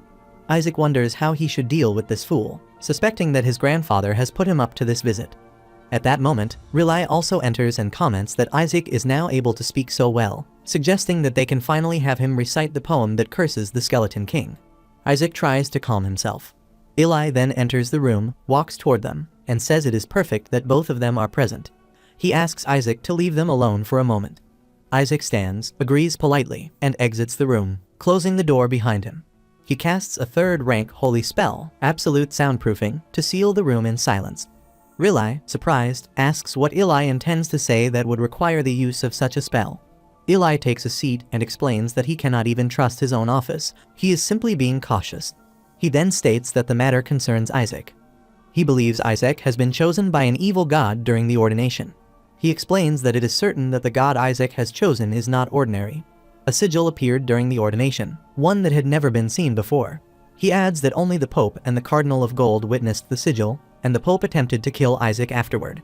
Riley reacts with shock and asks if the Pope truly did that. He confirms it, stating that the Pope would not have taken such action unless Isaac had chosen an evil god. Gowell, stroking his chin, suggests that perhaps it was not an evil god. Perhaps Isaac selected a deity from within their own house. Both are taken aback by the thought and consider the possibility of the faith of gold. He continues, explaining that those followers despise what they see as impurities, meaning outsiders interfering in what they believe belongs solely to them. So, if a member of the House of Joshua had chosen a god traditionally worshipped by the House of Gold, it would not be tolerated lightly. He concludes that if the Pope reacted so aggressively, then Isaac must have chosen a god previously selected only by the House of Gold, or possibly even a god that they themselves have never had the right to choose. Rilai agrees, saying that if anyone could do such a thing, it would be Isaac. Eli then asks whether they truly believe that the child would have chosen a proper god. Gowell replies without hesitation that there is no way. Eli instructs Gowell to contact the Pope's house and attempt to discover which god communicated with Isaac. Gowell questions why he has to be the one to do it. Eli answers that if he succeeds, he will receive a prize relic for Shuri. He adds that from now until Isaac begins his practical training, they are going to give him special attention. He explains that if Isaac receives the same results in the upcoming test of faith as he did previously, the boy will most likely end up as a dark priest. He worries that if that fool truly does become one, their entire house will be branded as traitors. They will all be summoned under charges of conspiracy, and even Shuri will be placed in danger. Riley also grows tense at the thought of his nephew's future. Eli insists that they must prevent such an outcome at all costs. Later, Riley stands with Shuri, while Isaac sits before them. Riley informs him that their nephews will soon begin practical training. He recalls that his own upperclassmen subjected him to relentless hazing. Though he says it is all behind him now, Isaac grits his teeth in frustration, thinking that it feels as if he is being conscripted into the army again. Riley continues, stating that during their training, they will work alongside their upperclassmen, discover the specialties that suit them best, and learn the true responsibilities of a priest, things that cannot be taught at the academy. He adds that the outcome of this training will determine their future assignments and the level of respect they will receive, so they must perform well. He also informs them that they will contract with a god once the training period concludes. Isaac raises his hand and affirms his understanding. He then asks when they will be permitted to participate in the offering ceremony. Riley asks if he is interested in the offering ceremony. Isaac replies that he is very interested, especially in witnessing the execution of the Skeleton King's minions. Riley, pleased, says that his uncle is overjoyed to see his faith growing and offers to explain the ceremony to him. He explains that the offering ceremony is a time when offerings are presented to the gods, and many people gather to celebrate. It draws large crowds, but at its core, the ceremony is about one's personal feelings and devotion toward the gods. In that sense, it remains an intimate and individual experience. Isaac interrupts, saying to wait and hold on, which leads back to the fundamental question of whether they should even gather collectively for such a ceremony. However, he concedes that, upon reflection, the offering ceremony is essentially a ritual performed for the gods. Rituals have always been communal acts. The very essence of such practices lies in collective service to a divine being, with a shared devotion reinforcing each individual's personal faith. Feeling drained, Isaac thinks to himself that Riley is genuinely enjoying this explanation. Riley then shares an intriguing insight and poses a question. Does that mean prostrating alone constitutes a form of personal prayer, while prostrating in a group transforms it into a ritual? He says that they cannot definitively state that either. In essence, what matters most is the purpose for which people are gathered and the mindset with which they participate. He admits he might have gone slightly off track, but believes he has conveyed the core idea. He explains that the offering ceremony closely resembles a festival. And what is the first thing that comes to mind when one thinks of a festival? He adds that that's right, enjoyment and shared happiness. And is enjoyment not already a component of faith? Therefore, the gods bless the offering ceremony with great joy, and that becomes the rightful nature of the gods' official ceremony. Isaac reflects that this must mean lower gods and angels are believed to participate in the ceremony. He hopes they do, because if they appear, he intends to tear them all to shreds. He laughs and remarks that his little Isaac must be looking forward to personally executing the minions. Yes, that kind of righteous hostility is necessary. Gowl states that the team with the highest grades is granted the privilege of executing the Skeleton King's minions, so Shuri must do his best. Shuri replies affirmatively, addressing him as father. Isaac, frustrated, strikes his hand against his face and thinks to himself, so it is a team project. Riley says that their uncle wants both of them to achieve excellent grades so they can realize their dreams. Isaac replies that he understands, uncle, and thinks to himself that it cannot be helped. He will have to kill a few of them and rescue the rest. He becomes excited and says he will do his best. Riley thinks that such a lovely child could never become a dark priest and feels relieved. Gowl bites his nail in frustration and says that Isaac, back during the ordination, had not revealed which god had chosen him. He asks again which god it was. Isaac, annoyed, replies that he does not remember, but the sigil had been so repulsive that it made him want to vomit. He recalls a memory in which a monster says, "Look, absolute ruin." Both of them become shocked and suspect it must have been an evil god. Riley reassures that it is all right. There are a few gods whose sigils appear ominous. Gowl agrees, saying that in the end, faith is what truly matters. Isaac rubs his ear and says he does not really care.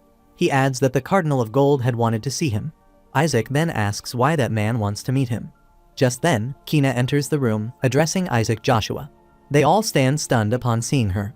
She states that she has business with him. Riley whispers and asks why she is here to see Isaac. Gowl, frustrated, clutches his head with both hands and asks, who knows, how is he supposed to understand what she is thinking? He questions whether she has been sent here to harm Isaac, suggesting she could have been sent by the Pope. Gowl admits it is possible, especially if this situation involves the evil god.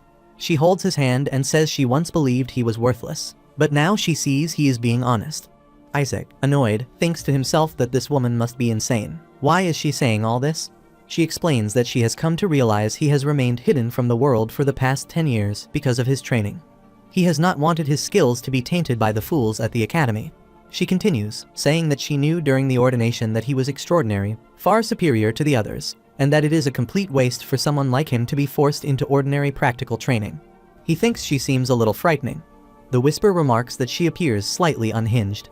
She smiles, moves her hand toward him, and invites him to train alongside her under her grandfather. Together, she says, they will plunge into the real challenges ahead. She urges him to take her hand, and they will behead the Skeleton King and lead the Holy Empire together. Isaac finds himself utterly confused by her. Shuri is also shocked and wonders if this is a new form of bullying from the Pope. Then he realizes she is actually serious, and the conditions are unusually favorable. Isaac slaps his hand and tells her to back off. She asks what he means. He grits his teeth angrily and repeats that she must back off. He is going to proceed with the practical training. Shuri thinks to himself that Isaac has always been insane. She assures him that he does not need to worry about priest qualifications. She is not merely asking him to train. The experience she offers will be equivalent to 10 years. Isaac responds indifferently, saying that if she wants someone, she can take him instead, pointing at Shuri. Shuri, frightened, points to himself and asks if he means him. She replies that he and Isaac are not the same. Isaac admits that she is not wrong. Kina comments that he possesses enough talent to repel monsters with just his gaze. A Whisper adds that she must have seen him drive away the monster using intimidation. Isaac thinks this fool believes she is doing all of this just to learn from him, which only makes him want to refuse even more. He ignores her and repeats that she must leave, adding that the thought of being tutored by the Pope makes him nauseous. She is shocked and asks if he is calling her grandfather someone so disgusting that he provokes nausea. Isaac replies that, of course, he is. He would gladly take his head. Suddenly, Eli grabs him swiftly and covers his mouth to stop him. Everyone is startled by the sudden action. Eli says that his grandson is occupied and that he does not want her anywhere near their child. She counters by pointing out that even if he is the Patriarch of Azure, that does not justify such behavior. Eli warns that if she continues to associate with Isaac, his bad influence will inevitably rub off on her. Isaac bites Eli's hand. She is startled to hear Eli speak so firmly. Isaac, in his thoughts, curses the followers of Joshua and vows to bring them all to ruin. After a while, the narrator explains that the pentagon is the exam every trainee priest must pass. White, gold, azure, black, and red. This is the order in which the tests are conducted, with each cardinal of the respective faith responsible for administering their part of the exam. Isaac arrives at the hall and considers that everyone is required to pass this exam in order to become an official priest. His gaze shifts to a flag as he wonders whether his groupmates are already inside. He reflects that gathering 30 children with similar backgrounds or faiths seems like an intentional move to spark a factional war. He recalls Shuri mentioning that their group consists mostly of his friends, so things should go smoothly. He thinks that sending Shuri to school ahead of him is beginning to pay off. Together, they are going to use these fools to pass the pentagon and rescue his subordinates. To achieve that, he must make a strong first impression. With that in mind, he enters the room, pushing the door open with a bright smile. A boy calls out that he has arrived and orders others to tie him down. Another boy approaches and asks if he is the one who bullied Shuri all those years ago. A blue-haired boy comments that their upperclassmen will need to teach him some manners. He adds that Isaac should just consider this a little playtime. The blue-haired boy warns that he will die if he says anything about this to Shuri. Isaac remains calm, places his hand in his pocket, and concludes that these boys will not do. He moves his hand toward his shaker and responds that he is just getting to know them all. The blue-haired boy laughs, clutching his stomach, and asks if that is really a shaker. He also laughs and adds that the rumors must be true, that Isaac was practically an infant until recently, and suggests they should just hang him somewhere. Without hesitation, Isaac strikes the shaker across the boy's face. The boy collapses to the floor, blood beginning to stream from his nose. The others stand frozen in shock. One of them asks what just happened and questions whether Isaac has lost his mind. Isaac replies that the boy is right, they really should get closer, engage in some team-building exercises, and earn good grades as well. He lets out a sinister laugh, his shaker now glowing with red mana, and says it is time to get close, friends. He unleashes his purification through the shaker, and the entire group of boys is left groaning and screaming on the floor. After a while, Shuri enters the room and comments that Isaac must not be understanding him at all. As he observes Isaac sitting atop a pyramid of fallen boys, he asks if this is his version of a team-building exercise. One of the boys pleads with Shuri for help, reminding him that this kid is his family. If he is not, Shuri thanks them for entertaining his cousin.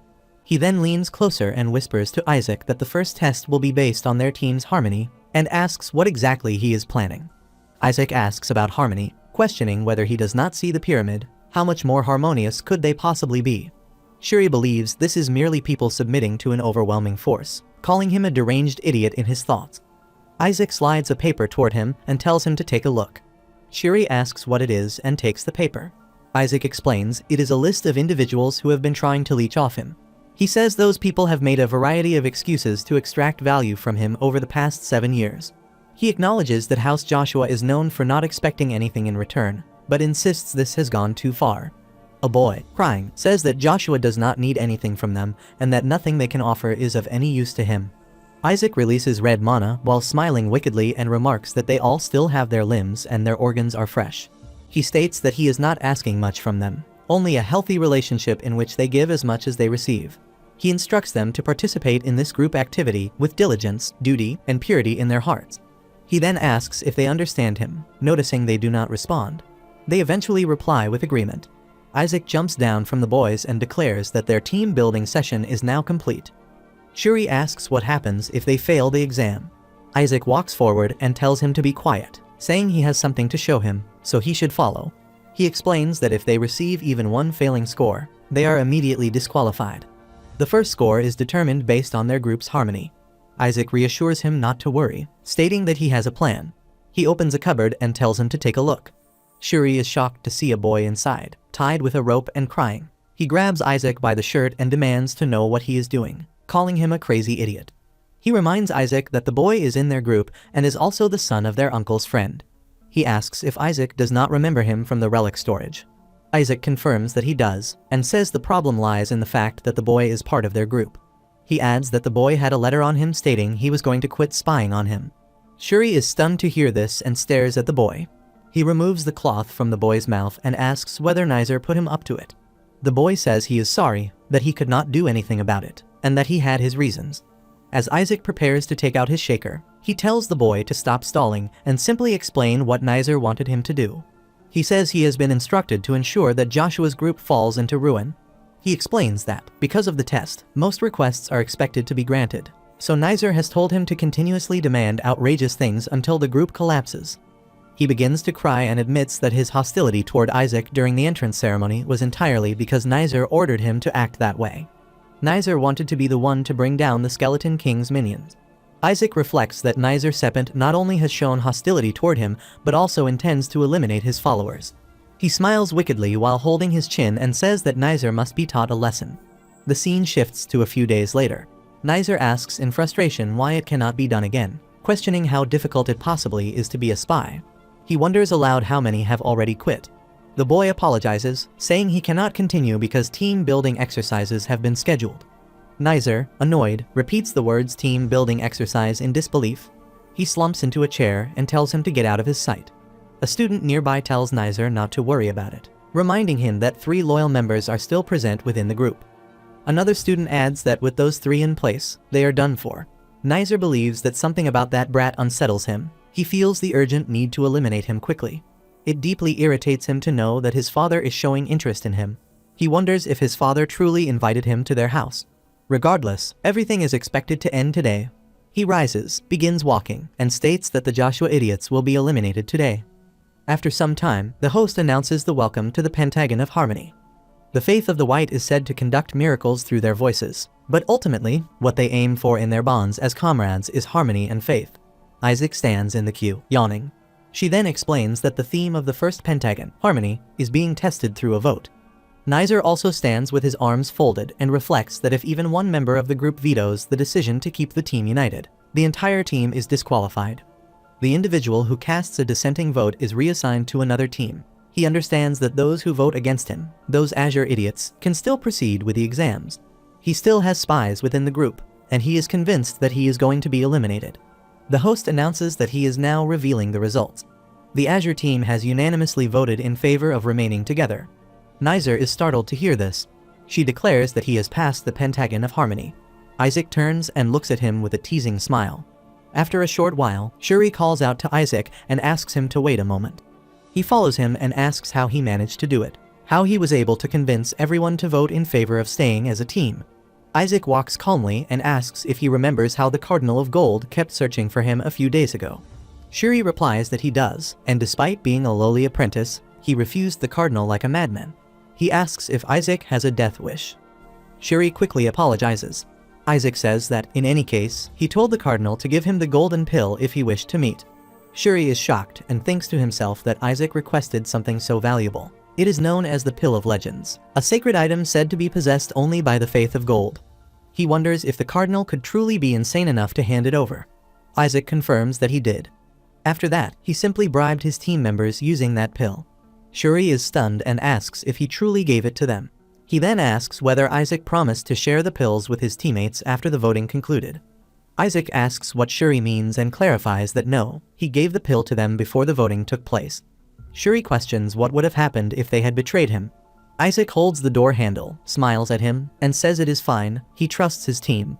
Shuri asks what is going on with him, wondering if he is slowly becoming more priest-like. He remarks that it would actually be a relief. Inside the room, the boys lie on the floor groaning in pain from the poison. One of them pleads, saying they did everything Isaac asked, begging for the antidote. Shuri is stunned and asks, "What?" Another boy clutches his stomach in agony. Isaac laughs, gives a thumbs up, and says he had faith they would not betray him. Shuri thinks to himself, questioning what Isaac has done to them. He calls him a lunatic and demands to know if he poisoned them while lying about it. Isaac calmly replies that he did, in fact, give them the golden pill, but it was composed of 93% flour, 5% extract of the Skeleton King's mana, 1% constipation medicine, 0.5% extract of human hair, and 0.1% of an actual golden pill. Shuri remarks that a person could inhale more golden pill particles by simply breathing next to it. Isaac responds that they have lived too easily until now, thanks to him, so it was about time they started paying the price. The boys kneel with their hands bound in front of Isaac, crying. One of them pleads, saying he cannot take it anymore. One of the boys pleads that they have passed the Pentagon of Harmony, so the antidote should be given to them. Isaac opens the cupboard and says that a promise is a promise. He searches and wonders aloud where he has placed the antidote. Then, pulling something out, he says he has found it, a diaper. Shuri, visibly frustrated, thinks to himself that it is one of Isaac's leftover diapers and calls him an idiot, questioning who would dare to store medicine in something like that. Isaac then asks the boys who wants it first, and they all raise their hands eagerly to receive the pills. At that moment, Nizer storms into the room and demands that his spies be returned to him. He calls Isaac an idiot and says that he has no idea what was given to them to make them defect, but he refuses to allow it to continue. Isaac glares at him with clear irritation. The boys also turn toward Nizer, their eyes glowing red with fury. One of them warns him not to lay a hand on Isaac and demands to know why he is interfering. Chaos breaks out as the boys begin fighting over the pills. Nizer, frightened, collapses to the floor. Isaac remarks that he heard Nizer once tell the kids that in times of need, people look toward overwhelming power. He states that Nizer is completely wrong. People tend to save themselves first. In the face of death, everything else becomes meaningless. He smirks. Nizer thinks to himself that it cannot be real, questioning whether this is truly what a human is supposed to look like, as he sees a dark red mana begin to surround Isaac. The scene transitions to the Sancticede's office, where Harry Barit writes on a piece of paper and tells someone to enter. He internally complains about the irritation of having to wait 7 entire days just to meet an apprentice. A servant enters the room and apologetically informs him that Isaac will not be coming. Harry is taken aback and asks if he truly refuses to come, even after receiving the golden pill. The servant confirms this and explains that Isaac specifically asked him to relay a message. When Harry asks what the message is, the servant replies that next time, Isaac wants a large piece of gold instead. In a fit of rage, Harry snaps his pen into pieces and orders that every available resource be used to bring Isaac to him. Later, Nizer walks through the hallway, muttering to himself about that damned delinquent, but notes that at least he has gained something from the encounter. He recalls the incident involving young Isaac and Shuri and remembers what his men reported. There is something about Isaac that prevents him from clashing with the Inquisitors. He believes that if he investigates thoroughly, he will definitely uncover something, and he is determined to expose Isaac's secrets. Just then, he notices a group of servants standing at a distance, engaged in conversation. He approaches and asks what they are doing and why they are lingering around the dormitories. One of the servants responds that they have business with someone there. Internally, he curses the situation, thinking how unfortunate it is that the men from the Red, who are notorious atheists, are the ones involved. He grits his teeth in frustration and silently pleads for him to leave. He thinks to himself that it will become a major problem if people discover that his master wishes to meet with someone from Azure. Shuri watches him, his eyes glowing red. At that moment, Isaac opens the door and asks why they are so late. Leaning casually against the doorframe, he reminds them that he told them to hurry, as he needs something from them for the tea party. One of the servants thinks that, of course, Isaac is going to help them. After all, he has received something from them. He reflects on how easy he is to deal with, just as one would expect from a Joshua. He then says aloud that yes, they are going to give Isaac what was promised, and that the item is still being prepared. Isaac says that it is great. Team building exercises require snacks, so they should make sure to bring them by the end of the day. The servant replies affirmatively. Nizer smirks upon hearing this and thinks to himself about team building, the very thing that stole his men away. The servant then says they will take their leave. In response, Nizer activates a fire circle on his hand, using 5th rank holy magic, Repentance Hell, and hurls it toward the servants. They scream as flames engulf them. Nizer calmly states that he has arranged for his servants to get some rest, as he has business to attend to with Isaac. He then asks whether Isaac would like to take a test of faith, adding that it will be fun. Shuri stands back, startled by what he hears, and thinks that if Isaac accepts the test of faith, he will end up scorched, and if things go wrong, he could take down the entire house with him. Nizer then pulls out a red handkerchief and explains that there is a device embedded within it that responds to a mere touch, so it can be used for the test. Just then, Harry arrives and calls out to Isaac Joshua. He says he never expected Isaac to ignore his summons just to waste time playing around. He demands to know whether Isaac takes him for a fool. Shuri is shocked to see him and recognizes him as Cardinal Harry Barrett. He remarks that he had not expected him to be so closely associated with the House of Red either, and that it is surprising to see someone from the Red attempting to bring down his servant. Shuri thinks to himself that this is bad. He had been with Barrett. Isaac apologizes, explaining that, as can be seen, young Nizer has instructed him not to associate with members of the House of Gold, so he had been unable to respond to him in time. Nizer, visibly angry, demands to know when he ever said that, calling him an idiot. He turns toward him in fury and questions what he means by saying the cardinal summoned him. He adds that, to his knowledge, no bishop is allowed to contact students during training. Cardinal Harry calmly asks if that is all. Isaac struggles to suppress a laugh, thinking to himself how amusing this situation is. He then states that, as the third son of the House of Red, he had given him time to become better acquainted with his team, but it now seems he has far too much time on his hands. He had let it pass, given his familiarity with his father. Nizer protests, insisting that it is not like that. However, he declares that his team will now be assigned additional work from the Sancticides. Nizer grits his teeth in frustration and silently curses. He then orders Isaac to come to his room. Isaac respectfully declines, apologizing to the Cardinal of Gold, but states that he must first meet with the Cardinal of Red, as he has also summoned him. Nizer is startled to hear this. He asks what he can do and says he just happens to have plans at the moment. He will meet him when the conditions are more favorable. Harry inquires whether the Cardinal of Red has summoned him. Isaac confirms that the Cardinal of Red has indeed called for him. Nizer is stunned and thinks that Isaac was never informed about being summoned. How did he know? He fears that, at this rate, Cardinal Barrett will disapprove of him, and he will receive a negative evaluation. He realizes he must leave immediately. Placing a hand on Isaac's shoulder, he claims that he came to summon Isaac himself and will be taking him along. He internally admits that this plan is unlikely to work. Harry responds that it cannot be helped, as he already had prior engagements. With that, he turns to leave. Nizer thinks even Cardinal Harry Barrett does not want to create conflict with his house. Harry then remarks that, regardless, the House of Gold has been inconvenienced, so additional duties will be assigned to Nizer starting tomorrow. Nizer grows anxious at the mention of cleaning duty, but consoles himself by thinking that it is manageable if he brings this guy to his father, and cleaning duties are acceptable. He is surprised to see Isaac disappear from beside him and demands to know where that idiot has gone. Isaac is standing a short distance away, pointing and announcing that he is off to sleep. He adds that he needs to sleep early in order to grow. Nizer grits his teeth in irritation and thinks that it is only 2 in the afternoon. That guy is unbelievable. He pleads for Isaac to wake up, begs him to wake up. Isaac remains lying motionless on the bed. His teammates, visibly irritated, demand that this Nizer idiot be removed from the room. The scene shifts to 3 days later. Nizer is seen mopping the floor in frustration, muttering Isaac Joshua's name and vowing to kill him.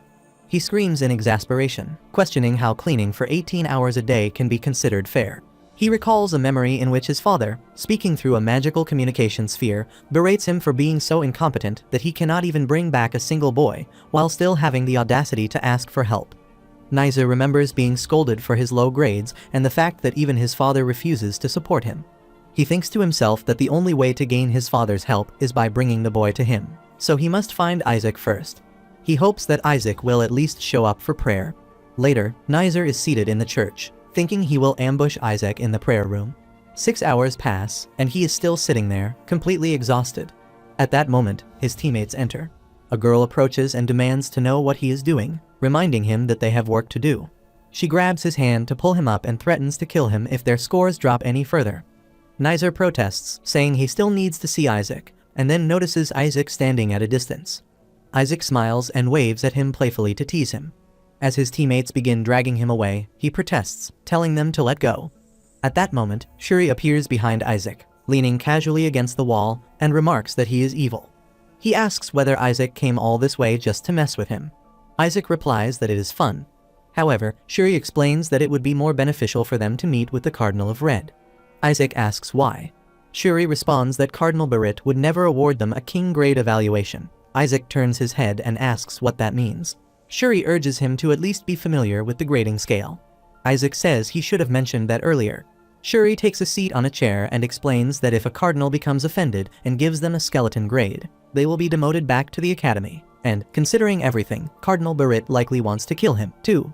Isaac says none of that makes sense and asks what kind of grudge a cardinal could possibly have against a 10-year-old. Shuri reveals that his mother was once engaged to Cardinal Berit. Isaac is shocked to hear this. Shuri continues, explaining that his father stole her away, and the prior engagement was annulled because his father turned the matter into a conflict between both families.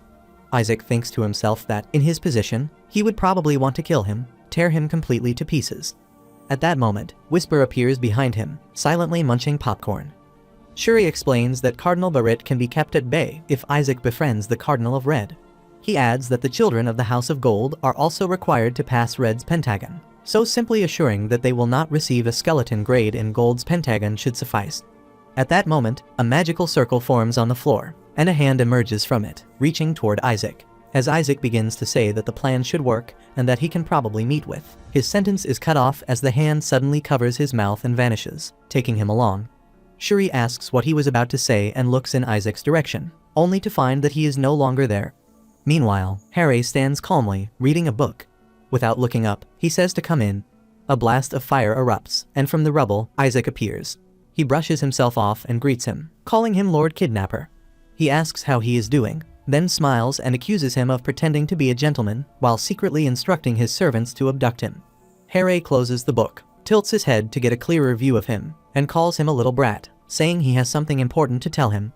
Isaac responds with casual sarcasm, saying, of course he does, and asks whether he summoned him just because he has been ignoring him all this time.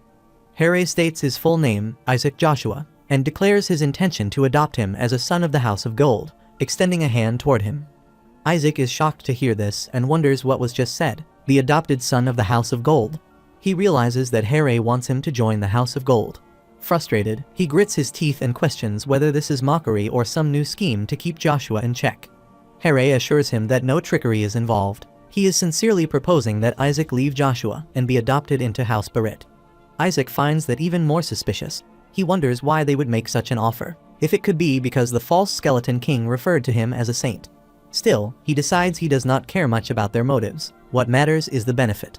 He asks what he would gain by becoming Harry's adopted son, insisting that if a deal is being offered, the terms should be made clear. Harry, mildly surprised that he wants to negotiate at his age, responds that the House of Gold can offer everything Joshua cannot. The papal family is capable of compensating for everything the Vatican lacks. Isaac laughs and claims that Joshua lacks nothing. Harry rests a hand on his chin and says he has heard that Joshua is trying to confine Isaac to the mansion. He explains that the Vatican's faith demands patience and the suppression of one's nature. Isaac will face countless restrictions moving forward. In contrast, he says, the House of Gold will not interfere in any of his affairs. They will support him in whatever he chooses to pursue. Isaac says that it still sounds insufficient. Unless Harry is offering to support him as the next head of House Berit, it is not enough, and he holds his chin thoughtfully. He adds that he has heard he was once aiming for the position of saint, but now it seems he is even targeting the papacy. He asks whether he truly intends to become the Pope, and remarks that switching to the House of God would certainly be advantageous in that case. Even so, Isaac reminds him that he remains a part of the Vatican. If he believes he would change allegiances for something so minor, he is mistaken. Harry then lists the terms: a land deed in Isaac's name, his own territory, a vault full of gold, a private army under his command, exclusive tax exemption rights, and a mansion larger than Joshua's. He even offers to grant Isaac the status of direct heir. Isaac replies that he will consider the offer. He turns toward a nearby table and remarks that he is pleased such a fine deal is being made. Then he declares that the affiliation process can begin immediately. He turns to Isaac and asks him not to tell Joshua, at least not yet. Isaac responds with a grin, saying he will keep it to himself, and glances toward the door with amusement. Harry's head suddenly fades out of the room like a ghost. Shuri, standing outside, is so startled by the sight that he falls to the ground in fear. He quickly runs away and insists that he has not heard anything. Harry returns to the room and says it does not matter. What matters is Isaac's opinion. Even if he tells Joshua, nothing will change. Isaac replies that he only said he would think about it. He never agreed to join. He declares that he knows he will never join the papal family, even if it costs him his life. Harry stares at him with the golden glow in his eyes as Isaac repeats it. Yes, even if he dies. Harry quietly echoes his words, even if he dies, then remarks that Isaac resembles his mother greatly, both in appearance and in the way he speaks. With a darkened smile, he clenches a sheet of paper in his hand, turns to Isaac, and says that with a single word from him, Isaac can be excommunicated. He warns that Isaac would never be allowed to become a priest again, let alone the Pope. He would not even be recognized as a saint. By the Vatican's authority, he can be banned from ever setting foot in the Holy Empire. He grabs Isaac by the shoulders and says that, despite knowing all of this, he still dares to speak such words. Isaac smiles and responds that he will simply create a nation where priests and popes are not needed.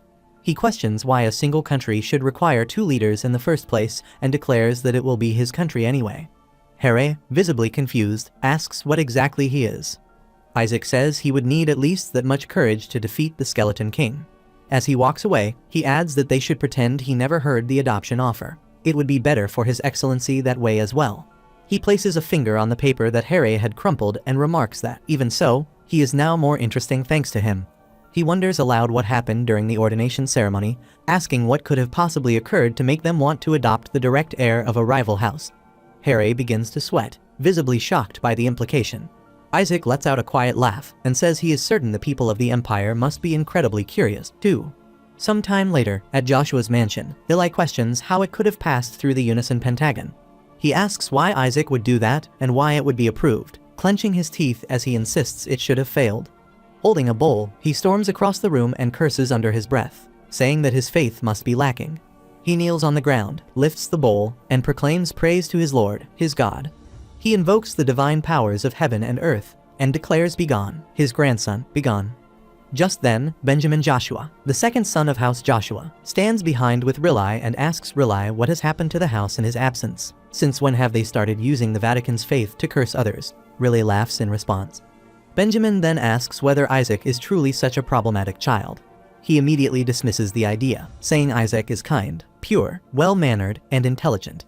Observing Eli sitting and chanting, he questions why their father is behaving that way. Rilai explains that he believes their father is simply too worried about his grandson, especially now that the pentagons of both the House of Gold and the House of Crimson are at risk. Benjamin holds his chin thoughtfully and says that, as the second son, he cannot inherit the house. So, it is fortunate that a child with the potential to become the heir has appeared. Still, he admits he feels an odd sense of unease. Eli approaches them and remarks that it is strange. Anyone struck by that particular blessing should become so overwhelmed with energy that they collapse and remain unconscious for 3 days. He then asks why the blessing has not worked on that brat. He considers whether it is more of a curse at this point, and admits he is beginning to think it is better that it has not worked. Just then, Saintess candidate Lee Joshua enters the room and says that even so, she understands how much that child now means to their grandfather. Rilai and Eli are startled by the sound of her voice and turn around. With a bright smile, she greets them formally, saying, "Greetings, Patriarch and Uncle." Rilai responds with surprise, saying that Lee has returned. She asks if they have been well. Eli asks how Isaac managed to pass through the unison pentagon, insisting that he is not someone who should have been able to. He thinks to himself that the papal family is showing far too much interest in Isaac. If the Vatican truly intends to take his life, it would be better for Isaac to withdraw and return home immediately. Still, he reflects, it is far too early for that. It would have been acceptable if the ordination had been scheduled a year or two later. But Isaac is far too exceptional for the ceremony to be delayed because of that. Meanwhile, Benjamin notices an envelope lying on the floor and asks his father who sent the letter. He remarks that the envelope is far too ornate to be one typically used within House Joshua. Eli sighs and says it is from their fourth brother. They are all startled at the revelation. Riley asks if Noel has sent a letter. He opens and reads the letter, which states, "When will he step down from being the patriarch? He is going to die any day now, so why does he not just pass it on already?" He repeats the words aloud and remarks that this is exactly why Isaac needs to be taught some manners. His brother cannot be relied upon, no matter what. Riley agrees. He then adds that if he does not believe Isaac is fit for the role, then Riley himself will be the next patriarch.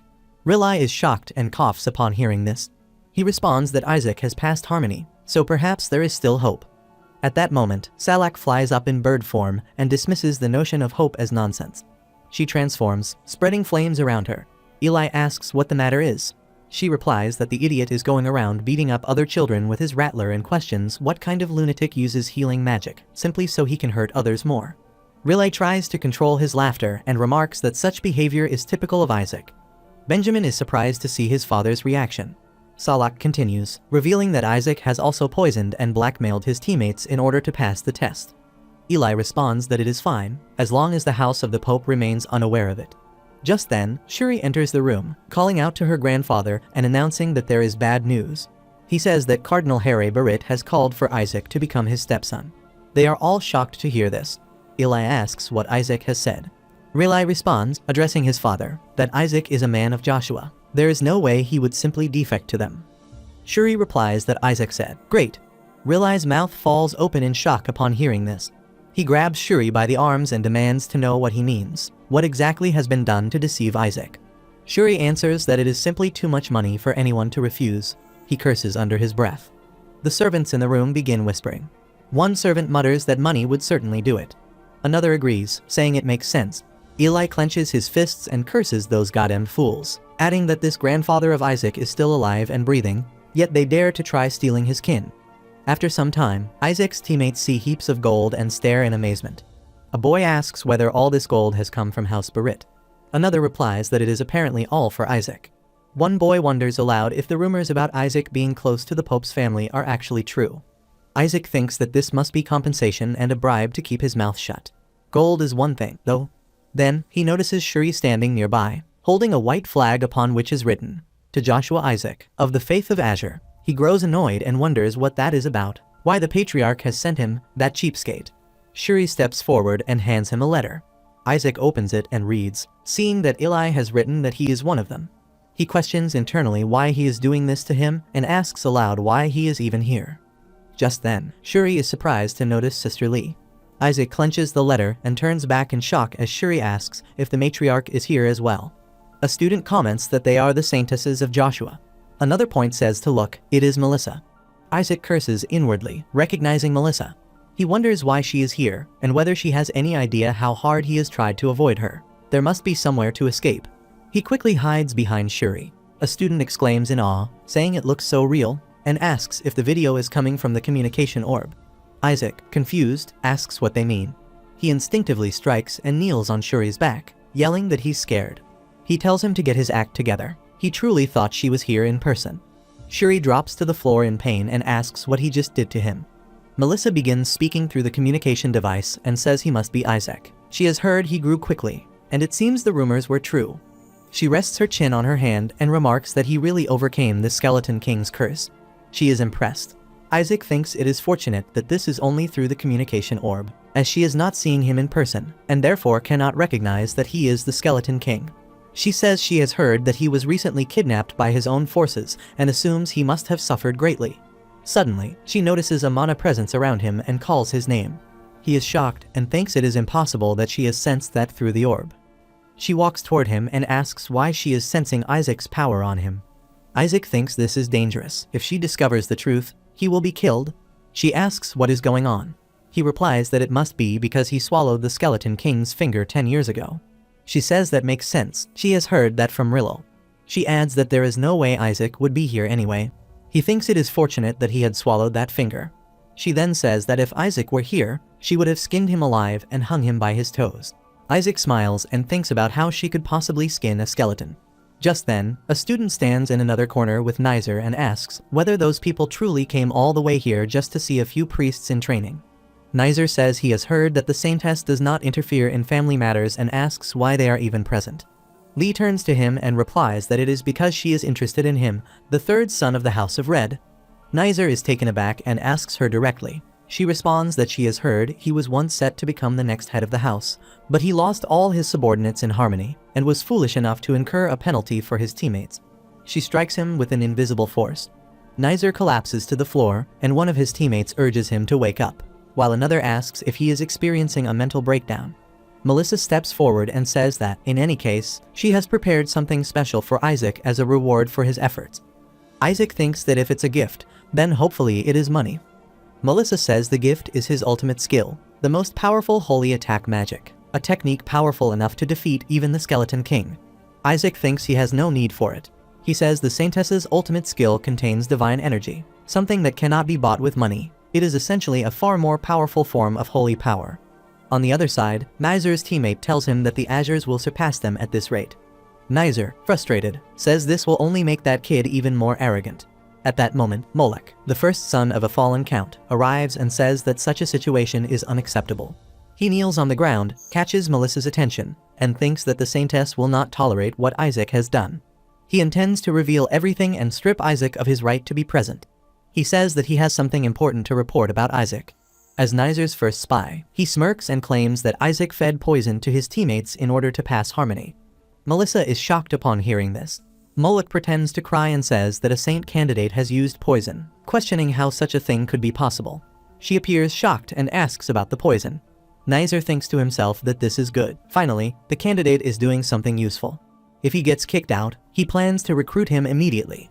She turns to Isaac and asks if he truly believes that poison alone would suffice. She states that poison is far too inefficient for developing mental fortitude and declares that he has committed a terrible act. Molech, confused, asks for clarification and then says to wait. Isaac actually beat them until they were bruised black and blue. She turns to him angrily and demands an explanation, then tells Isaac to remember that merely striking flesh does not aid in training. He must ensure to break bones in the future, as that will truly strengthen them. She says that to express his apology, she will break a few herself, and begins walking toward him. However, Lee steps between them and pleads for her to stop, saying she would end up killing the child. Molech screams in response. Lee extends her hand toward him and asks if he would like some help. She claims she can break their bones cleanly in a single attempt. Isaac steps forward and says there is no need, he will handle it himself. She asks if that is so. Isaac whispers to Molech that he should have listened when he was being threatened. With a darkened smile, he declares that from now on, Molech is to be his meat shield and servant. Molech thinks the entire Joshua family is insane. After a moment, Lee asks Isaac if he wants to become the head of the household. Isaac, irritated, rubs his ear and says that he does. She asks what he intends to do if he does become one. Isaac replies that he plans to remove the Saintesses. Shuri leans toward him and calls him a crazy idiot. She asks why. Isaac shuts Shuri's mouth and says it is because they are not needed. He will defeat the Skeleton King himself. He then turns to Melissa and asks why she does not give up being a saintess as well, calling her grandma. Melissa responds that she cannot. She has committed a sin no man should commit. The scene transitions into a flashback, while little Lee is seen holding a wooden sword as Melissa tells her she had one chance to kill the Skeleton King. It was a once-in-a-lifetime opportunity. He could have been slain, but she was unable to do it. Lee asks why. Melissa replies that she does not know. God has not forgiven her for it, though. Back in the present, Melissa says it is because of her that the Joshuas are cursed. Isaac is surprised to hear this. She explains that the Skeleton King must be killed in order to lift the curse. It is a burden she is bound to carry. Isaac asks what exact sin she has committed. She remains silent and does not utter a word. Lee observes her expression and thinks she must have had a reason for being unable to kill the Skeleton King. Melissa tells Isaac that this is why she has wanted to see him today. Lee takes out a box. Shuri, upon seeing a necklace inside, asks if it is Saintess Rosario. Isaac recognizes it as a Saintess symbol, the only one of its kind in the world, and wonders why she is giving it to him. Melissa explains that she has stored her power within it. as she heard his offensive holy spells are too weak. With it, he should be able to channel divine energy whenever he wishes. She advises him to use the artifact instead of relying solely on offensive holy spells, as he will not survive the remaining stages of the Pentagon with purification spells alone. She winks and says she will soon visit the Holy Helen Empire, where she will personally teach him how to defeat the Skeleton King. With that, she closed the communication device. Isaac grows irritated and thinks to himself that she should screw off and never show his face again. Lee also stands and says she should get going as well. As she approaches Isaac, she points toward his heart and asks him to tell her he has a manacore if he doesn't. Isaac is startled to hear this and wonders how she knows he created one. Even Melissa has not realized it. Does that mean he must kill Lee right here? Lee gently holds his chin and asks if she is mistaken. She observes the mana stone near his heart and says that the object within him is the same mana core that was once kept in the outer building. He responds vaguely, agreeing that yes, it is a mana core. He places a hand over his heart and thinks to himself, shocked, that he completely forgot he still has the one he could not absorb. He had hoped to deal with it using holy spells, but nothing has worked so far. He does not understand what it is, but he cannot extract or activate it. Lee begins to untie her necklace and remarks that the seal should be able to undo it. Isaac is stunned, instinctively reaches out to take it, and thinks to himself that it is already shocking that she knows about the mana core. But now she can even undo the seal. Let's freaking go. Lee says she is not sure whether he will be able to use it, but she understands that he is doing everything he can to revive the household's techniques. He stares at the necklace and wonders whether it has something to do with their household techniques. She then asks what he plans to do after removing the saintesses. He replies that he intends to become a rich, unemployed man. She laughs, waves at him, and says she will see him once his apprenticeship is over. Isaac watches her leave and thinks to himself that she is definitely not normal either. A while later, Lee approaches her carriage and tells her servant that they should return. The servant says that the necklace she gave away is an item that could help her uncover the household's secret techniques. She steps into the carriage and replies that she knows. He adds that it is an heirloom, passed down to her by the household head, which is why all other direct lineages covet it. She responds that if someone manages to steal it from him, then perhaps he is simply not as skilled as she believed. The servant remarks that if he succeeds in keeping it, he will undoubtedly become the next head of the household. She says that it is still a better path than him going to the Sancticides. She recalls a memory of Isaac saying he would remove the Saintesses and defeat the Skeleton King, and she suppresses a giggle. Looking out the window, she quietly says that yes, he will take him down. On the other side, Isaac cackles to himself, still admiring the necklace. The scene shifts to the castle, where a maid sees Gowl and remarks that it has been a long time. Gowl asks if she has been doing well. She replies that things remain the same as always and inquires about Joshua. He asks what she expects and says Joshua is trash as usual. She responds that such behavior is typical of Joshua, calling them all a bunch of hypocrites. He agrees, admitting that he is genuinely afraid he might grow attached to them. He suspects something significant must have occurred at the ordination. After all, the member of the clergy responsible for Isaac's ordination has been found dead in the forest of monsters. As he walks behind the maid, he reflects that the situation must have been serious enough to warrant eliminating the witnesses. He finds it strange that the House of Gold now intends to adopt Isaac. They would never do such a thing unless they had all lost their minds. Too many things feel off. He thinks that even though his mother is one of them, his life might be in danger if he digs too deep. He then says he wants to rest and instructs her not to enter until he calls for her. She replies that it will be done as he wishes, Master. After a while, Gowl walks into a room and reflects that he, the one who handed Joshua's rights over to Cardinal Barrett, is attached. He admits that there are moments when he thinks he may have grown too close to Joshua, yet he feels none of that within this damned house. He proceeds to Barrett Manor's office, specifically to the classified information storage, where he takes a book and notices it is titled Ordained, Isaac Joshua. Placing his finger on a badge embossed on the book, he recognizes it as the mark of the god Isaac chose. He clenches his teeth in frustration upon seeing a note stating that everything is with him. He concludes that it concerns the greatest god, realizing that this is why the Pope's house orchestrated all of this. He slams the book shut. He quickly walks outside, thinking that this is not merely about the Sancticides, but about whether House Barrett will live or die. Annoyed, he amends his thought to declare that it is about the survival of the Empire itself. Elsewhere, in a mess room, the Whisper asks if the money is not enough to find a weapon capable of destroying the binding orb. Isaac replies that it is barely possible, though the problem lies with the anti-demonic stone. The Whisper comments that not only does it destroy all mana, but it is also immune to mana, aura, and holy powers. What a headache. He grows frustrated and asks, turning the binding orb that once restrained his minions into an anti-demonic stone, whether they have all gone mad. The Whisper replies that it is the only method capable of bringing down a ninth circle demon. Isaac dismissively says it does not matter and suggests they try removing the binds on the manacore. The Whisper comments that Isaac is finally going to absorb it. Isaac sits on the bed, holding the necklace close to the manacore, and says that, according to Lee, this should release the binds, though he has never seen anything like it before. He notices the mana begins to flow toward the necklace and says that it is opening.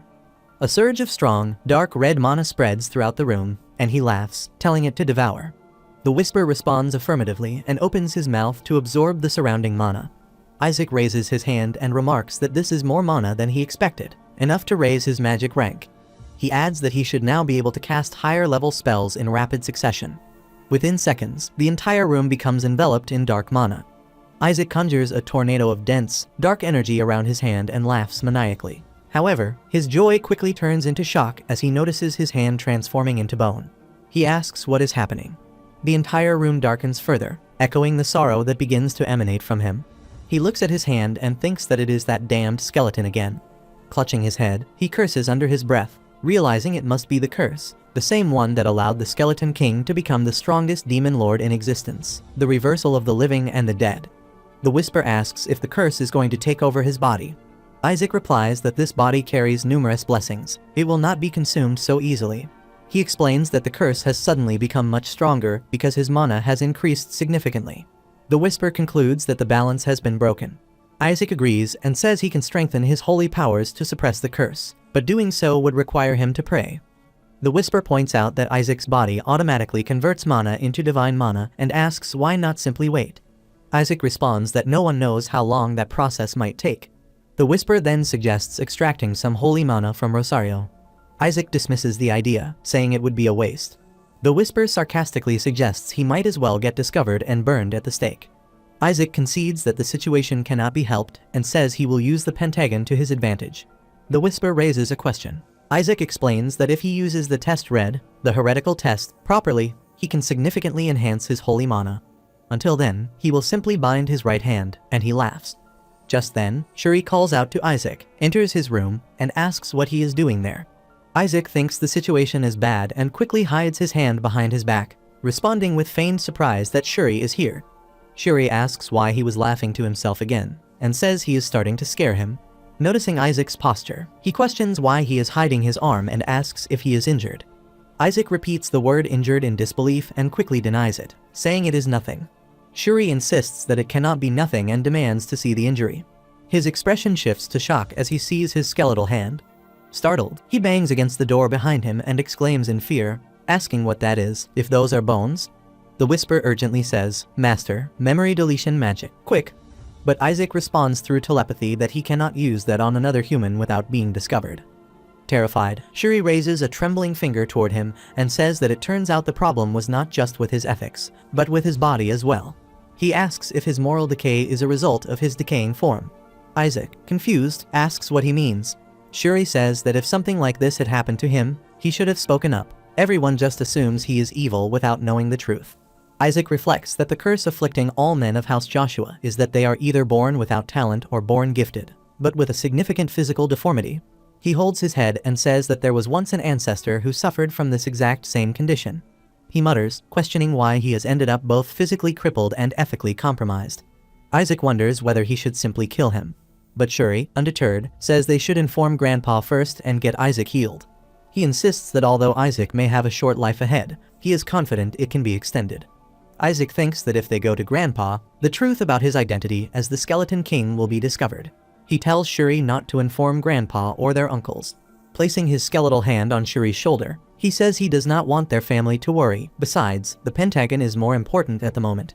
With a hint of sorrow, he adds that he wants to be the one to execute the Skeleton King's minions before he dies. Shuri becomes emotional upon hearing this. Isaac reassures him not to worry, saying he will not die so easily, and there is still a way out. Shuri asks if there is a way for him to survive and urges him to share it, promising to help. Isaac smirks and says that in that case, he needs him to deliver something to the Cardinal of Red. The scene shifts to 20 days later. Isaac's teammates are seated around a table, eating, when one of them clutches his head and curses Isaac. demanding to know what kind of lunatic plants a bomb in the bathroom. Another teammate, seated at the front chair, adds that poison gas has been placed in his pillow. A third teammate complains that cyanide was put in his food the day before. Isaac, calmly eating his meal, asks whether they dislike his personalized training scheme. Frustrated, they retort, demanding what he means by training and accusing him of attempted murder. One of them holds up a sheet of paper where several items are listed. First, fall off a cliff and die. Second, die to a demon. Third, get beaten to death. Fourth, just die. He points to the second item and demands an explanation. Isaac burps and asks what they think. Those are their objectives. When asked what he means, he simply says that if he's done eating, they should put those on. He then notices some pouches in the distance and asks what they are. A teammate replies that they are sandbags. Another exclaims in disbelief, asking if he expects them to engage in physical exertion and reminding him that they are not knights but priests. Isaac approaches them and firmly states that they must prepare. The Pentagon is near, and their bodies need to be used for the next test. A teammate asks what he is talking about and states that the next test is the Pentagon of Gold, which is supposed to focus entirely on mental strategy. Isaac adjusts his glove, ties a band around his wrist, and calmly says that he has swapped the test order. The upcoming challenge is now the physical Pentagon of Red. They all react in disbelief, and one of them exclaims that he changed the order of the tests. Isaac confirms it and adds that their project will also be different. Another teammate, shocked, demands what he just said. Isaac brushes it off and instructs them to stop chatting and grab a sandbag. 50 laps around the field must be completed immediately. Frustrated, one of them protests that Isaac is making no sense and demands to know how the order of the tests has been changed. Another points at him and yells that 50 laps is insane and asks whether he has lost his mind. Isaac responds by pulling out his rattle, pointing it at the protester, and asking whether he misspoke. Then he declares that it will be 100 laps around the field. He laughs darkly and warns them that if they fail to secure first place, they should consider themselves dead. He then screams at them to run, calling them idiots. After some time, they began untying their sandbags. One of them mutters that it's not worth the effort and says they do not need to push themselves this hard. He reasons that 2 kings are enough for the Pentagon. They already have one, and he is confident the Pentagon of Azure will secure them the second. Isaac places a hand on his teammate's shoulder from behind and asks if he is joking, then firmly states that they need to secure at least 5 kings. The teammate, shocked, repeats the number in disbelief and protests that the red and gold pentagons do not even award kings. Moloch adds that the upcoming test is the Pentagon of Gold and questions what they are even training for. He argues that the sequence of the pentagons is a historic tradition of the Empire and demands to know who Isaac thinks he is to tamper with that order. Just then, a boy enters the room and announces that there is news. He explains that the next test is now the Pentagon of Red. The Cardinal of Red has spoken with the Cardinal of Gold, and they have officially swapped the test order. Everyone in the room is stunned. One teammate grabs his head with both hands and exclaims that the Pentagon of Red involves one-on-one combat. Another quickly adds that if they fail the Pentagon of Red, they fail the entire program. Isaac, unfazed, declares that now that the next test has been confirmed, it is time to begin training. The scene shifts to a few days later at the Imperial Training Center, where Nizer stands beside his teammates, gritting his teeth in frustration. He thinks to himself, damn it, to imagine that father would actually listen to Isaac's request. He recalls a memory in which his father says that Isaac has told him he will show him something interesting, and he may attack him to force him to reveal his strengths. He thinks that, on top of everything, the format has been changed. It is no longer one-on-one matches, but team versus team. He smirks and thinks that, regardless, the Azure team, even with Shuri Joshua at the forefront, should pose no real threat. He reasons that aside from Isaac, the rest should be easy to handle. There is no way they, the combat-specialized House of Red, would lose. He steps forward and calls his teammates to move out, and they follow him. He confidently declares that they will make short work of their opponents. However, he and his teammates are left stunned when they see Kina Barit standing with Isaac. His father, Cardinal of Red Leon Sepet, who is seated beside Cardinal Here, is also surprised and utters her name, Kina Barit. Isaac, with a casual tone, explains that his cup-bearing servant has suffered a stomachache after eating today's breakfast. Pointing toward Kina with a sarcastic smile, he says that, fortunately, a replacement has been found. Since it is only training, it should be acceptable, right? Nizer's mouth and eyes widen in shock as he demands to know why Kina Barit is on their team. A teammate remarks that she is as strong as an upper-level priest. Leon laughs and turns to the Cardinal of Gold, Here, saying that this is going too far. He questions why Kina has been placed on the Azure team and asks if Here was unaware of it as well. Here's mouth fell open in shock. Kina leans in and whispers to Isaac, asking if he will truly study with her and teach her a powerful technique if she handles the small fry. Isaac casually replies that, of course, he will. She nods and says fine. Nizer, visibly angry, accuses them of cheating and argues that she is not a trainee. He demands to know why someone of her level is interfering in a fight between trainees. Kina calmly responds that he is mistaken. She has refused her upper-level promotion. She explains that she willingly gave up the privileges granted to her in order to remain a trainee longer, just like Isaac Joshua. Everyone in the training center is taken aback upon hearing this. As the referee steps forward, Kina asks if he has reached a decision. The referee holds his head in frustration and states that since Kina Berit is still officially classified as a lower-level priest and has not yet participated in any of the Pentagon's tests, there are no rules preventing her from taking part. Nizer grows more enraged and yells that it is nonsense. He thinks to himself that even their entire team would not be able to face Kina head-on. On top of that, they have Isaac, so they are essentially fighting a losing battle. However, if a one-on-one match between team leaders is arranged, there might be a chance to win. Isaac notices Shuri is tense and asks what is wrong, questioning whether he needs to relieve himself. He reminds him that he was told to use the bathroom beforehand. Shuri then asks if his hand will be alright after this. Isaac replies that it will be, once he gains more holy power. Shuri remarks that Isaac should have been the leader, honestly admitting that they have reached this far only because of him. He replies that his position as class president, skipping grades, scoring the highest in exams, and passing through harmony was all thanks to him, not him. Isaac is startled and asks what that even means. He says that while he does teach exceptionally well, not many can keep up, but he managed to. He then adds that Nizer is not someone to be taken lightly. Isaac responds that if things are truly as Shuri says, then even fighting that annoying redhead won't be much of a challenge. Shuri feels pleased to hear this. Isaac then says that if Shuri loses, he will be the first to kill him, and asks if he understands. Shuri feels frightened upon hearing this. After a while, the referee announces that 5 minutes remain until the match begins and instructs both teams to prepare for battle. Asili expresses concern about Lord Isaac and tells Rilai that Kina is with the opposing team. Rilai replies that this situation places both Isaac and Shuri at a disadvantage. He adds that those fools from the House of Red have already cast the spell of ruination on them. Some students, their eyes glowing, prepare themselves and let out fierce roars. Isaac grips the chains and says they are not ready yet, telling them to wait. She comments that it appears to be the holy spell of Azure. Holy spell, uplift spirit, something Isaac once asked her to teach him. Rilai, shocked, asks how that could possibly be uplift spirit. Asili responds that he knows what it is supposed to do. It should merely energize people enough so they no longer fear the enemy. Really note, however, that they look more like wild beasts. Isaac smiles, grabs the chains of his teammates who are behaving like possessed creatures, and thinks this is his secret, unknown to the clergy. Uplift spirit combined with herd doping, beastification. He reflects that he has trained them hard enough for beastification, so now is the time to make full use of it. Suddenly, he is startled as he notices a red magical circle forming above. He asks whether it has already begun.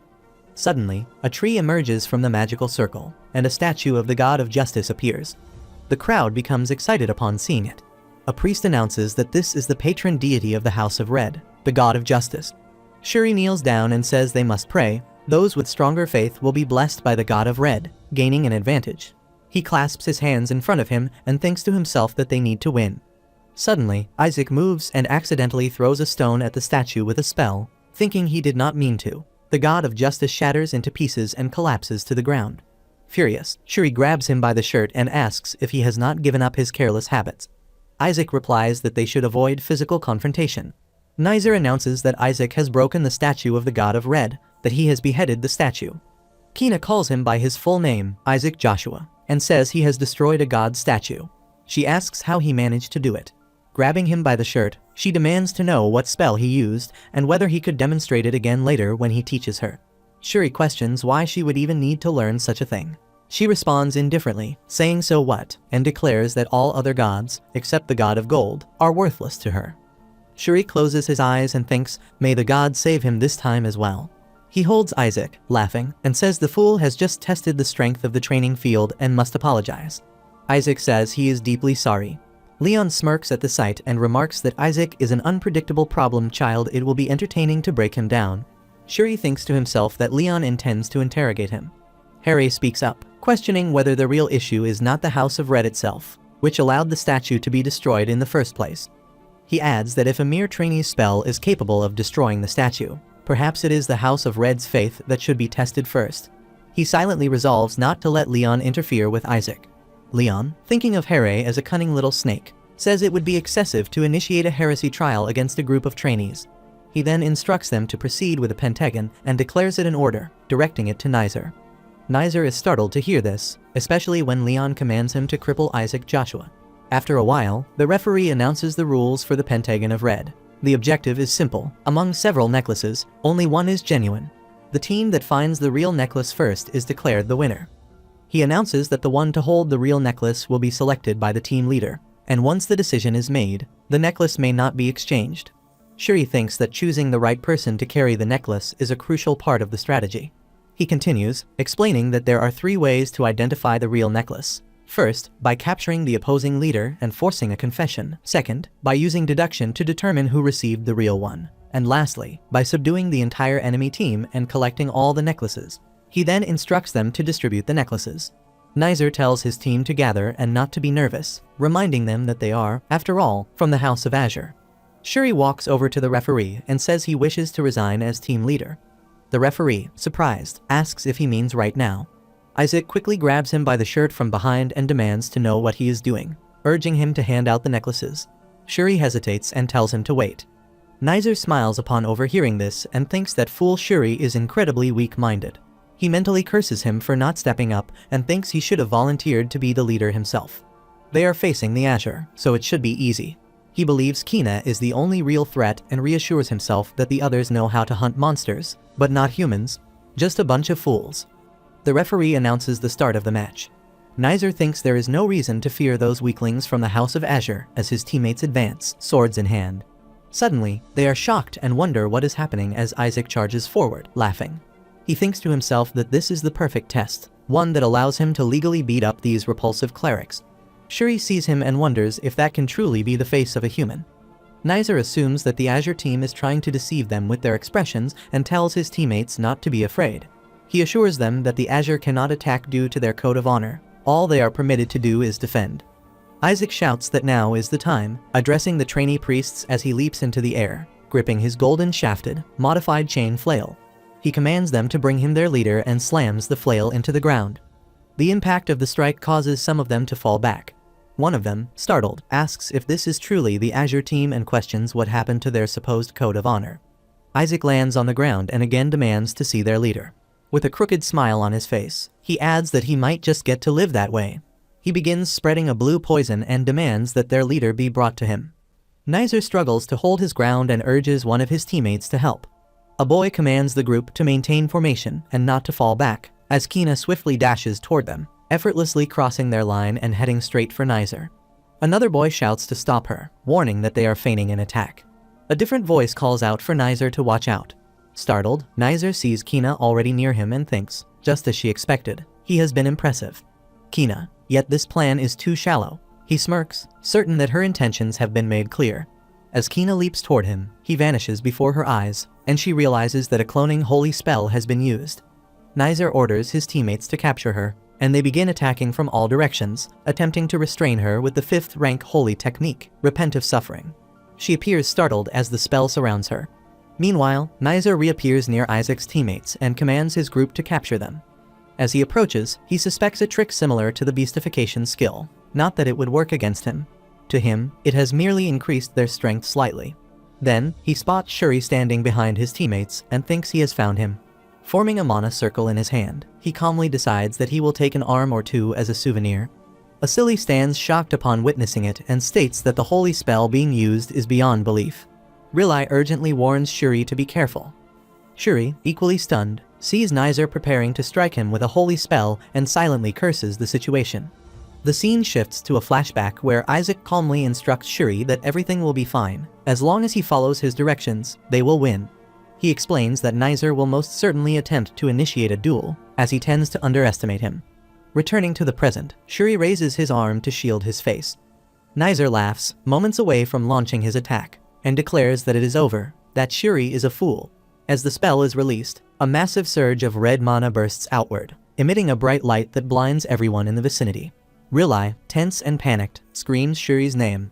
Isaac smiles calmly and affirms that this is exactly what he had hoped for, that Shuri must show them he is not weak. At that moment, Shuri grabs Nizer's arm mid-attack and counters, calling him the real fool. He seizes Nizer by the collar, throws him to the ground, slams his face down, and knocks him out. He wonders whether he truly understands why the use of Azure techniques on humans is forbidden. Suppose it is not because they are meant to work only on demons. Breathing heavily, he sits beside Nizer and is shocked to see him unconscious. Rising to his feet, he realizes the truth. It is not because the techniques are ineffective on humans, but because humans cannot endure them. Asili and Rilai become overjoyed at the sight. Shuri shouts with fierce conviction, declaring that the Azure must never be looked down upon. The crowd begins to cheer for him in support. On the other side, Kina has also beaten Nizer's teammates severely, leaving them sprawled across the floor. She observes the aftermath and thinks that Shuri should not possess that level of strength. There appears to be a subtle enhancement in his holy spell. She notices Isaac standing aside, laughing, and wonders if it is his doing. Isaac tells Shuri to finish him off. Shuri, sweating, responds that if that is the case, then he will retrieve the necklace. Isaac makes a circular gesture around his neck with his thumb and instructs him to do it properly, finish the task completely. Shuri nods and agrees. At that moment, Nizer regains consciousness. Shuri calls his name, Nizer Sepet, grabs him by the shirt, and demands to know the location of the necklace. Nizer scoffs and asks if he expects him to confess under such interrogation. He laughs, asserting that he is the future head of a household. Shuri holds his head in his hands and pleads for him to confess, insisting that it is the only way he will walk out of this alive.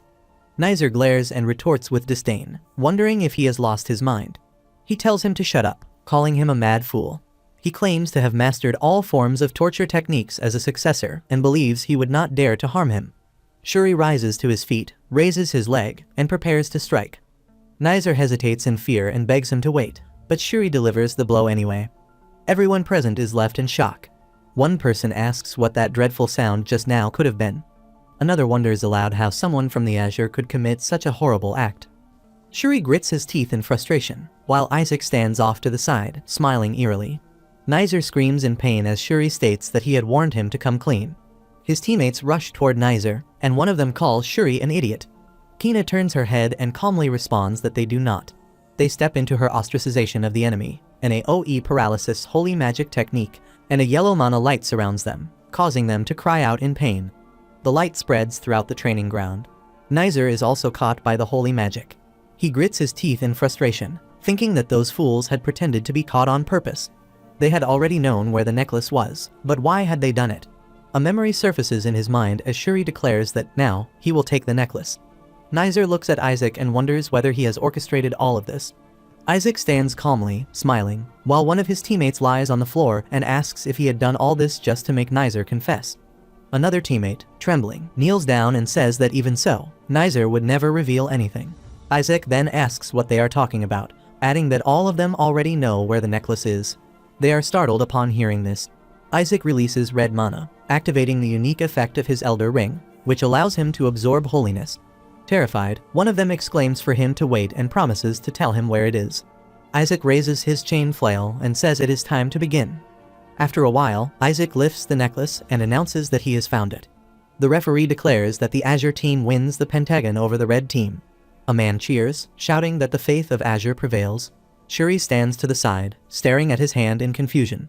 A spectator remarks that the rumors were true. The faith of Azure is making a comeback. Another adds that they should look at what has been achieved with the Pope's grandson. Rilai, filled with excitement, thinks that Isaac and Shuri have done well. The crown prince of the Holy Helen Empire, Chablis Alekfreak Hela, approaches from behind and remarks that this is to be expected from the youngest priest ever to represent the empire. Rilai is startled by the voice and turns around. He says the winners, who have blessed the stadium with such a magnificent performance, must be given a worthy reward. Rilai bows before him and greets him as the son of the empire. The crown prince responds that his nephews have proven themselves admirable, and he wishes to gift them priest uniforms, asking if that would be appropriate. Rilai replies that, of course, it would be an honor, especially since they are soon to leave the country for the Pentagon of Gold. A gift from royalty, he says, will surely be treasured and passed down for generations. He asks if he may come as well when he sends the seamstress. Rilai, surprised, asks for clarification and says that if he is not too busy, there is really no need. He replies that he wishes to meet them personally. Rilai wonders why a couple of priests in training would draw such interest and for what purpose. He responds that it should be considered a small gift. He then steps closer and whispers that it might be wise to advise his youngest nephew to withdraw from the Pentagon of Gold. He reveals that the Pope is attempting to kill Isaac and urges him to keep that in mind. Rilai is visibly startled upon hearing this and expresses his deepest gratitude to His Highness. However, he adds that Isaac will be just fine, as he watches Isaac smiling and talking with Shuri and Kina. After a while, a student runs over and asks if he has heard the news, saying that the Crown Prince is gifting them clothing. Another replies in disbelief, saying that it is unbelievable, and from a royal, no less. A third remarks that they may have truly surpassed expectations. Meanwhile, Isaac sits at a table with Kina and asks if she is not going home. He adds that the test is over now, and he no longer needs her. At that moment, a servant tells her that Isaac is right, she must go, as the patriarch is requesting her presence. She places her teacup down and calmly replies that she will not be going, as she has been told to convert to the House of Azure. The others are shocked upon hearing this. Isaac then asks when that happened. She answers that it was last night. He grits his teeth and demands to know why she is making things up, insisting that her involvement was only meant for the Pentagon of Red. He asks who gave her permission to officially become a priest of the Faith of Azure. He pauses for a moment, slightly confused, then dismisses it, saying that since she accepted his offer to become a priest of Azure, she will remain here from now on. The servant is startled upon hearing this. She tells him to inform her father that she will not be returning for some time. The servant begins to protest, addressing her as master, but Shuri interrupts him angrily and tells him to just leave. She thinks to herself that Isaac definitely used a holy spell on her yesterday. What kind of power was that? And now the Crown Prince is gifting them clothes. She reflects that such a gift signifies ownership. All the major faiths are controlled by the Pope. If the Crown Prince is now openly opposing him, she suddenly rises, slamming her hands on the table, and declares that regardless of everything, she is going to collect her payment for assisting him in the Pentagon of Red. However, seeing that he seems occupied, she says she will simply stay here with him. The servant thinks to himself that once the cardinal finds out, the entire household will be turned upside down. She then adds that if he wishes, she will also help him win the Pentagons of Gold, Azure, and Black. She offers to assist in subduing the priests of Gold and elevating the priests of Azure to the demon execution ranks. She looks at him and asks if they have a deal. The servants are shocked to hear this. Isaac says there is no need and tells her to leave. She asks why and reminds him that he said he would study with her and teach her. She refuses to leave until he does. Frustrated, she lies down on the floor and tells him to drag her out himself if he wants her gone. Isaac asks if she is an idiot and says she has been used. She should just leave already. She insists that no matter what he says, she has fulfilled her part of the deal and intends to receive what he promised her. He replies that he will do that later, but right now he is busy, and she should go before he changes his mind. Frustrated, she asks if he is going to call it off and tells him to go ahead if that is what he wants. She then sits up and says fine, she will wait until the training is over. He says that's it, he is calling it off. He already has a student who listens to him far better than she does. She stands up and asks if there is really a student better than her, and who that could be. He points at her and asks who she thinks it is. He says he is obviously talking about Kim Shuri. She reacts with disbelief, asking if he is referring to that guy. He confirms it, yes, him. She asks if he is saying Shuri is better than her, and whether he will teach her if she proves she is better than him. Shuri, shocked, asks why he is being brought into this. Isaac says that depends on how they perform. She moves closer to Shuri and stares at his face.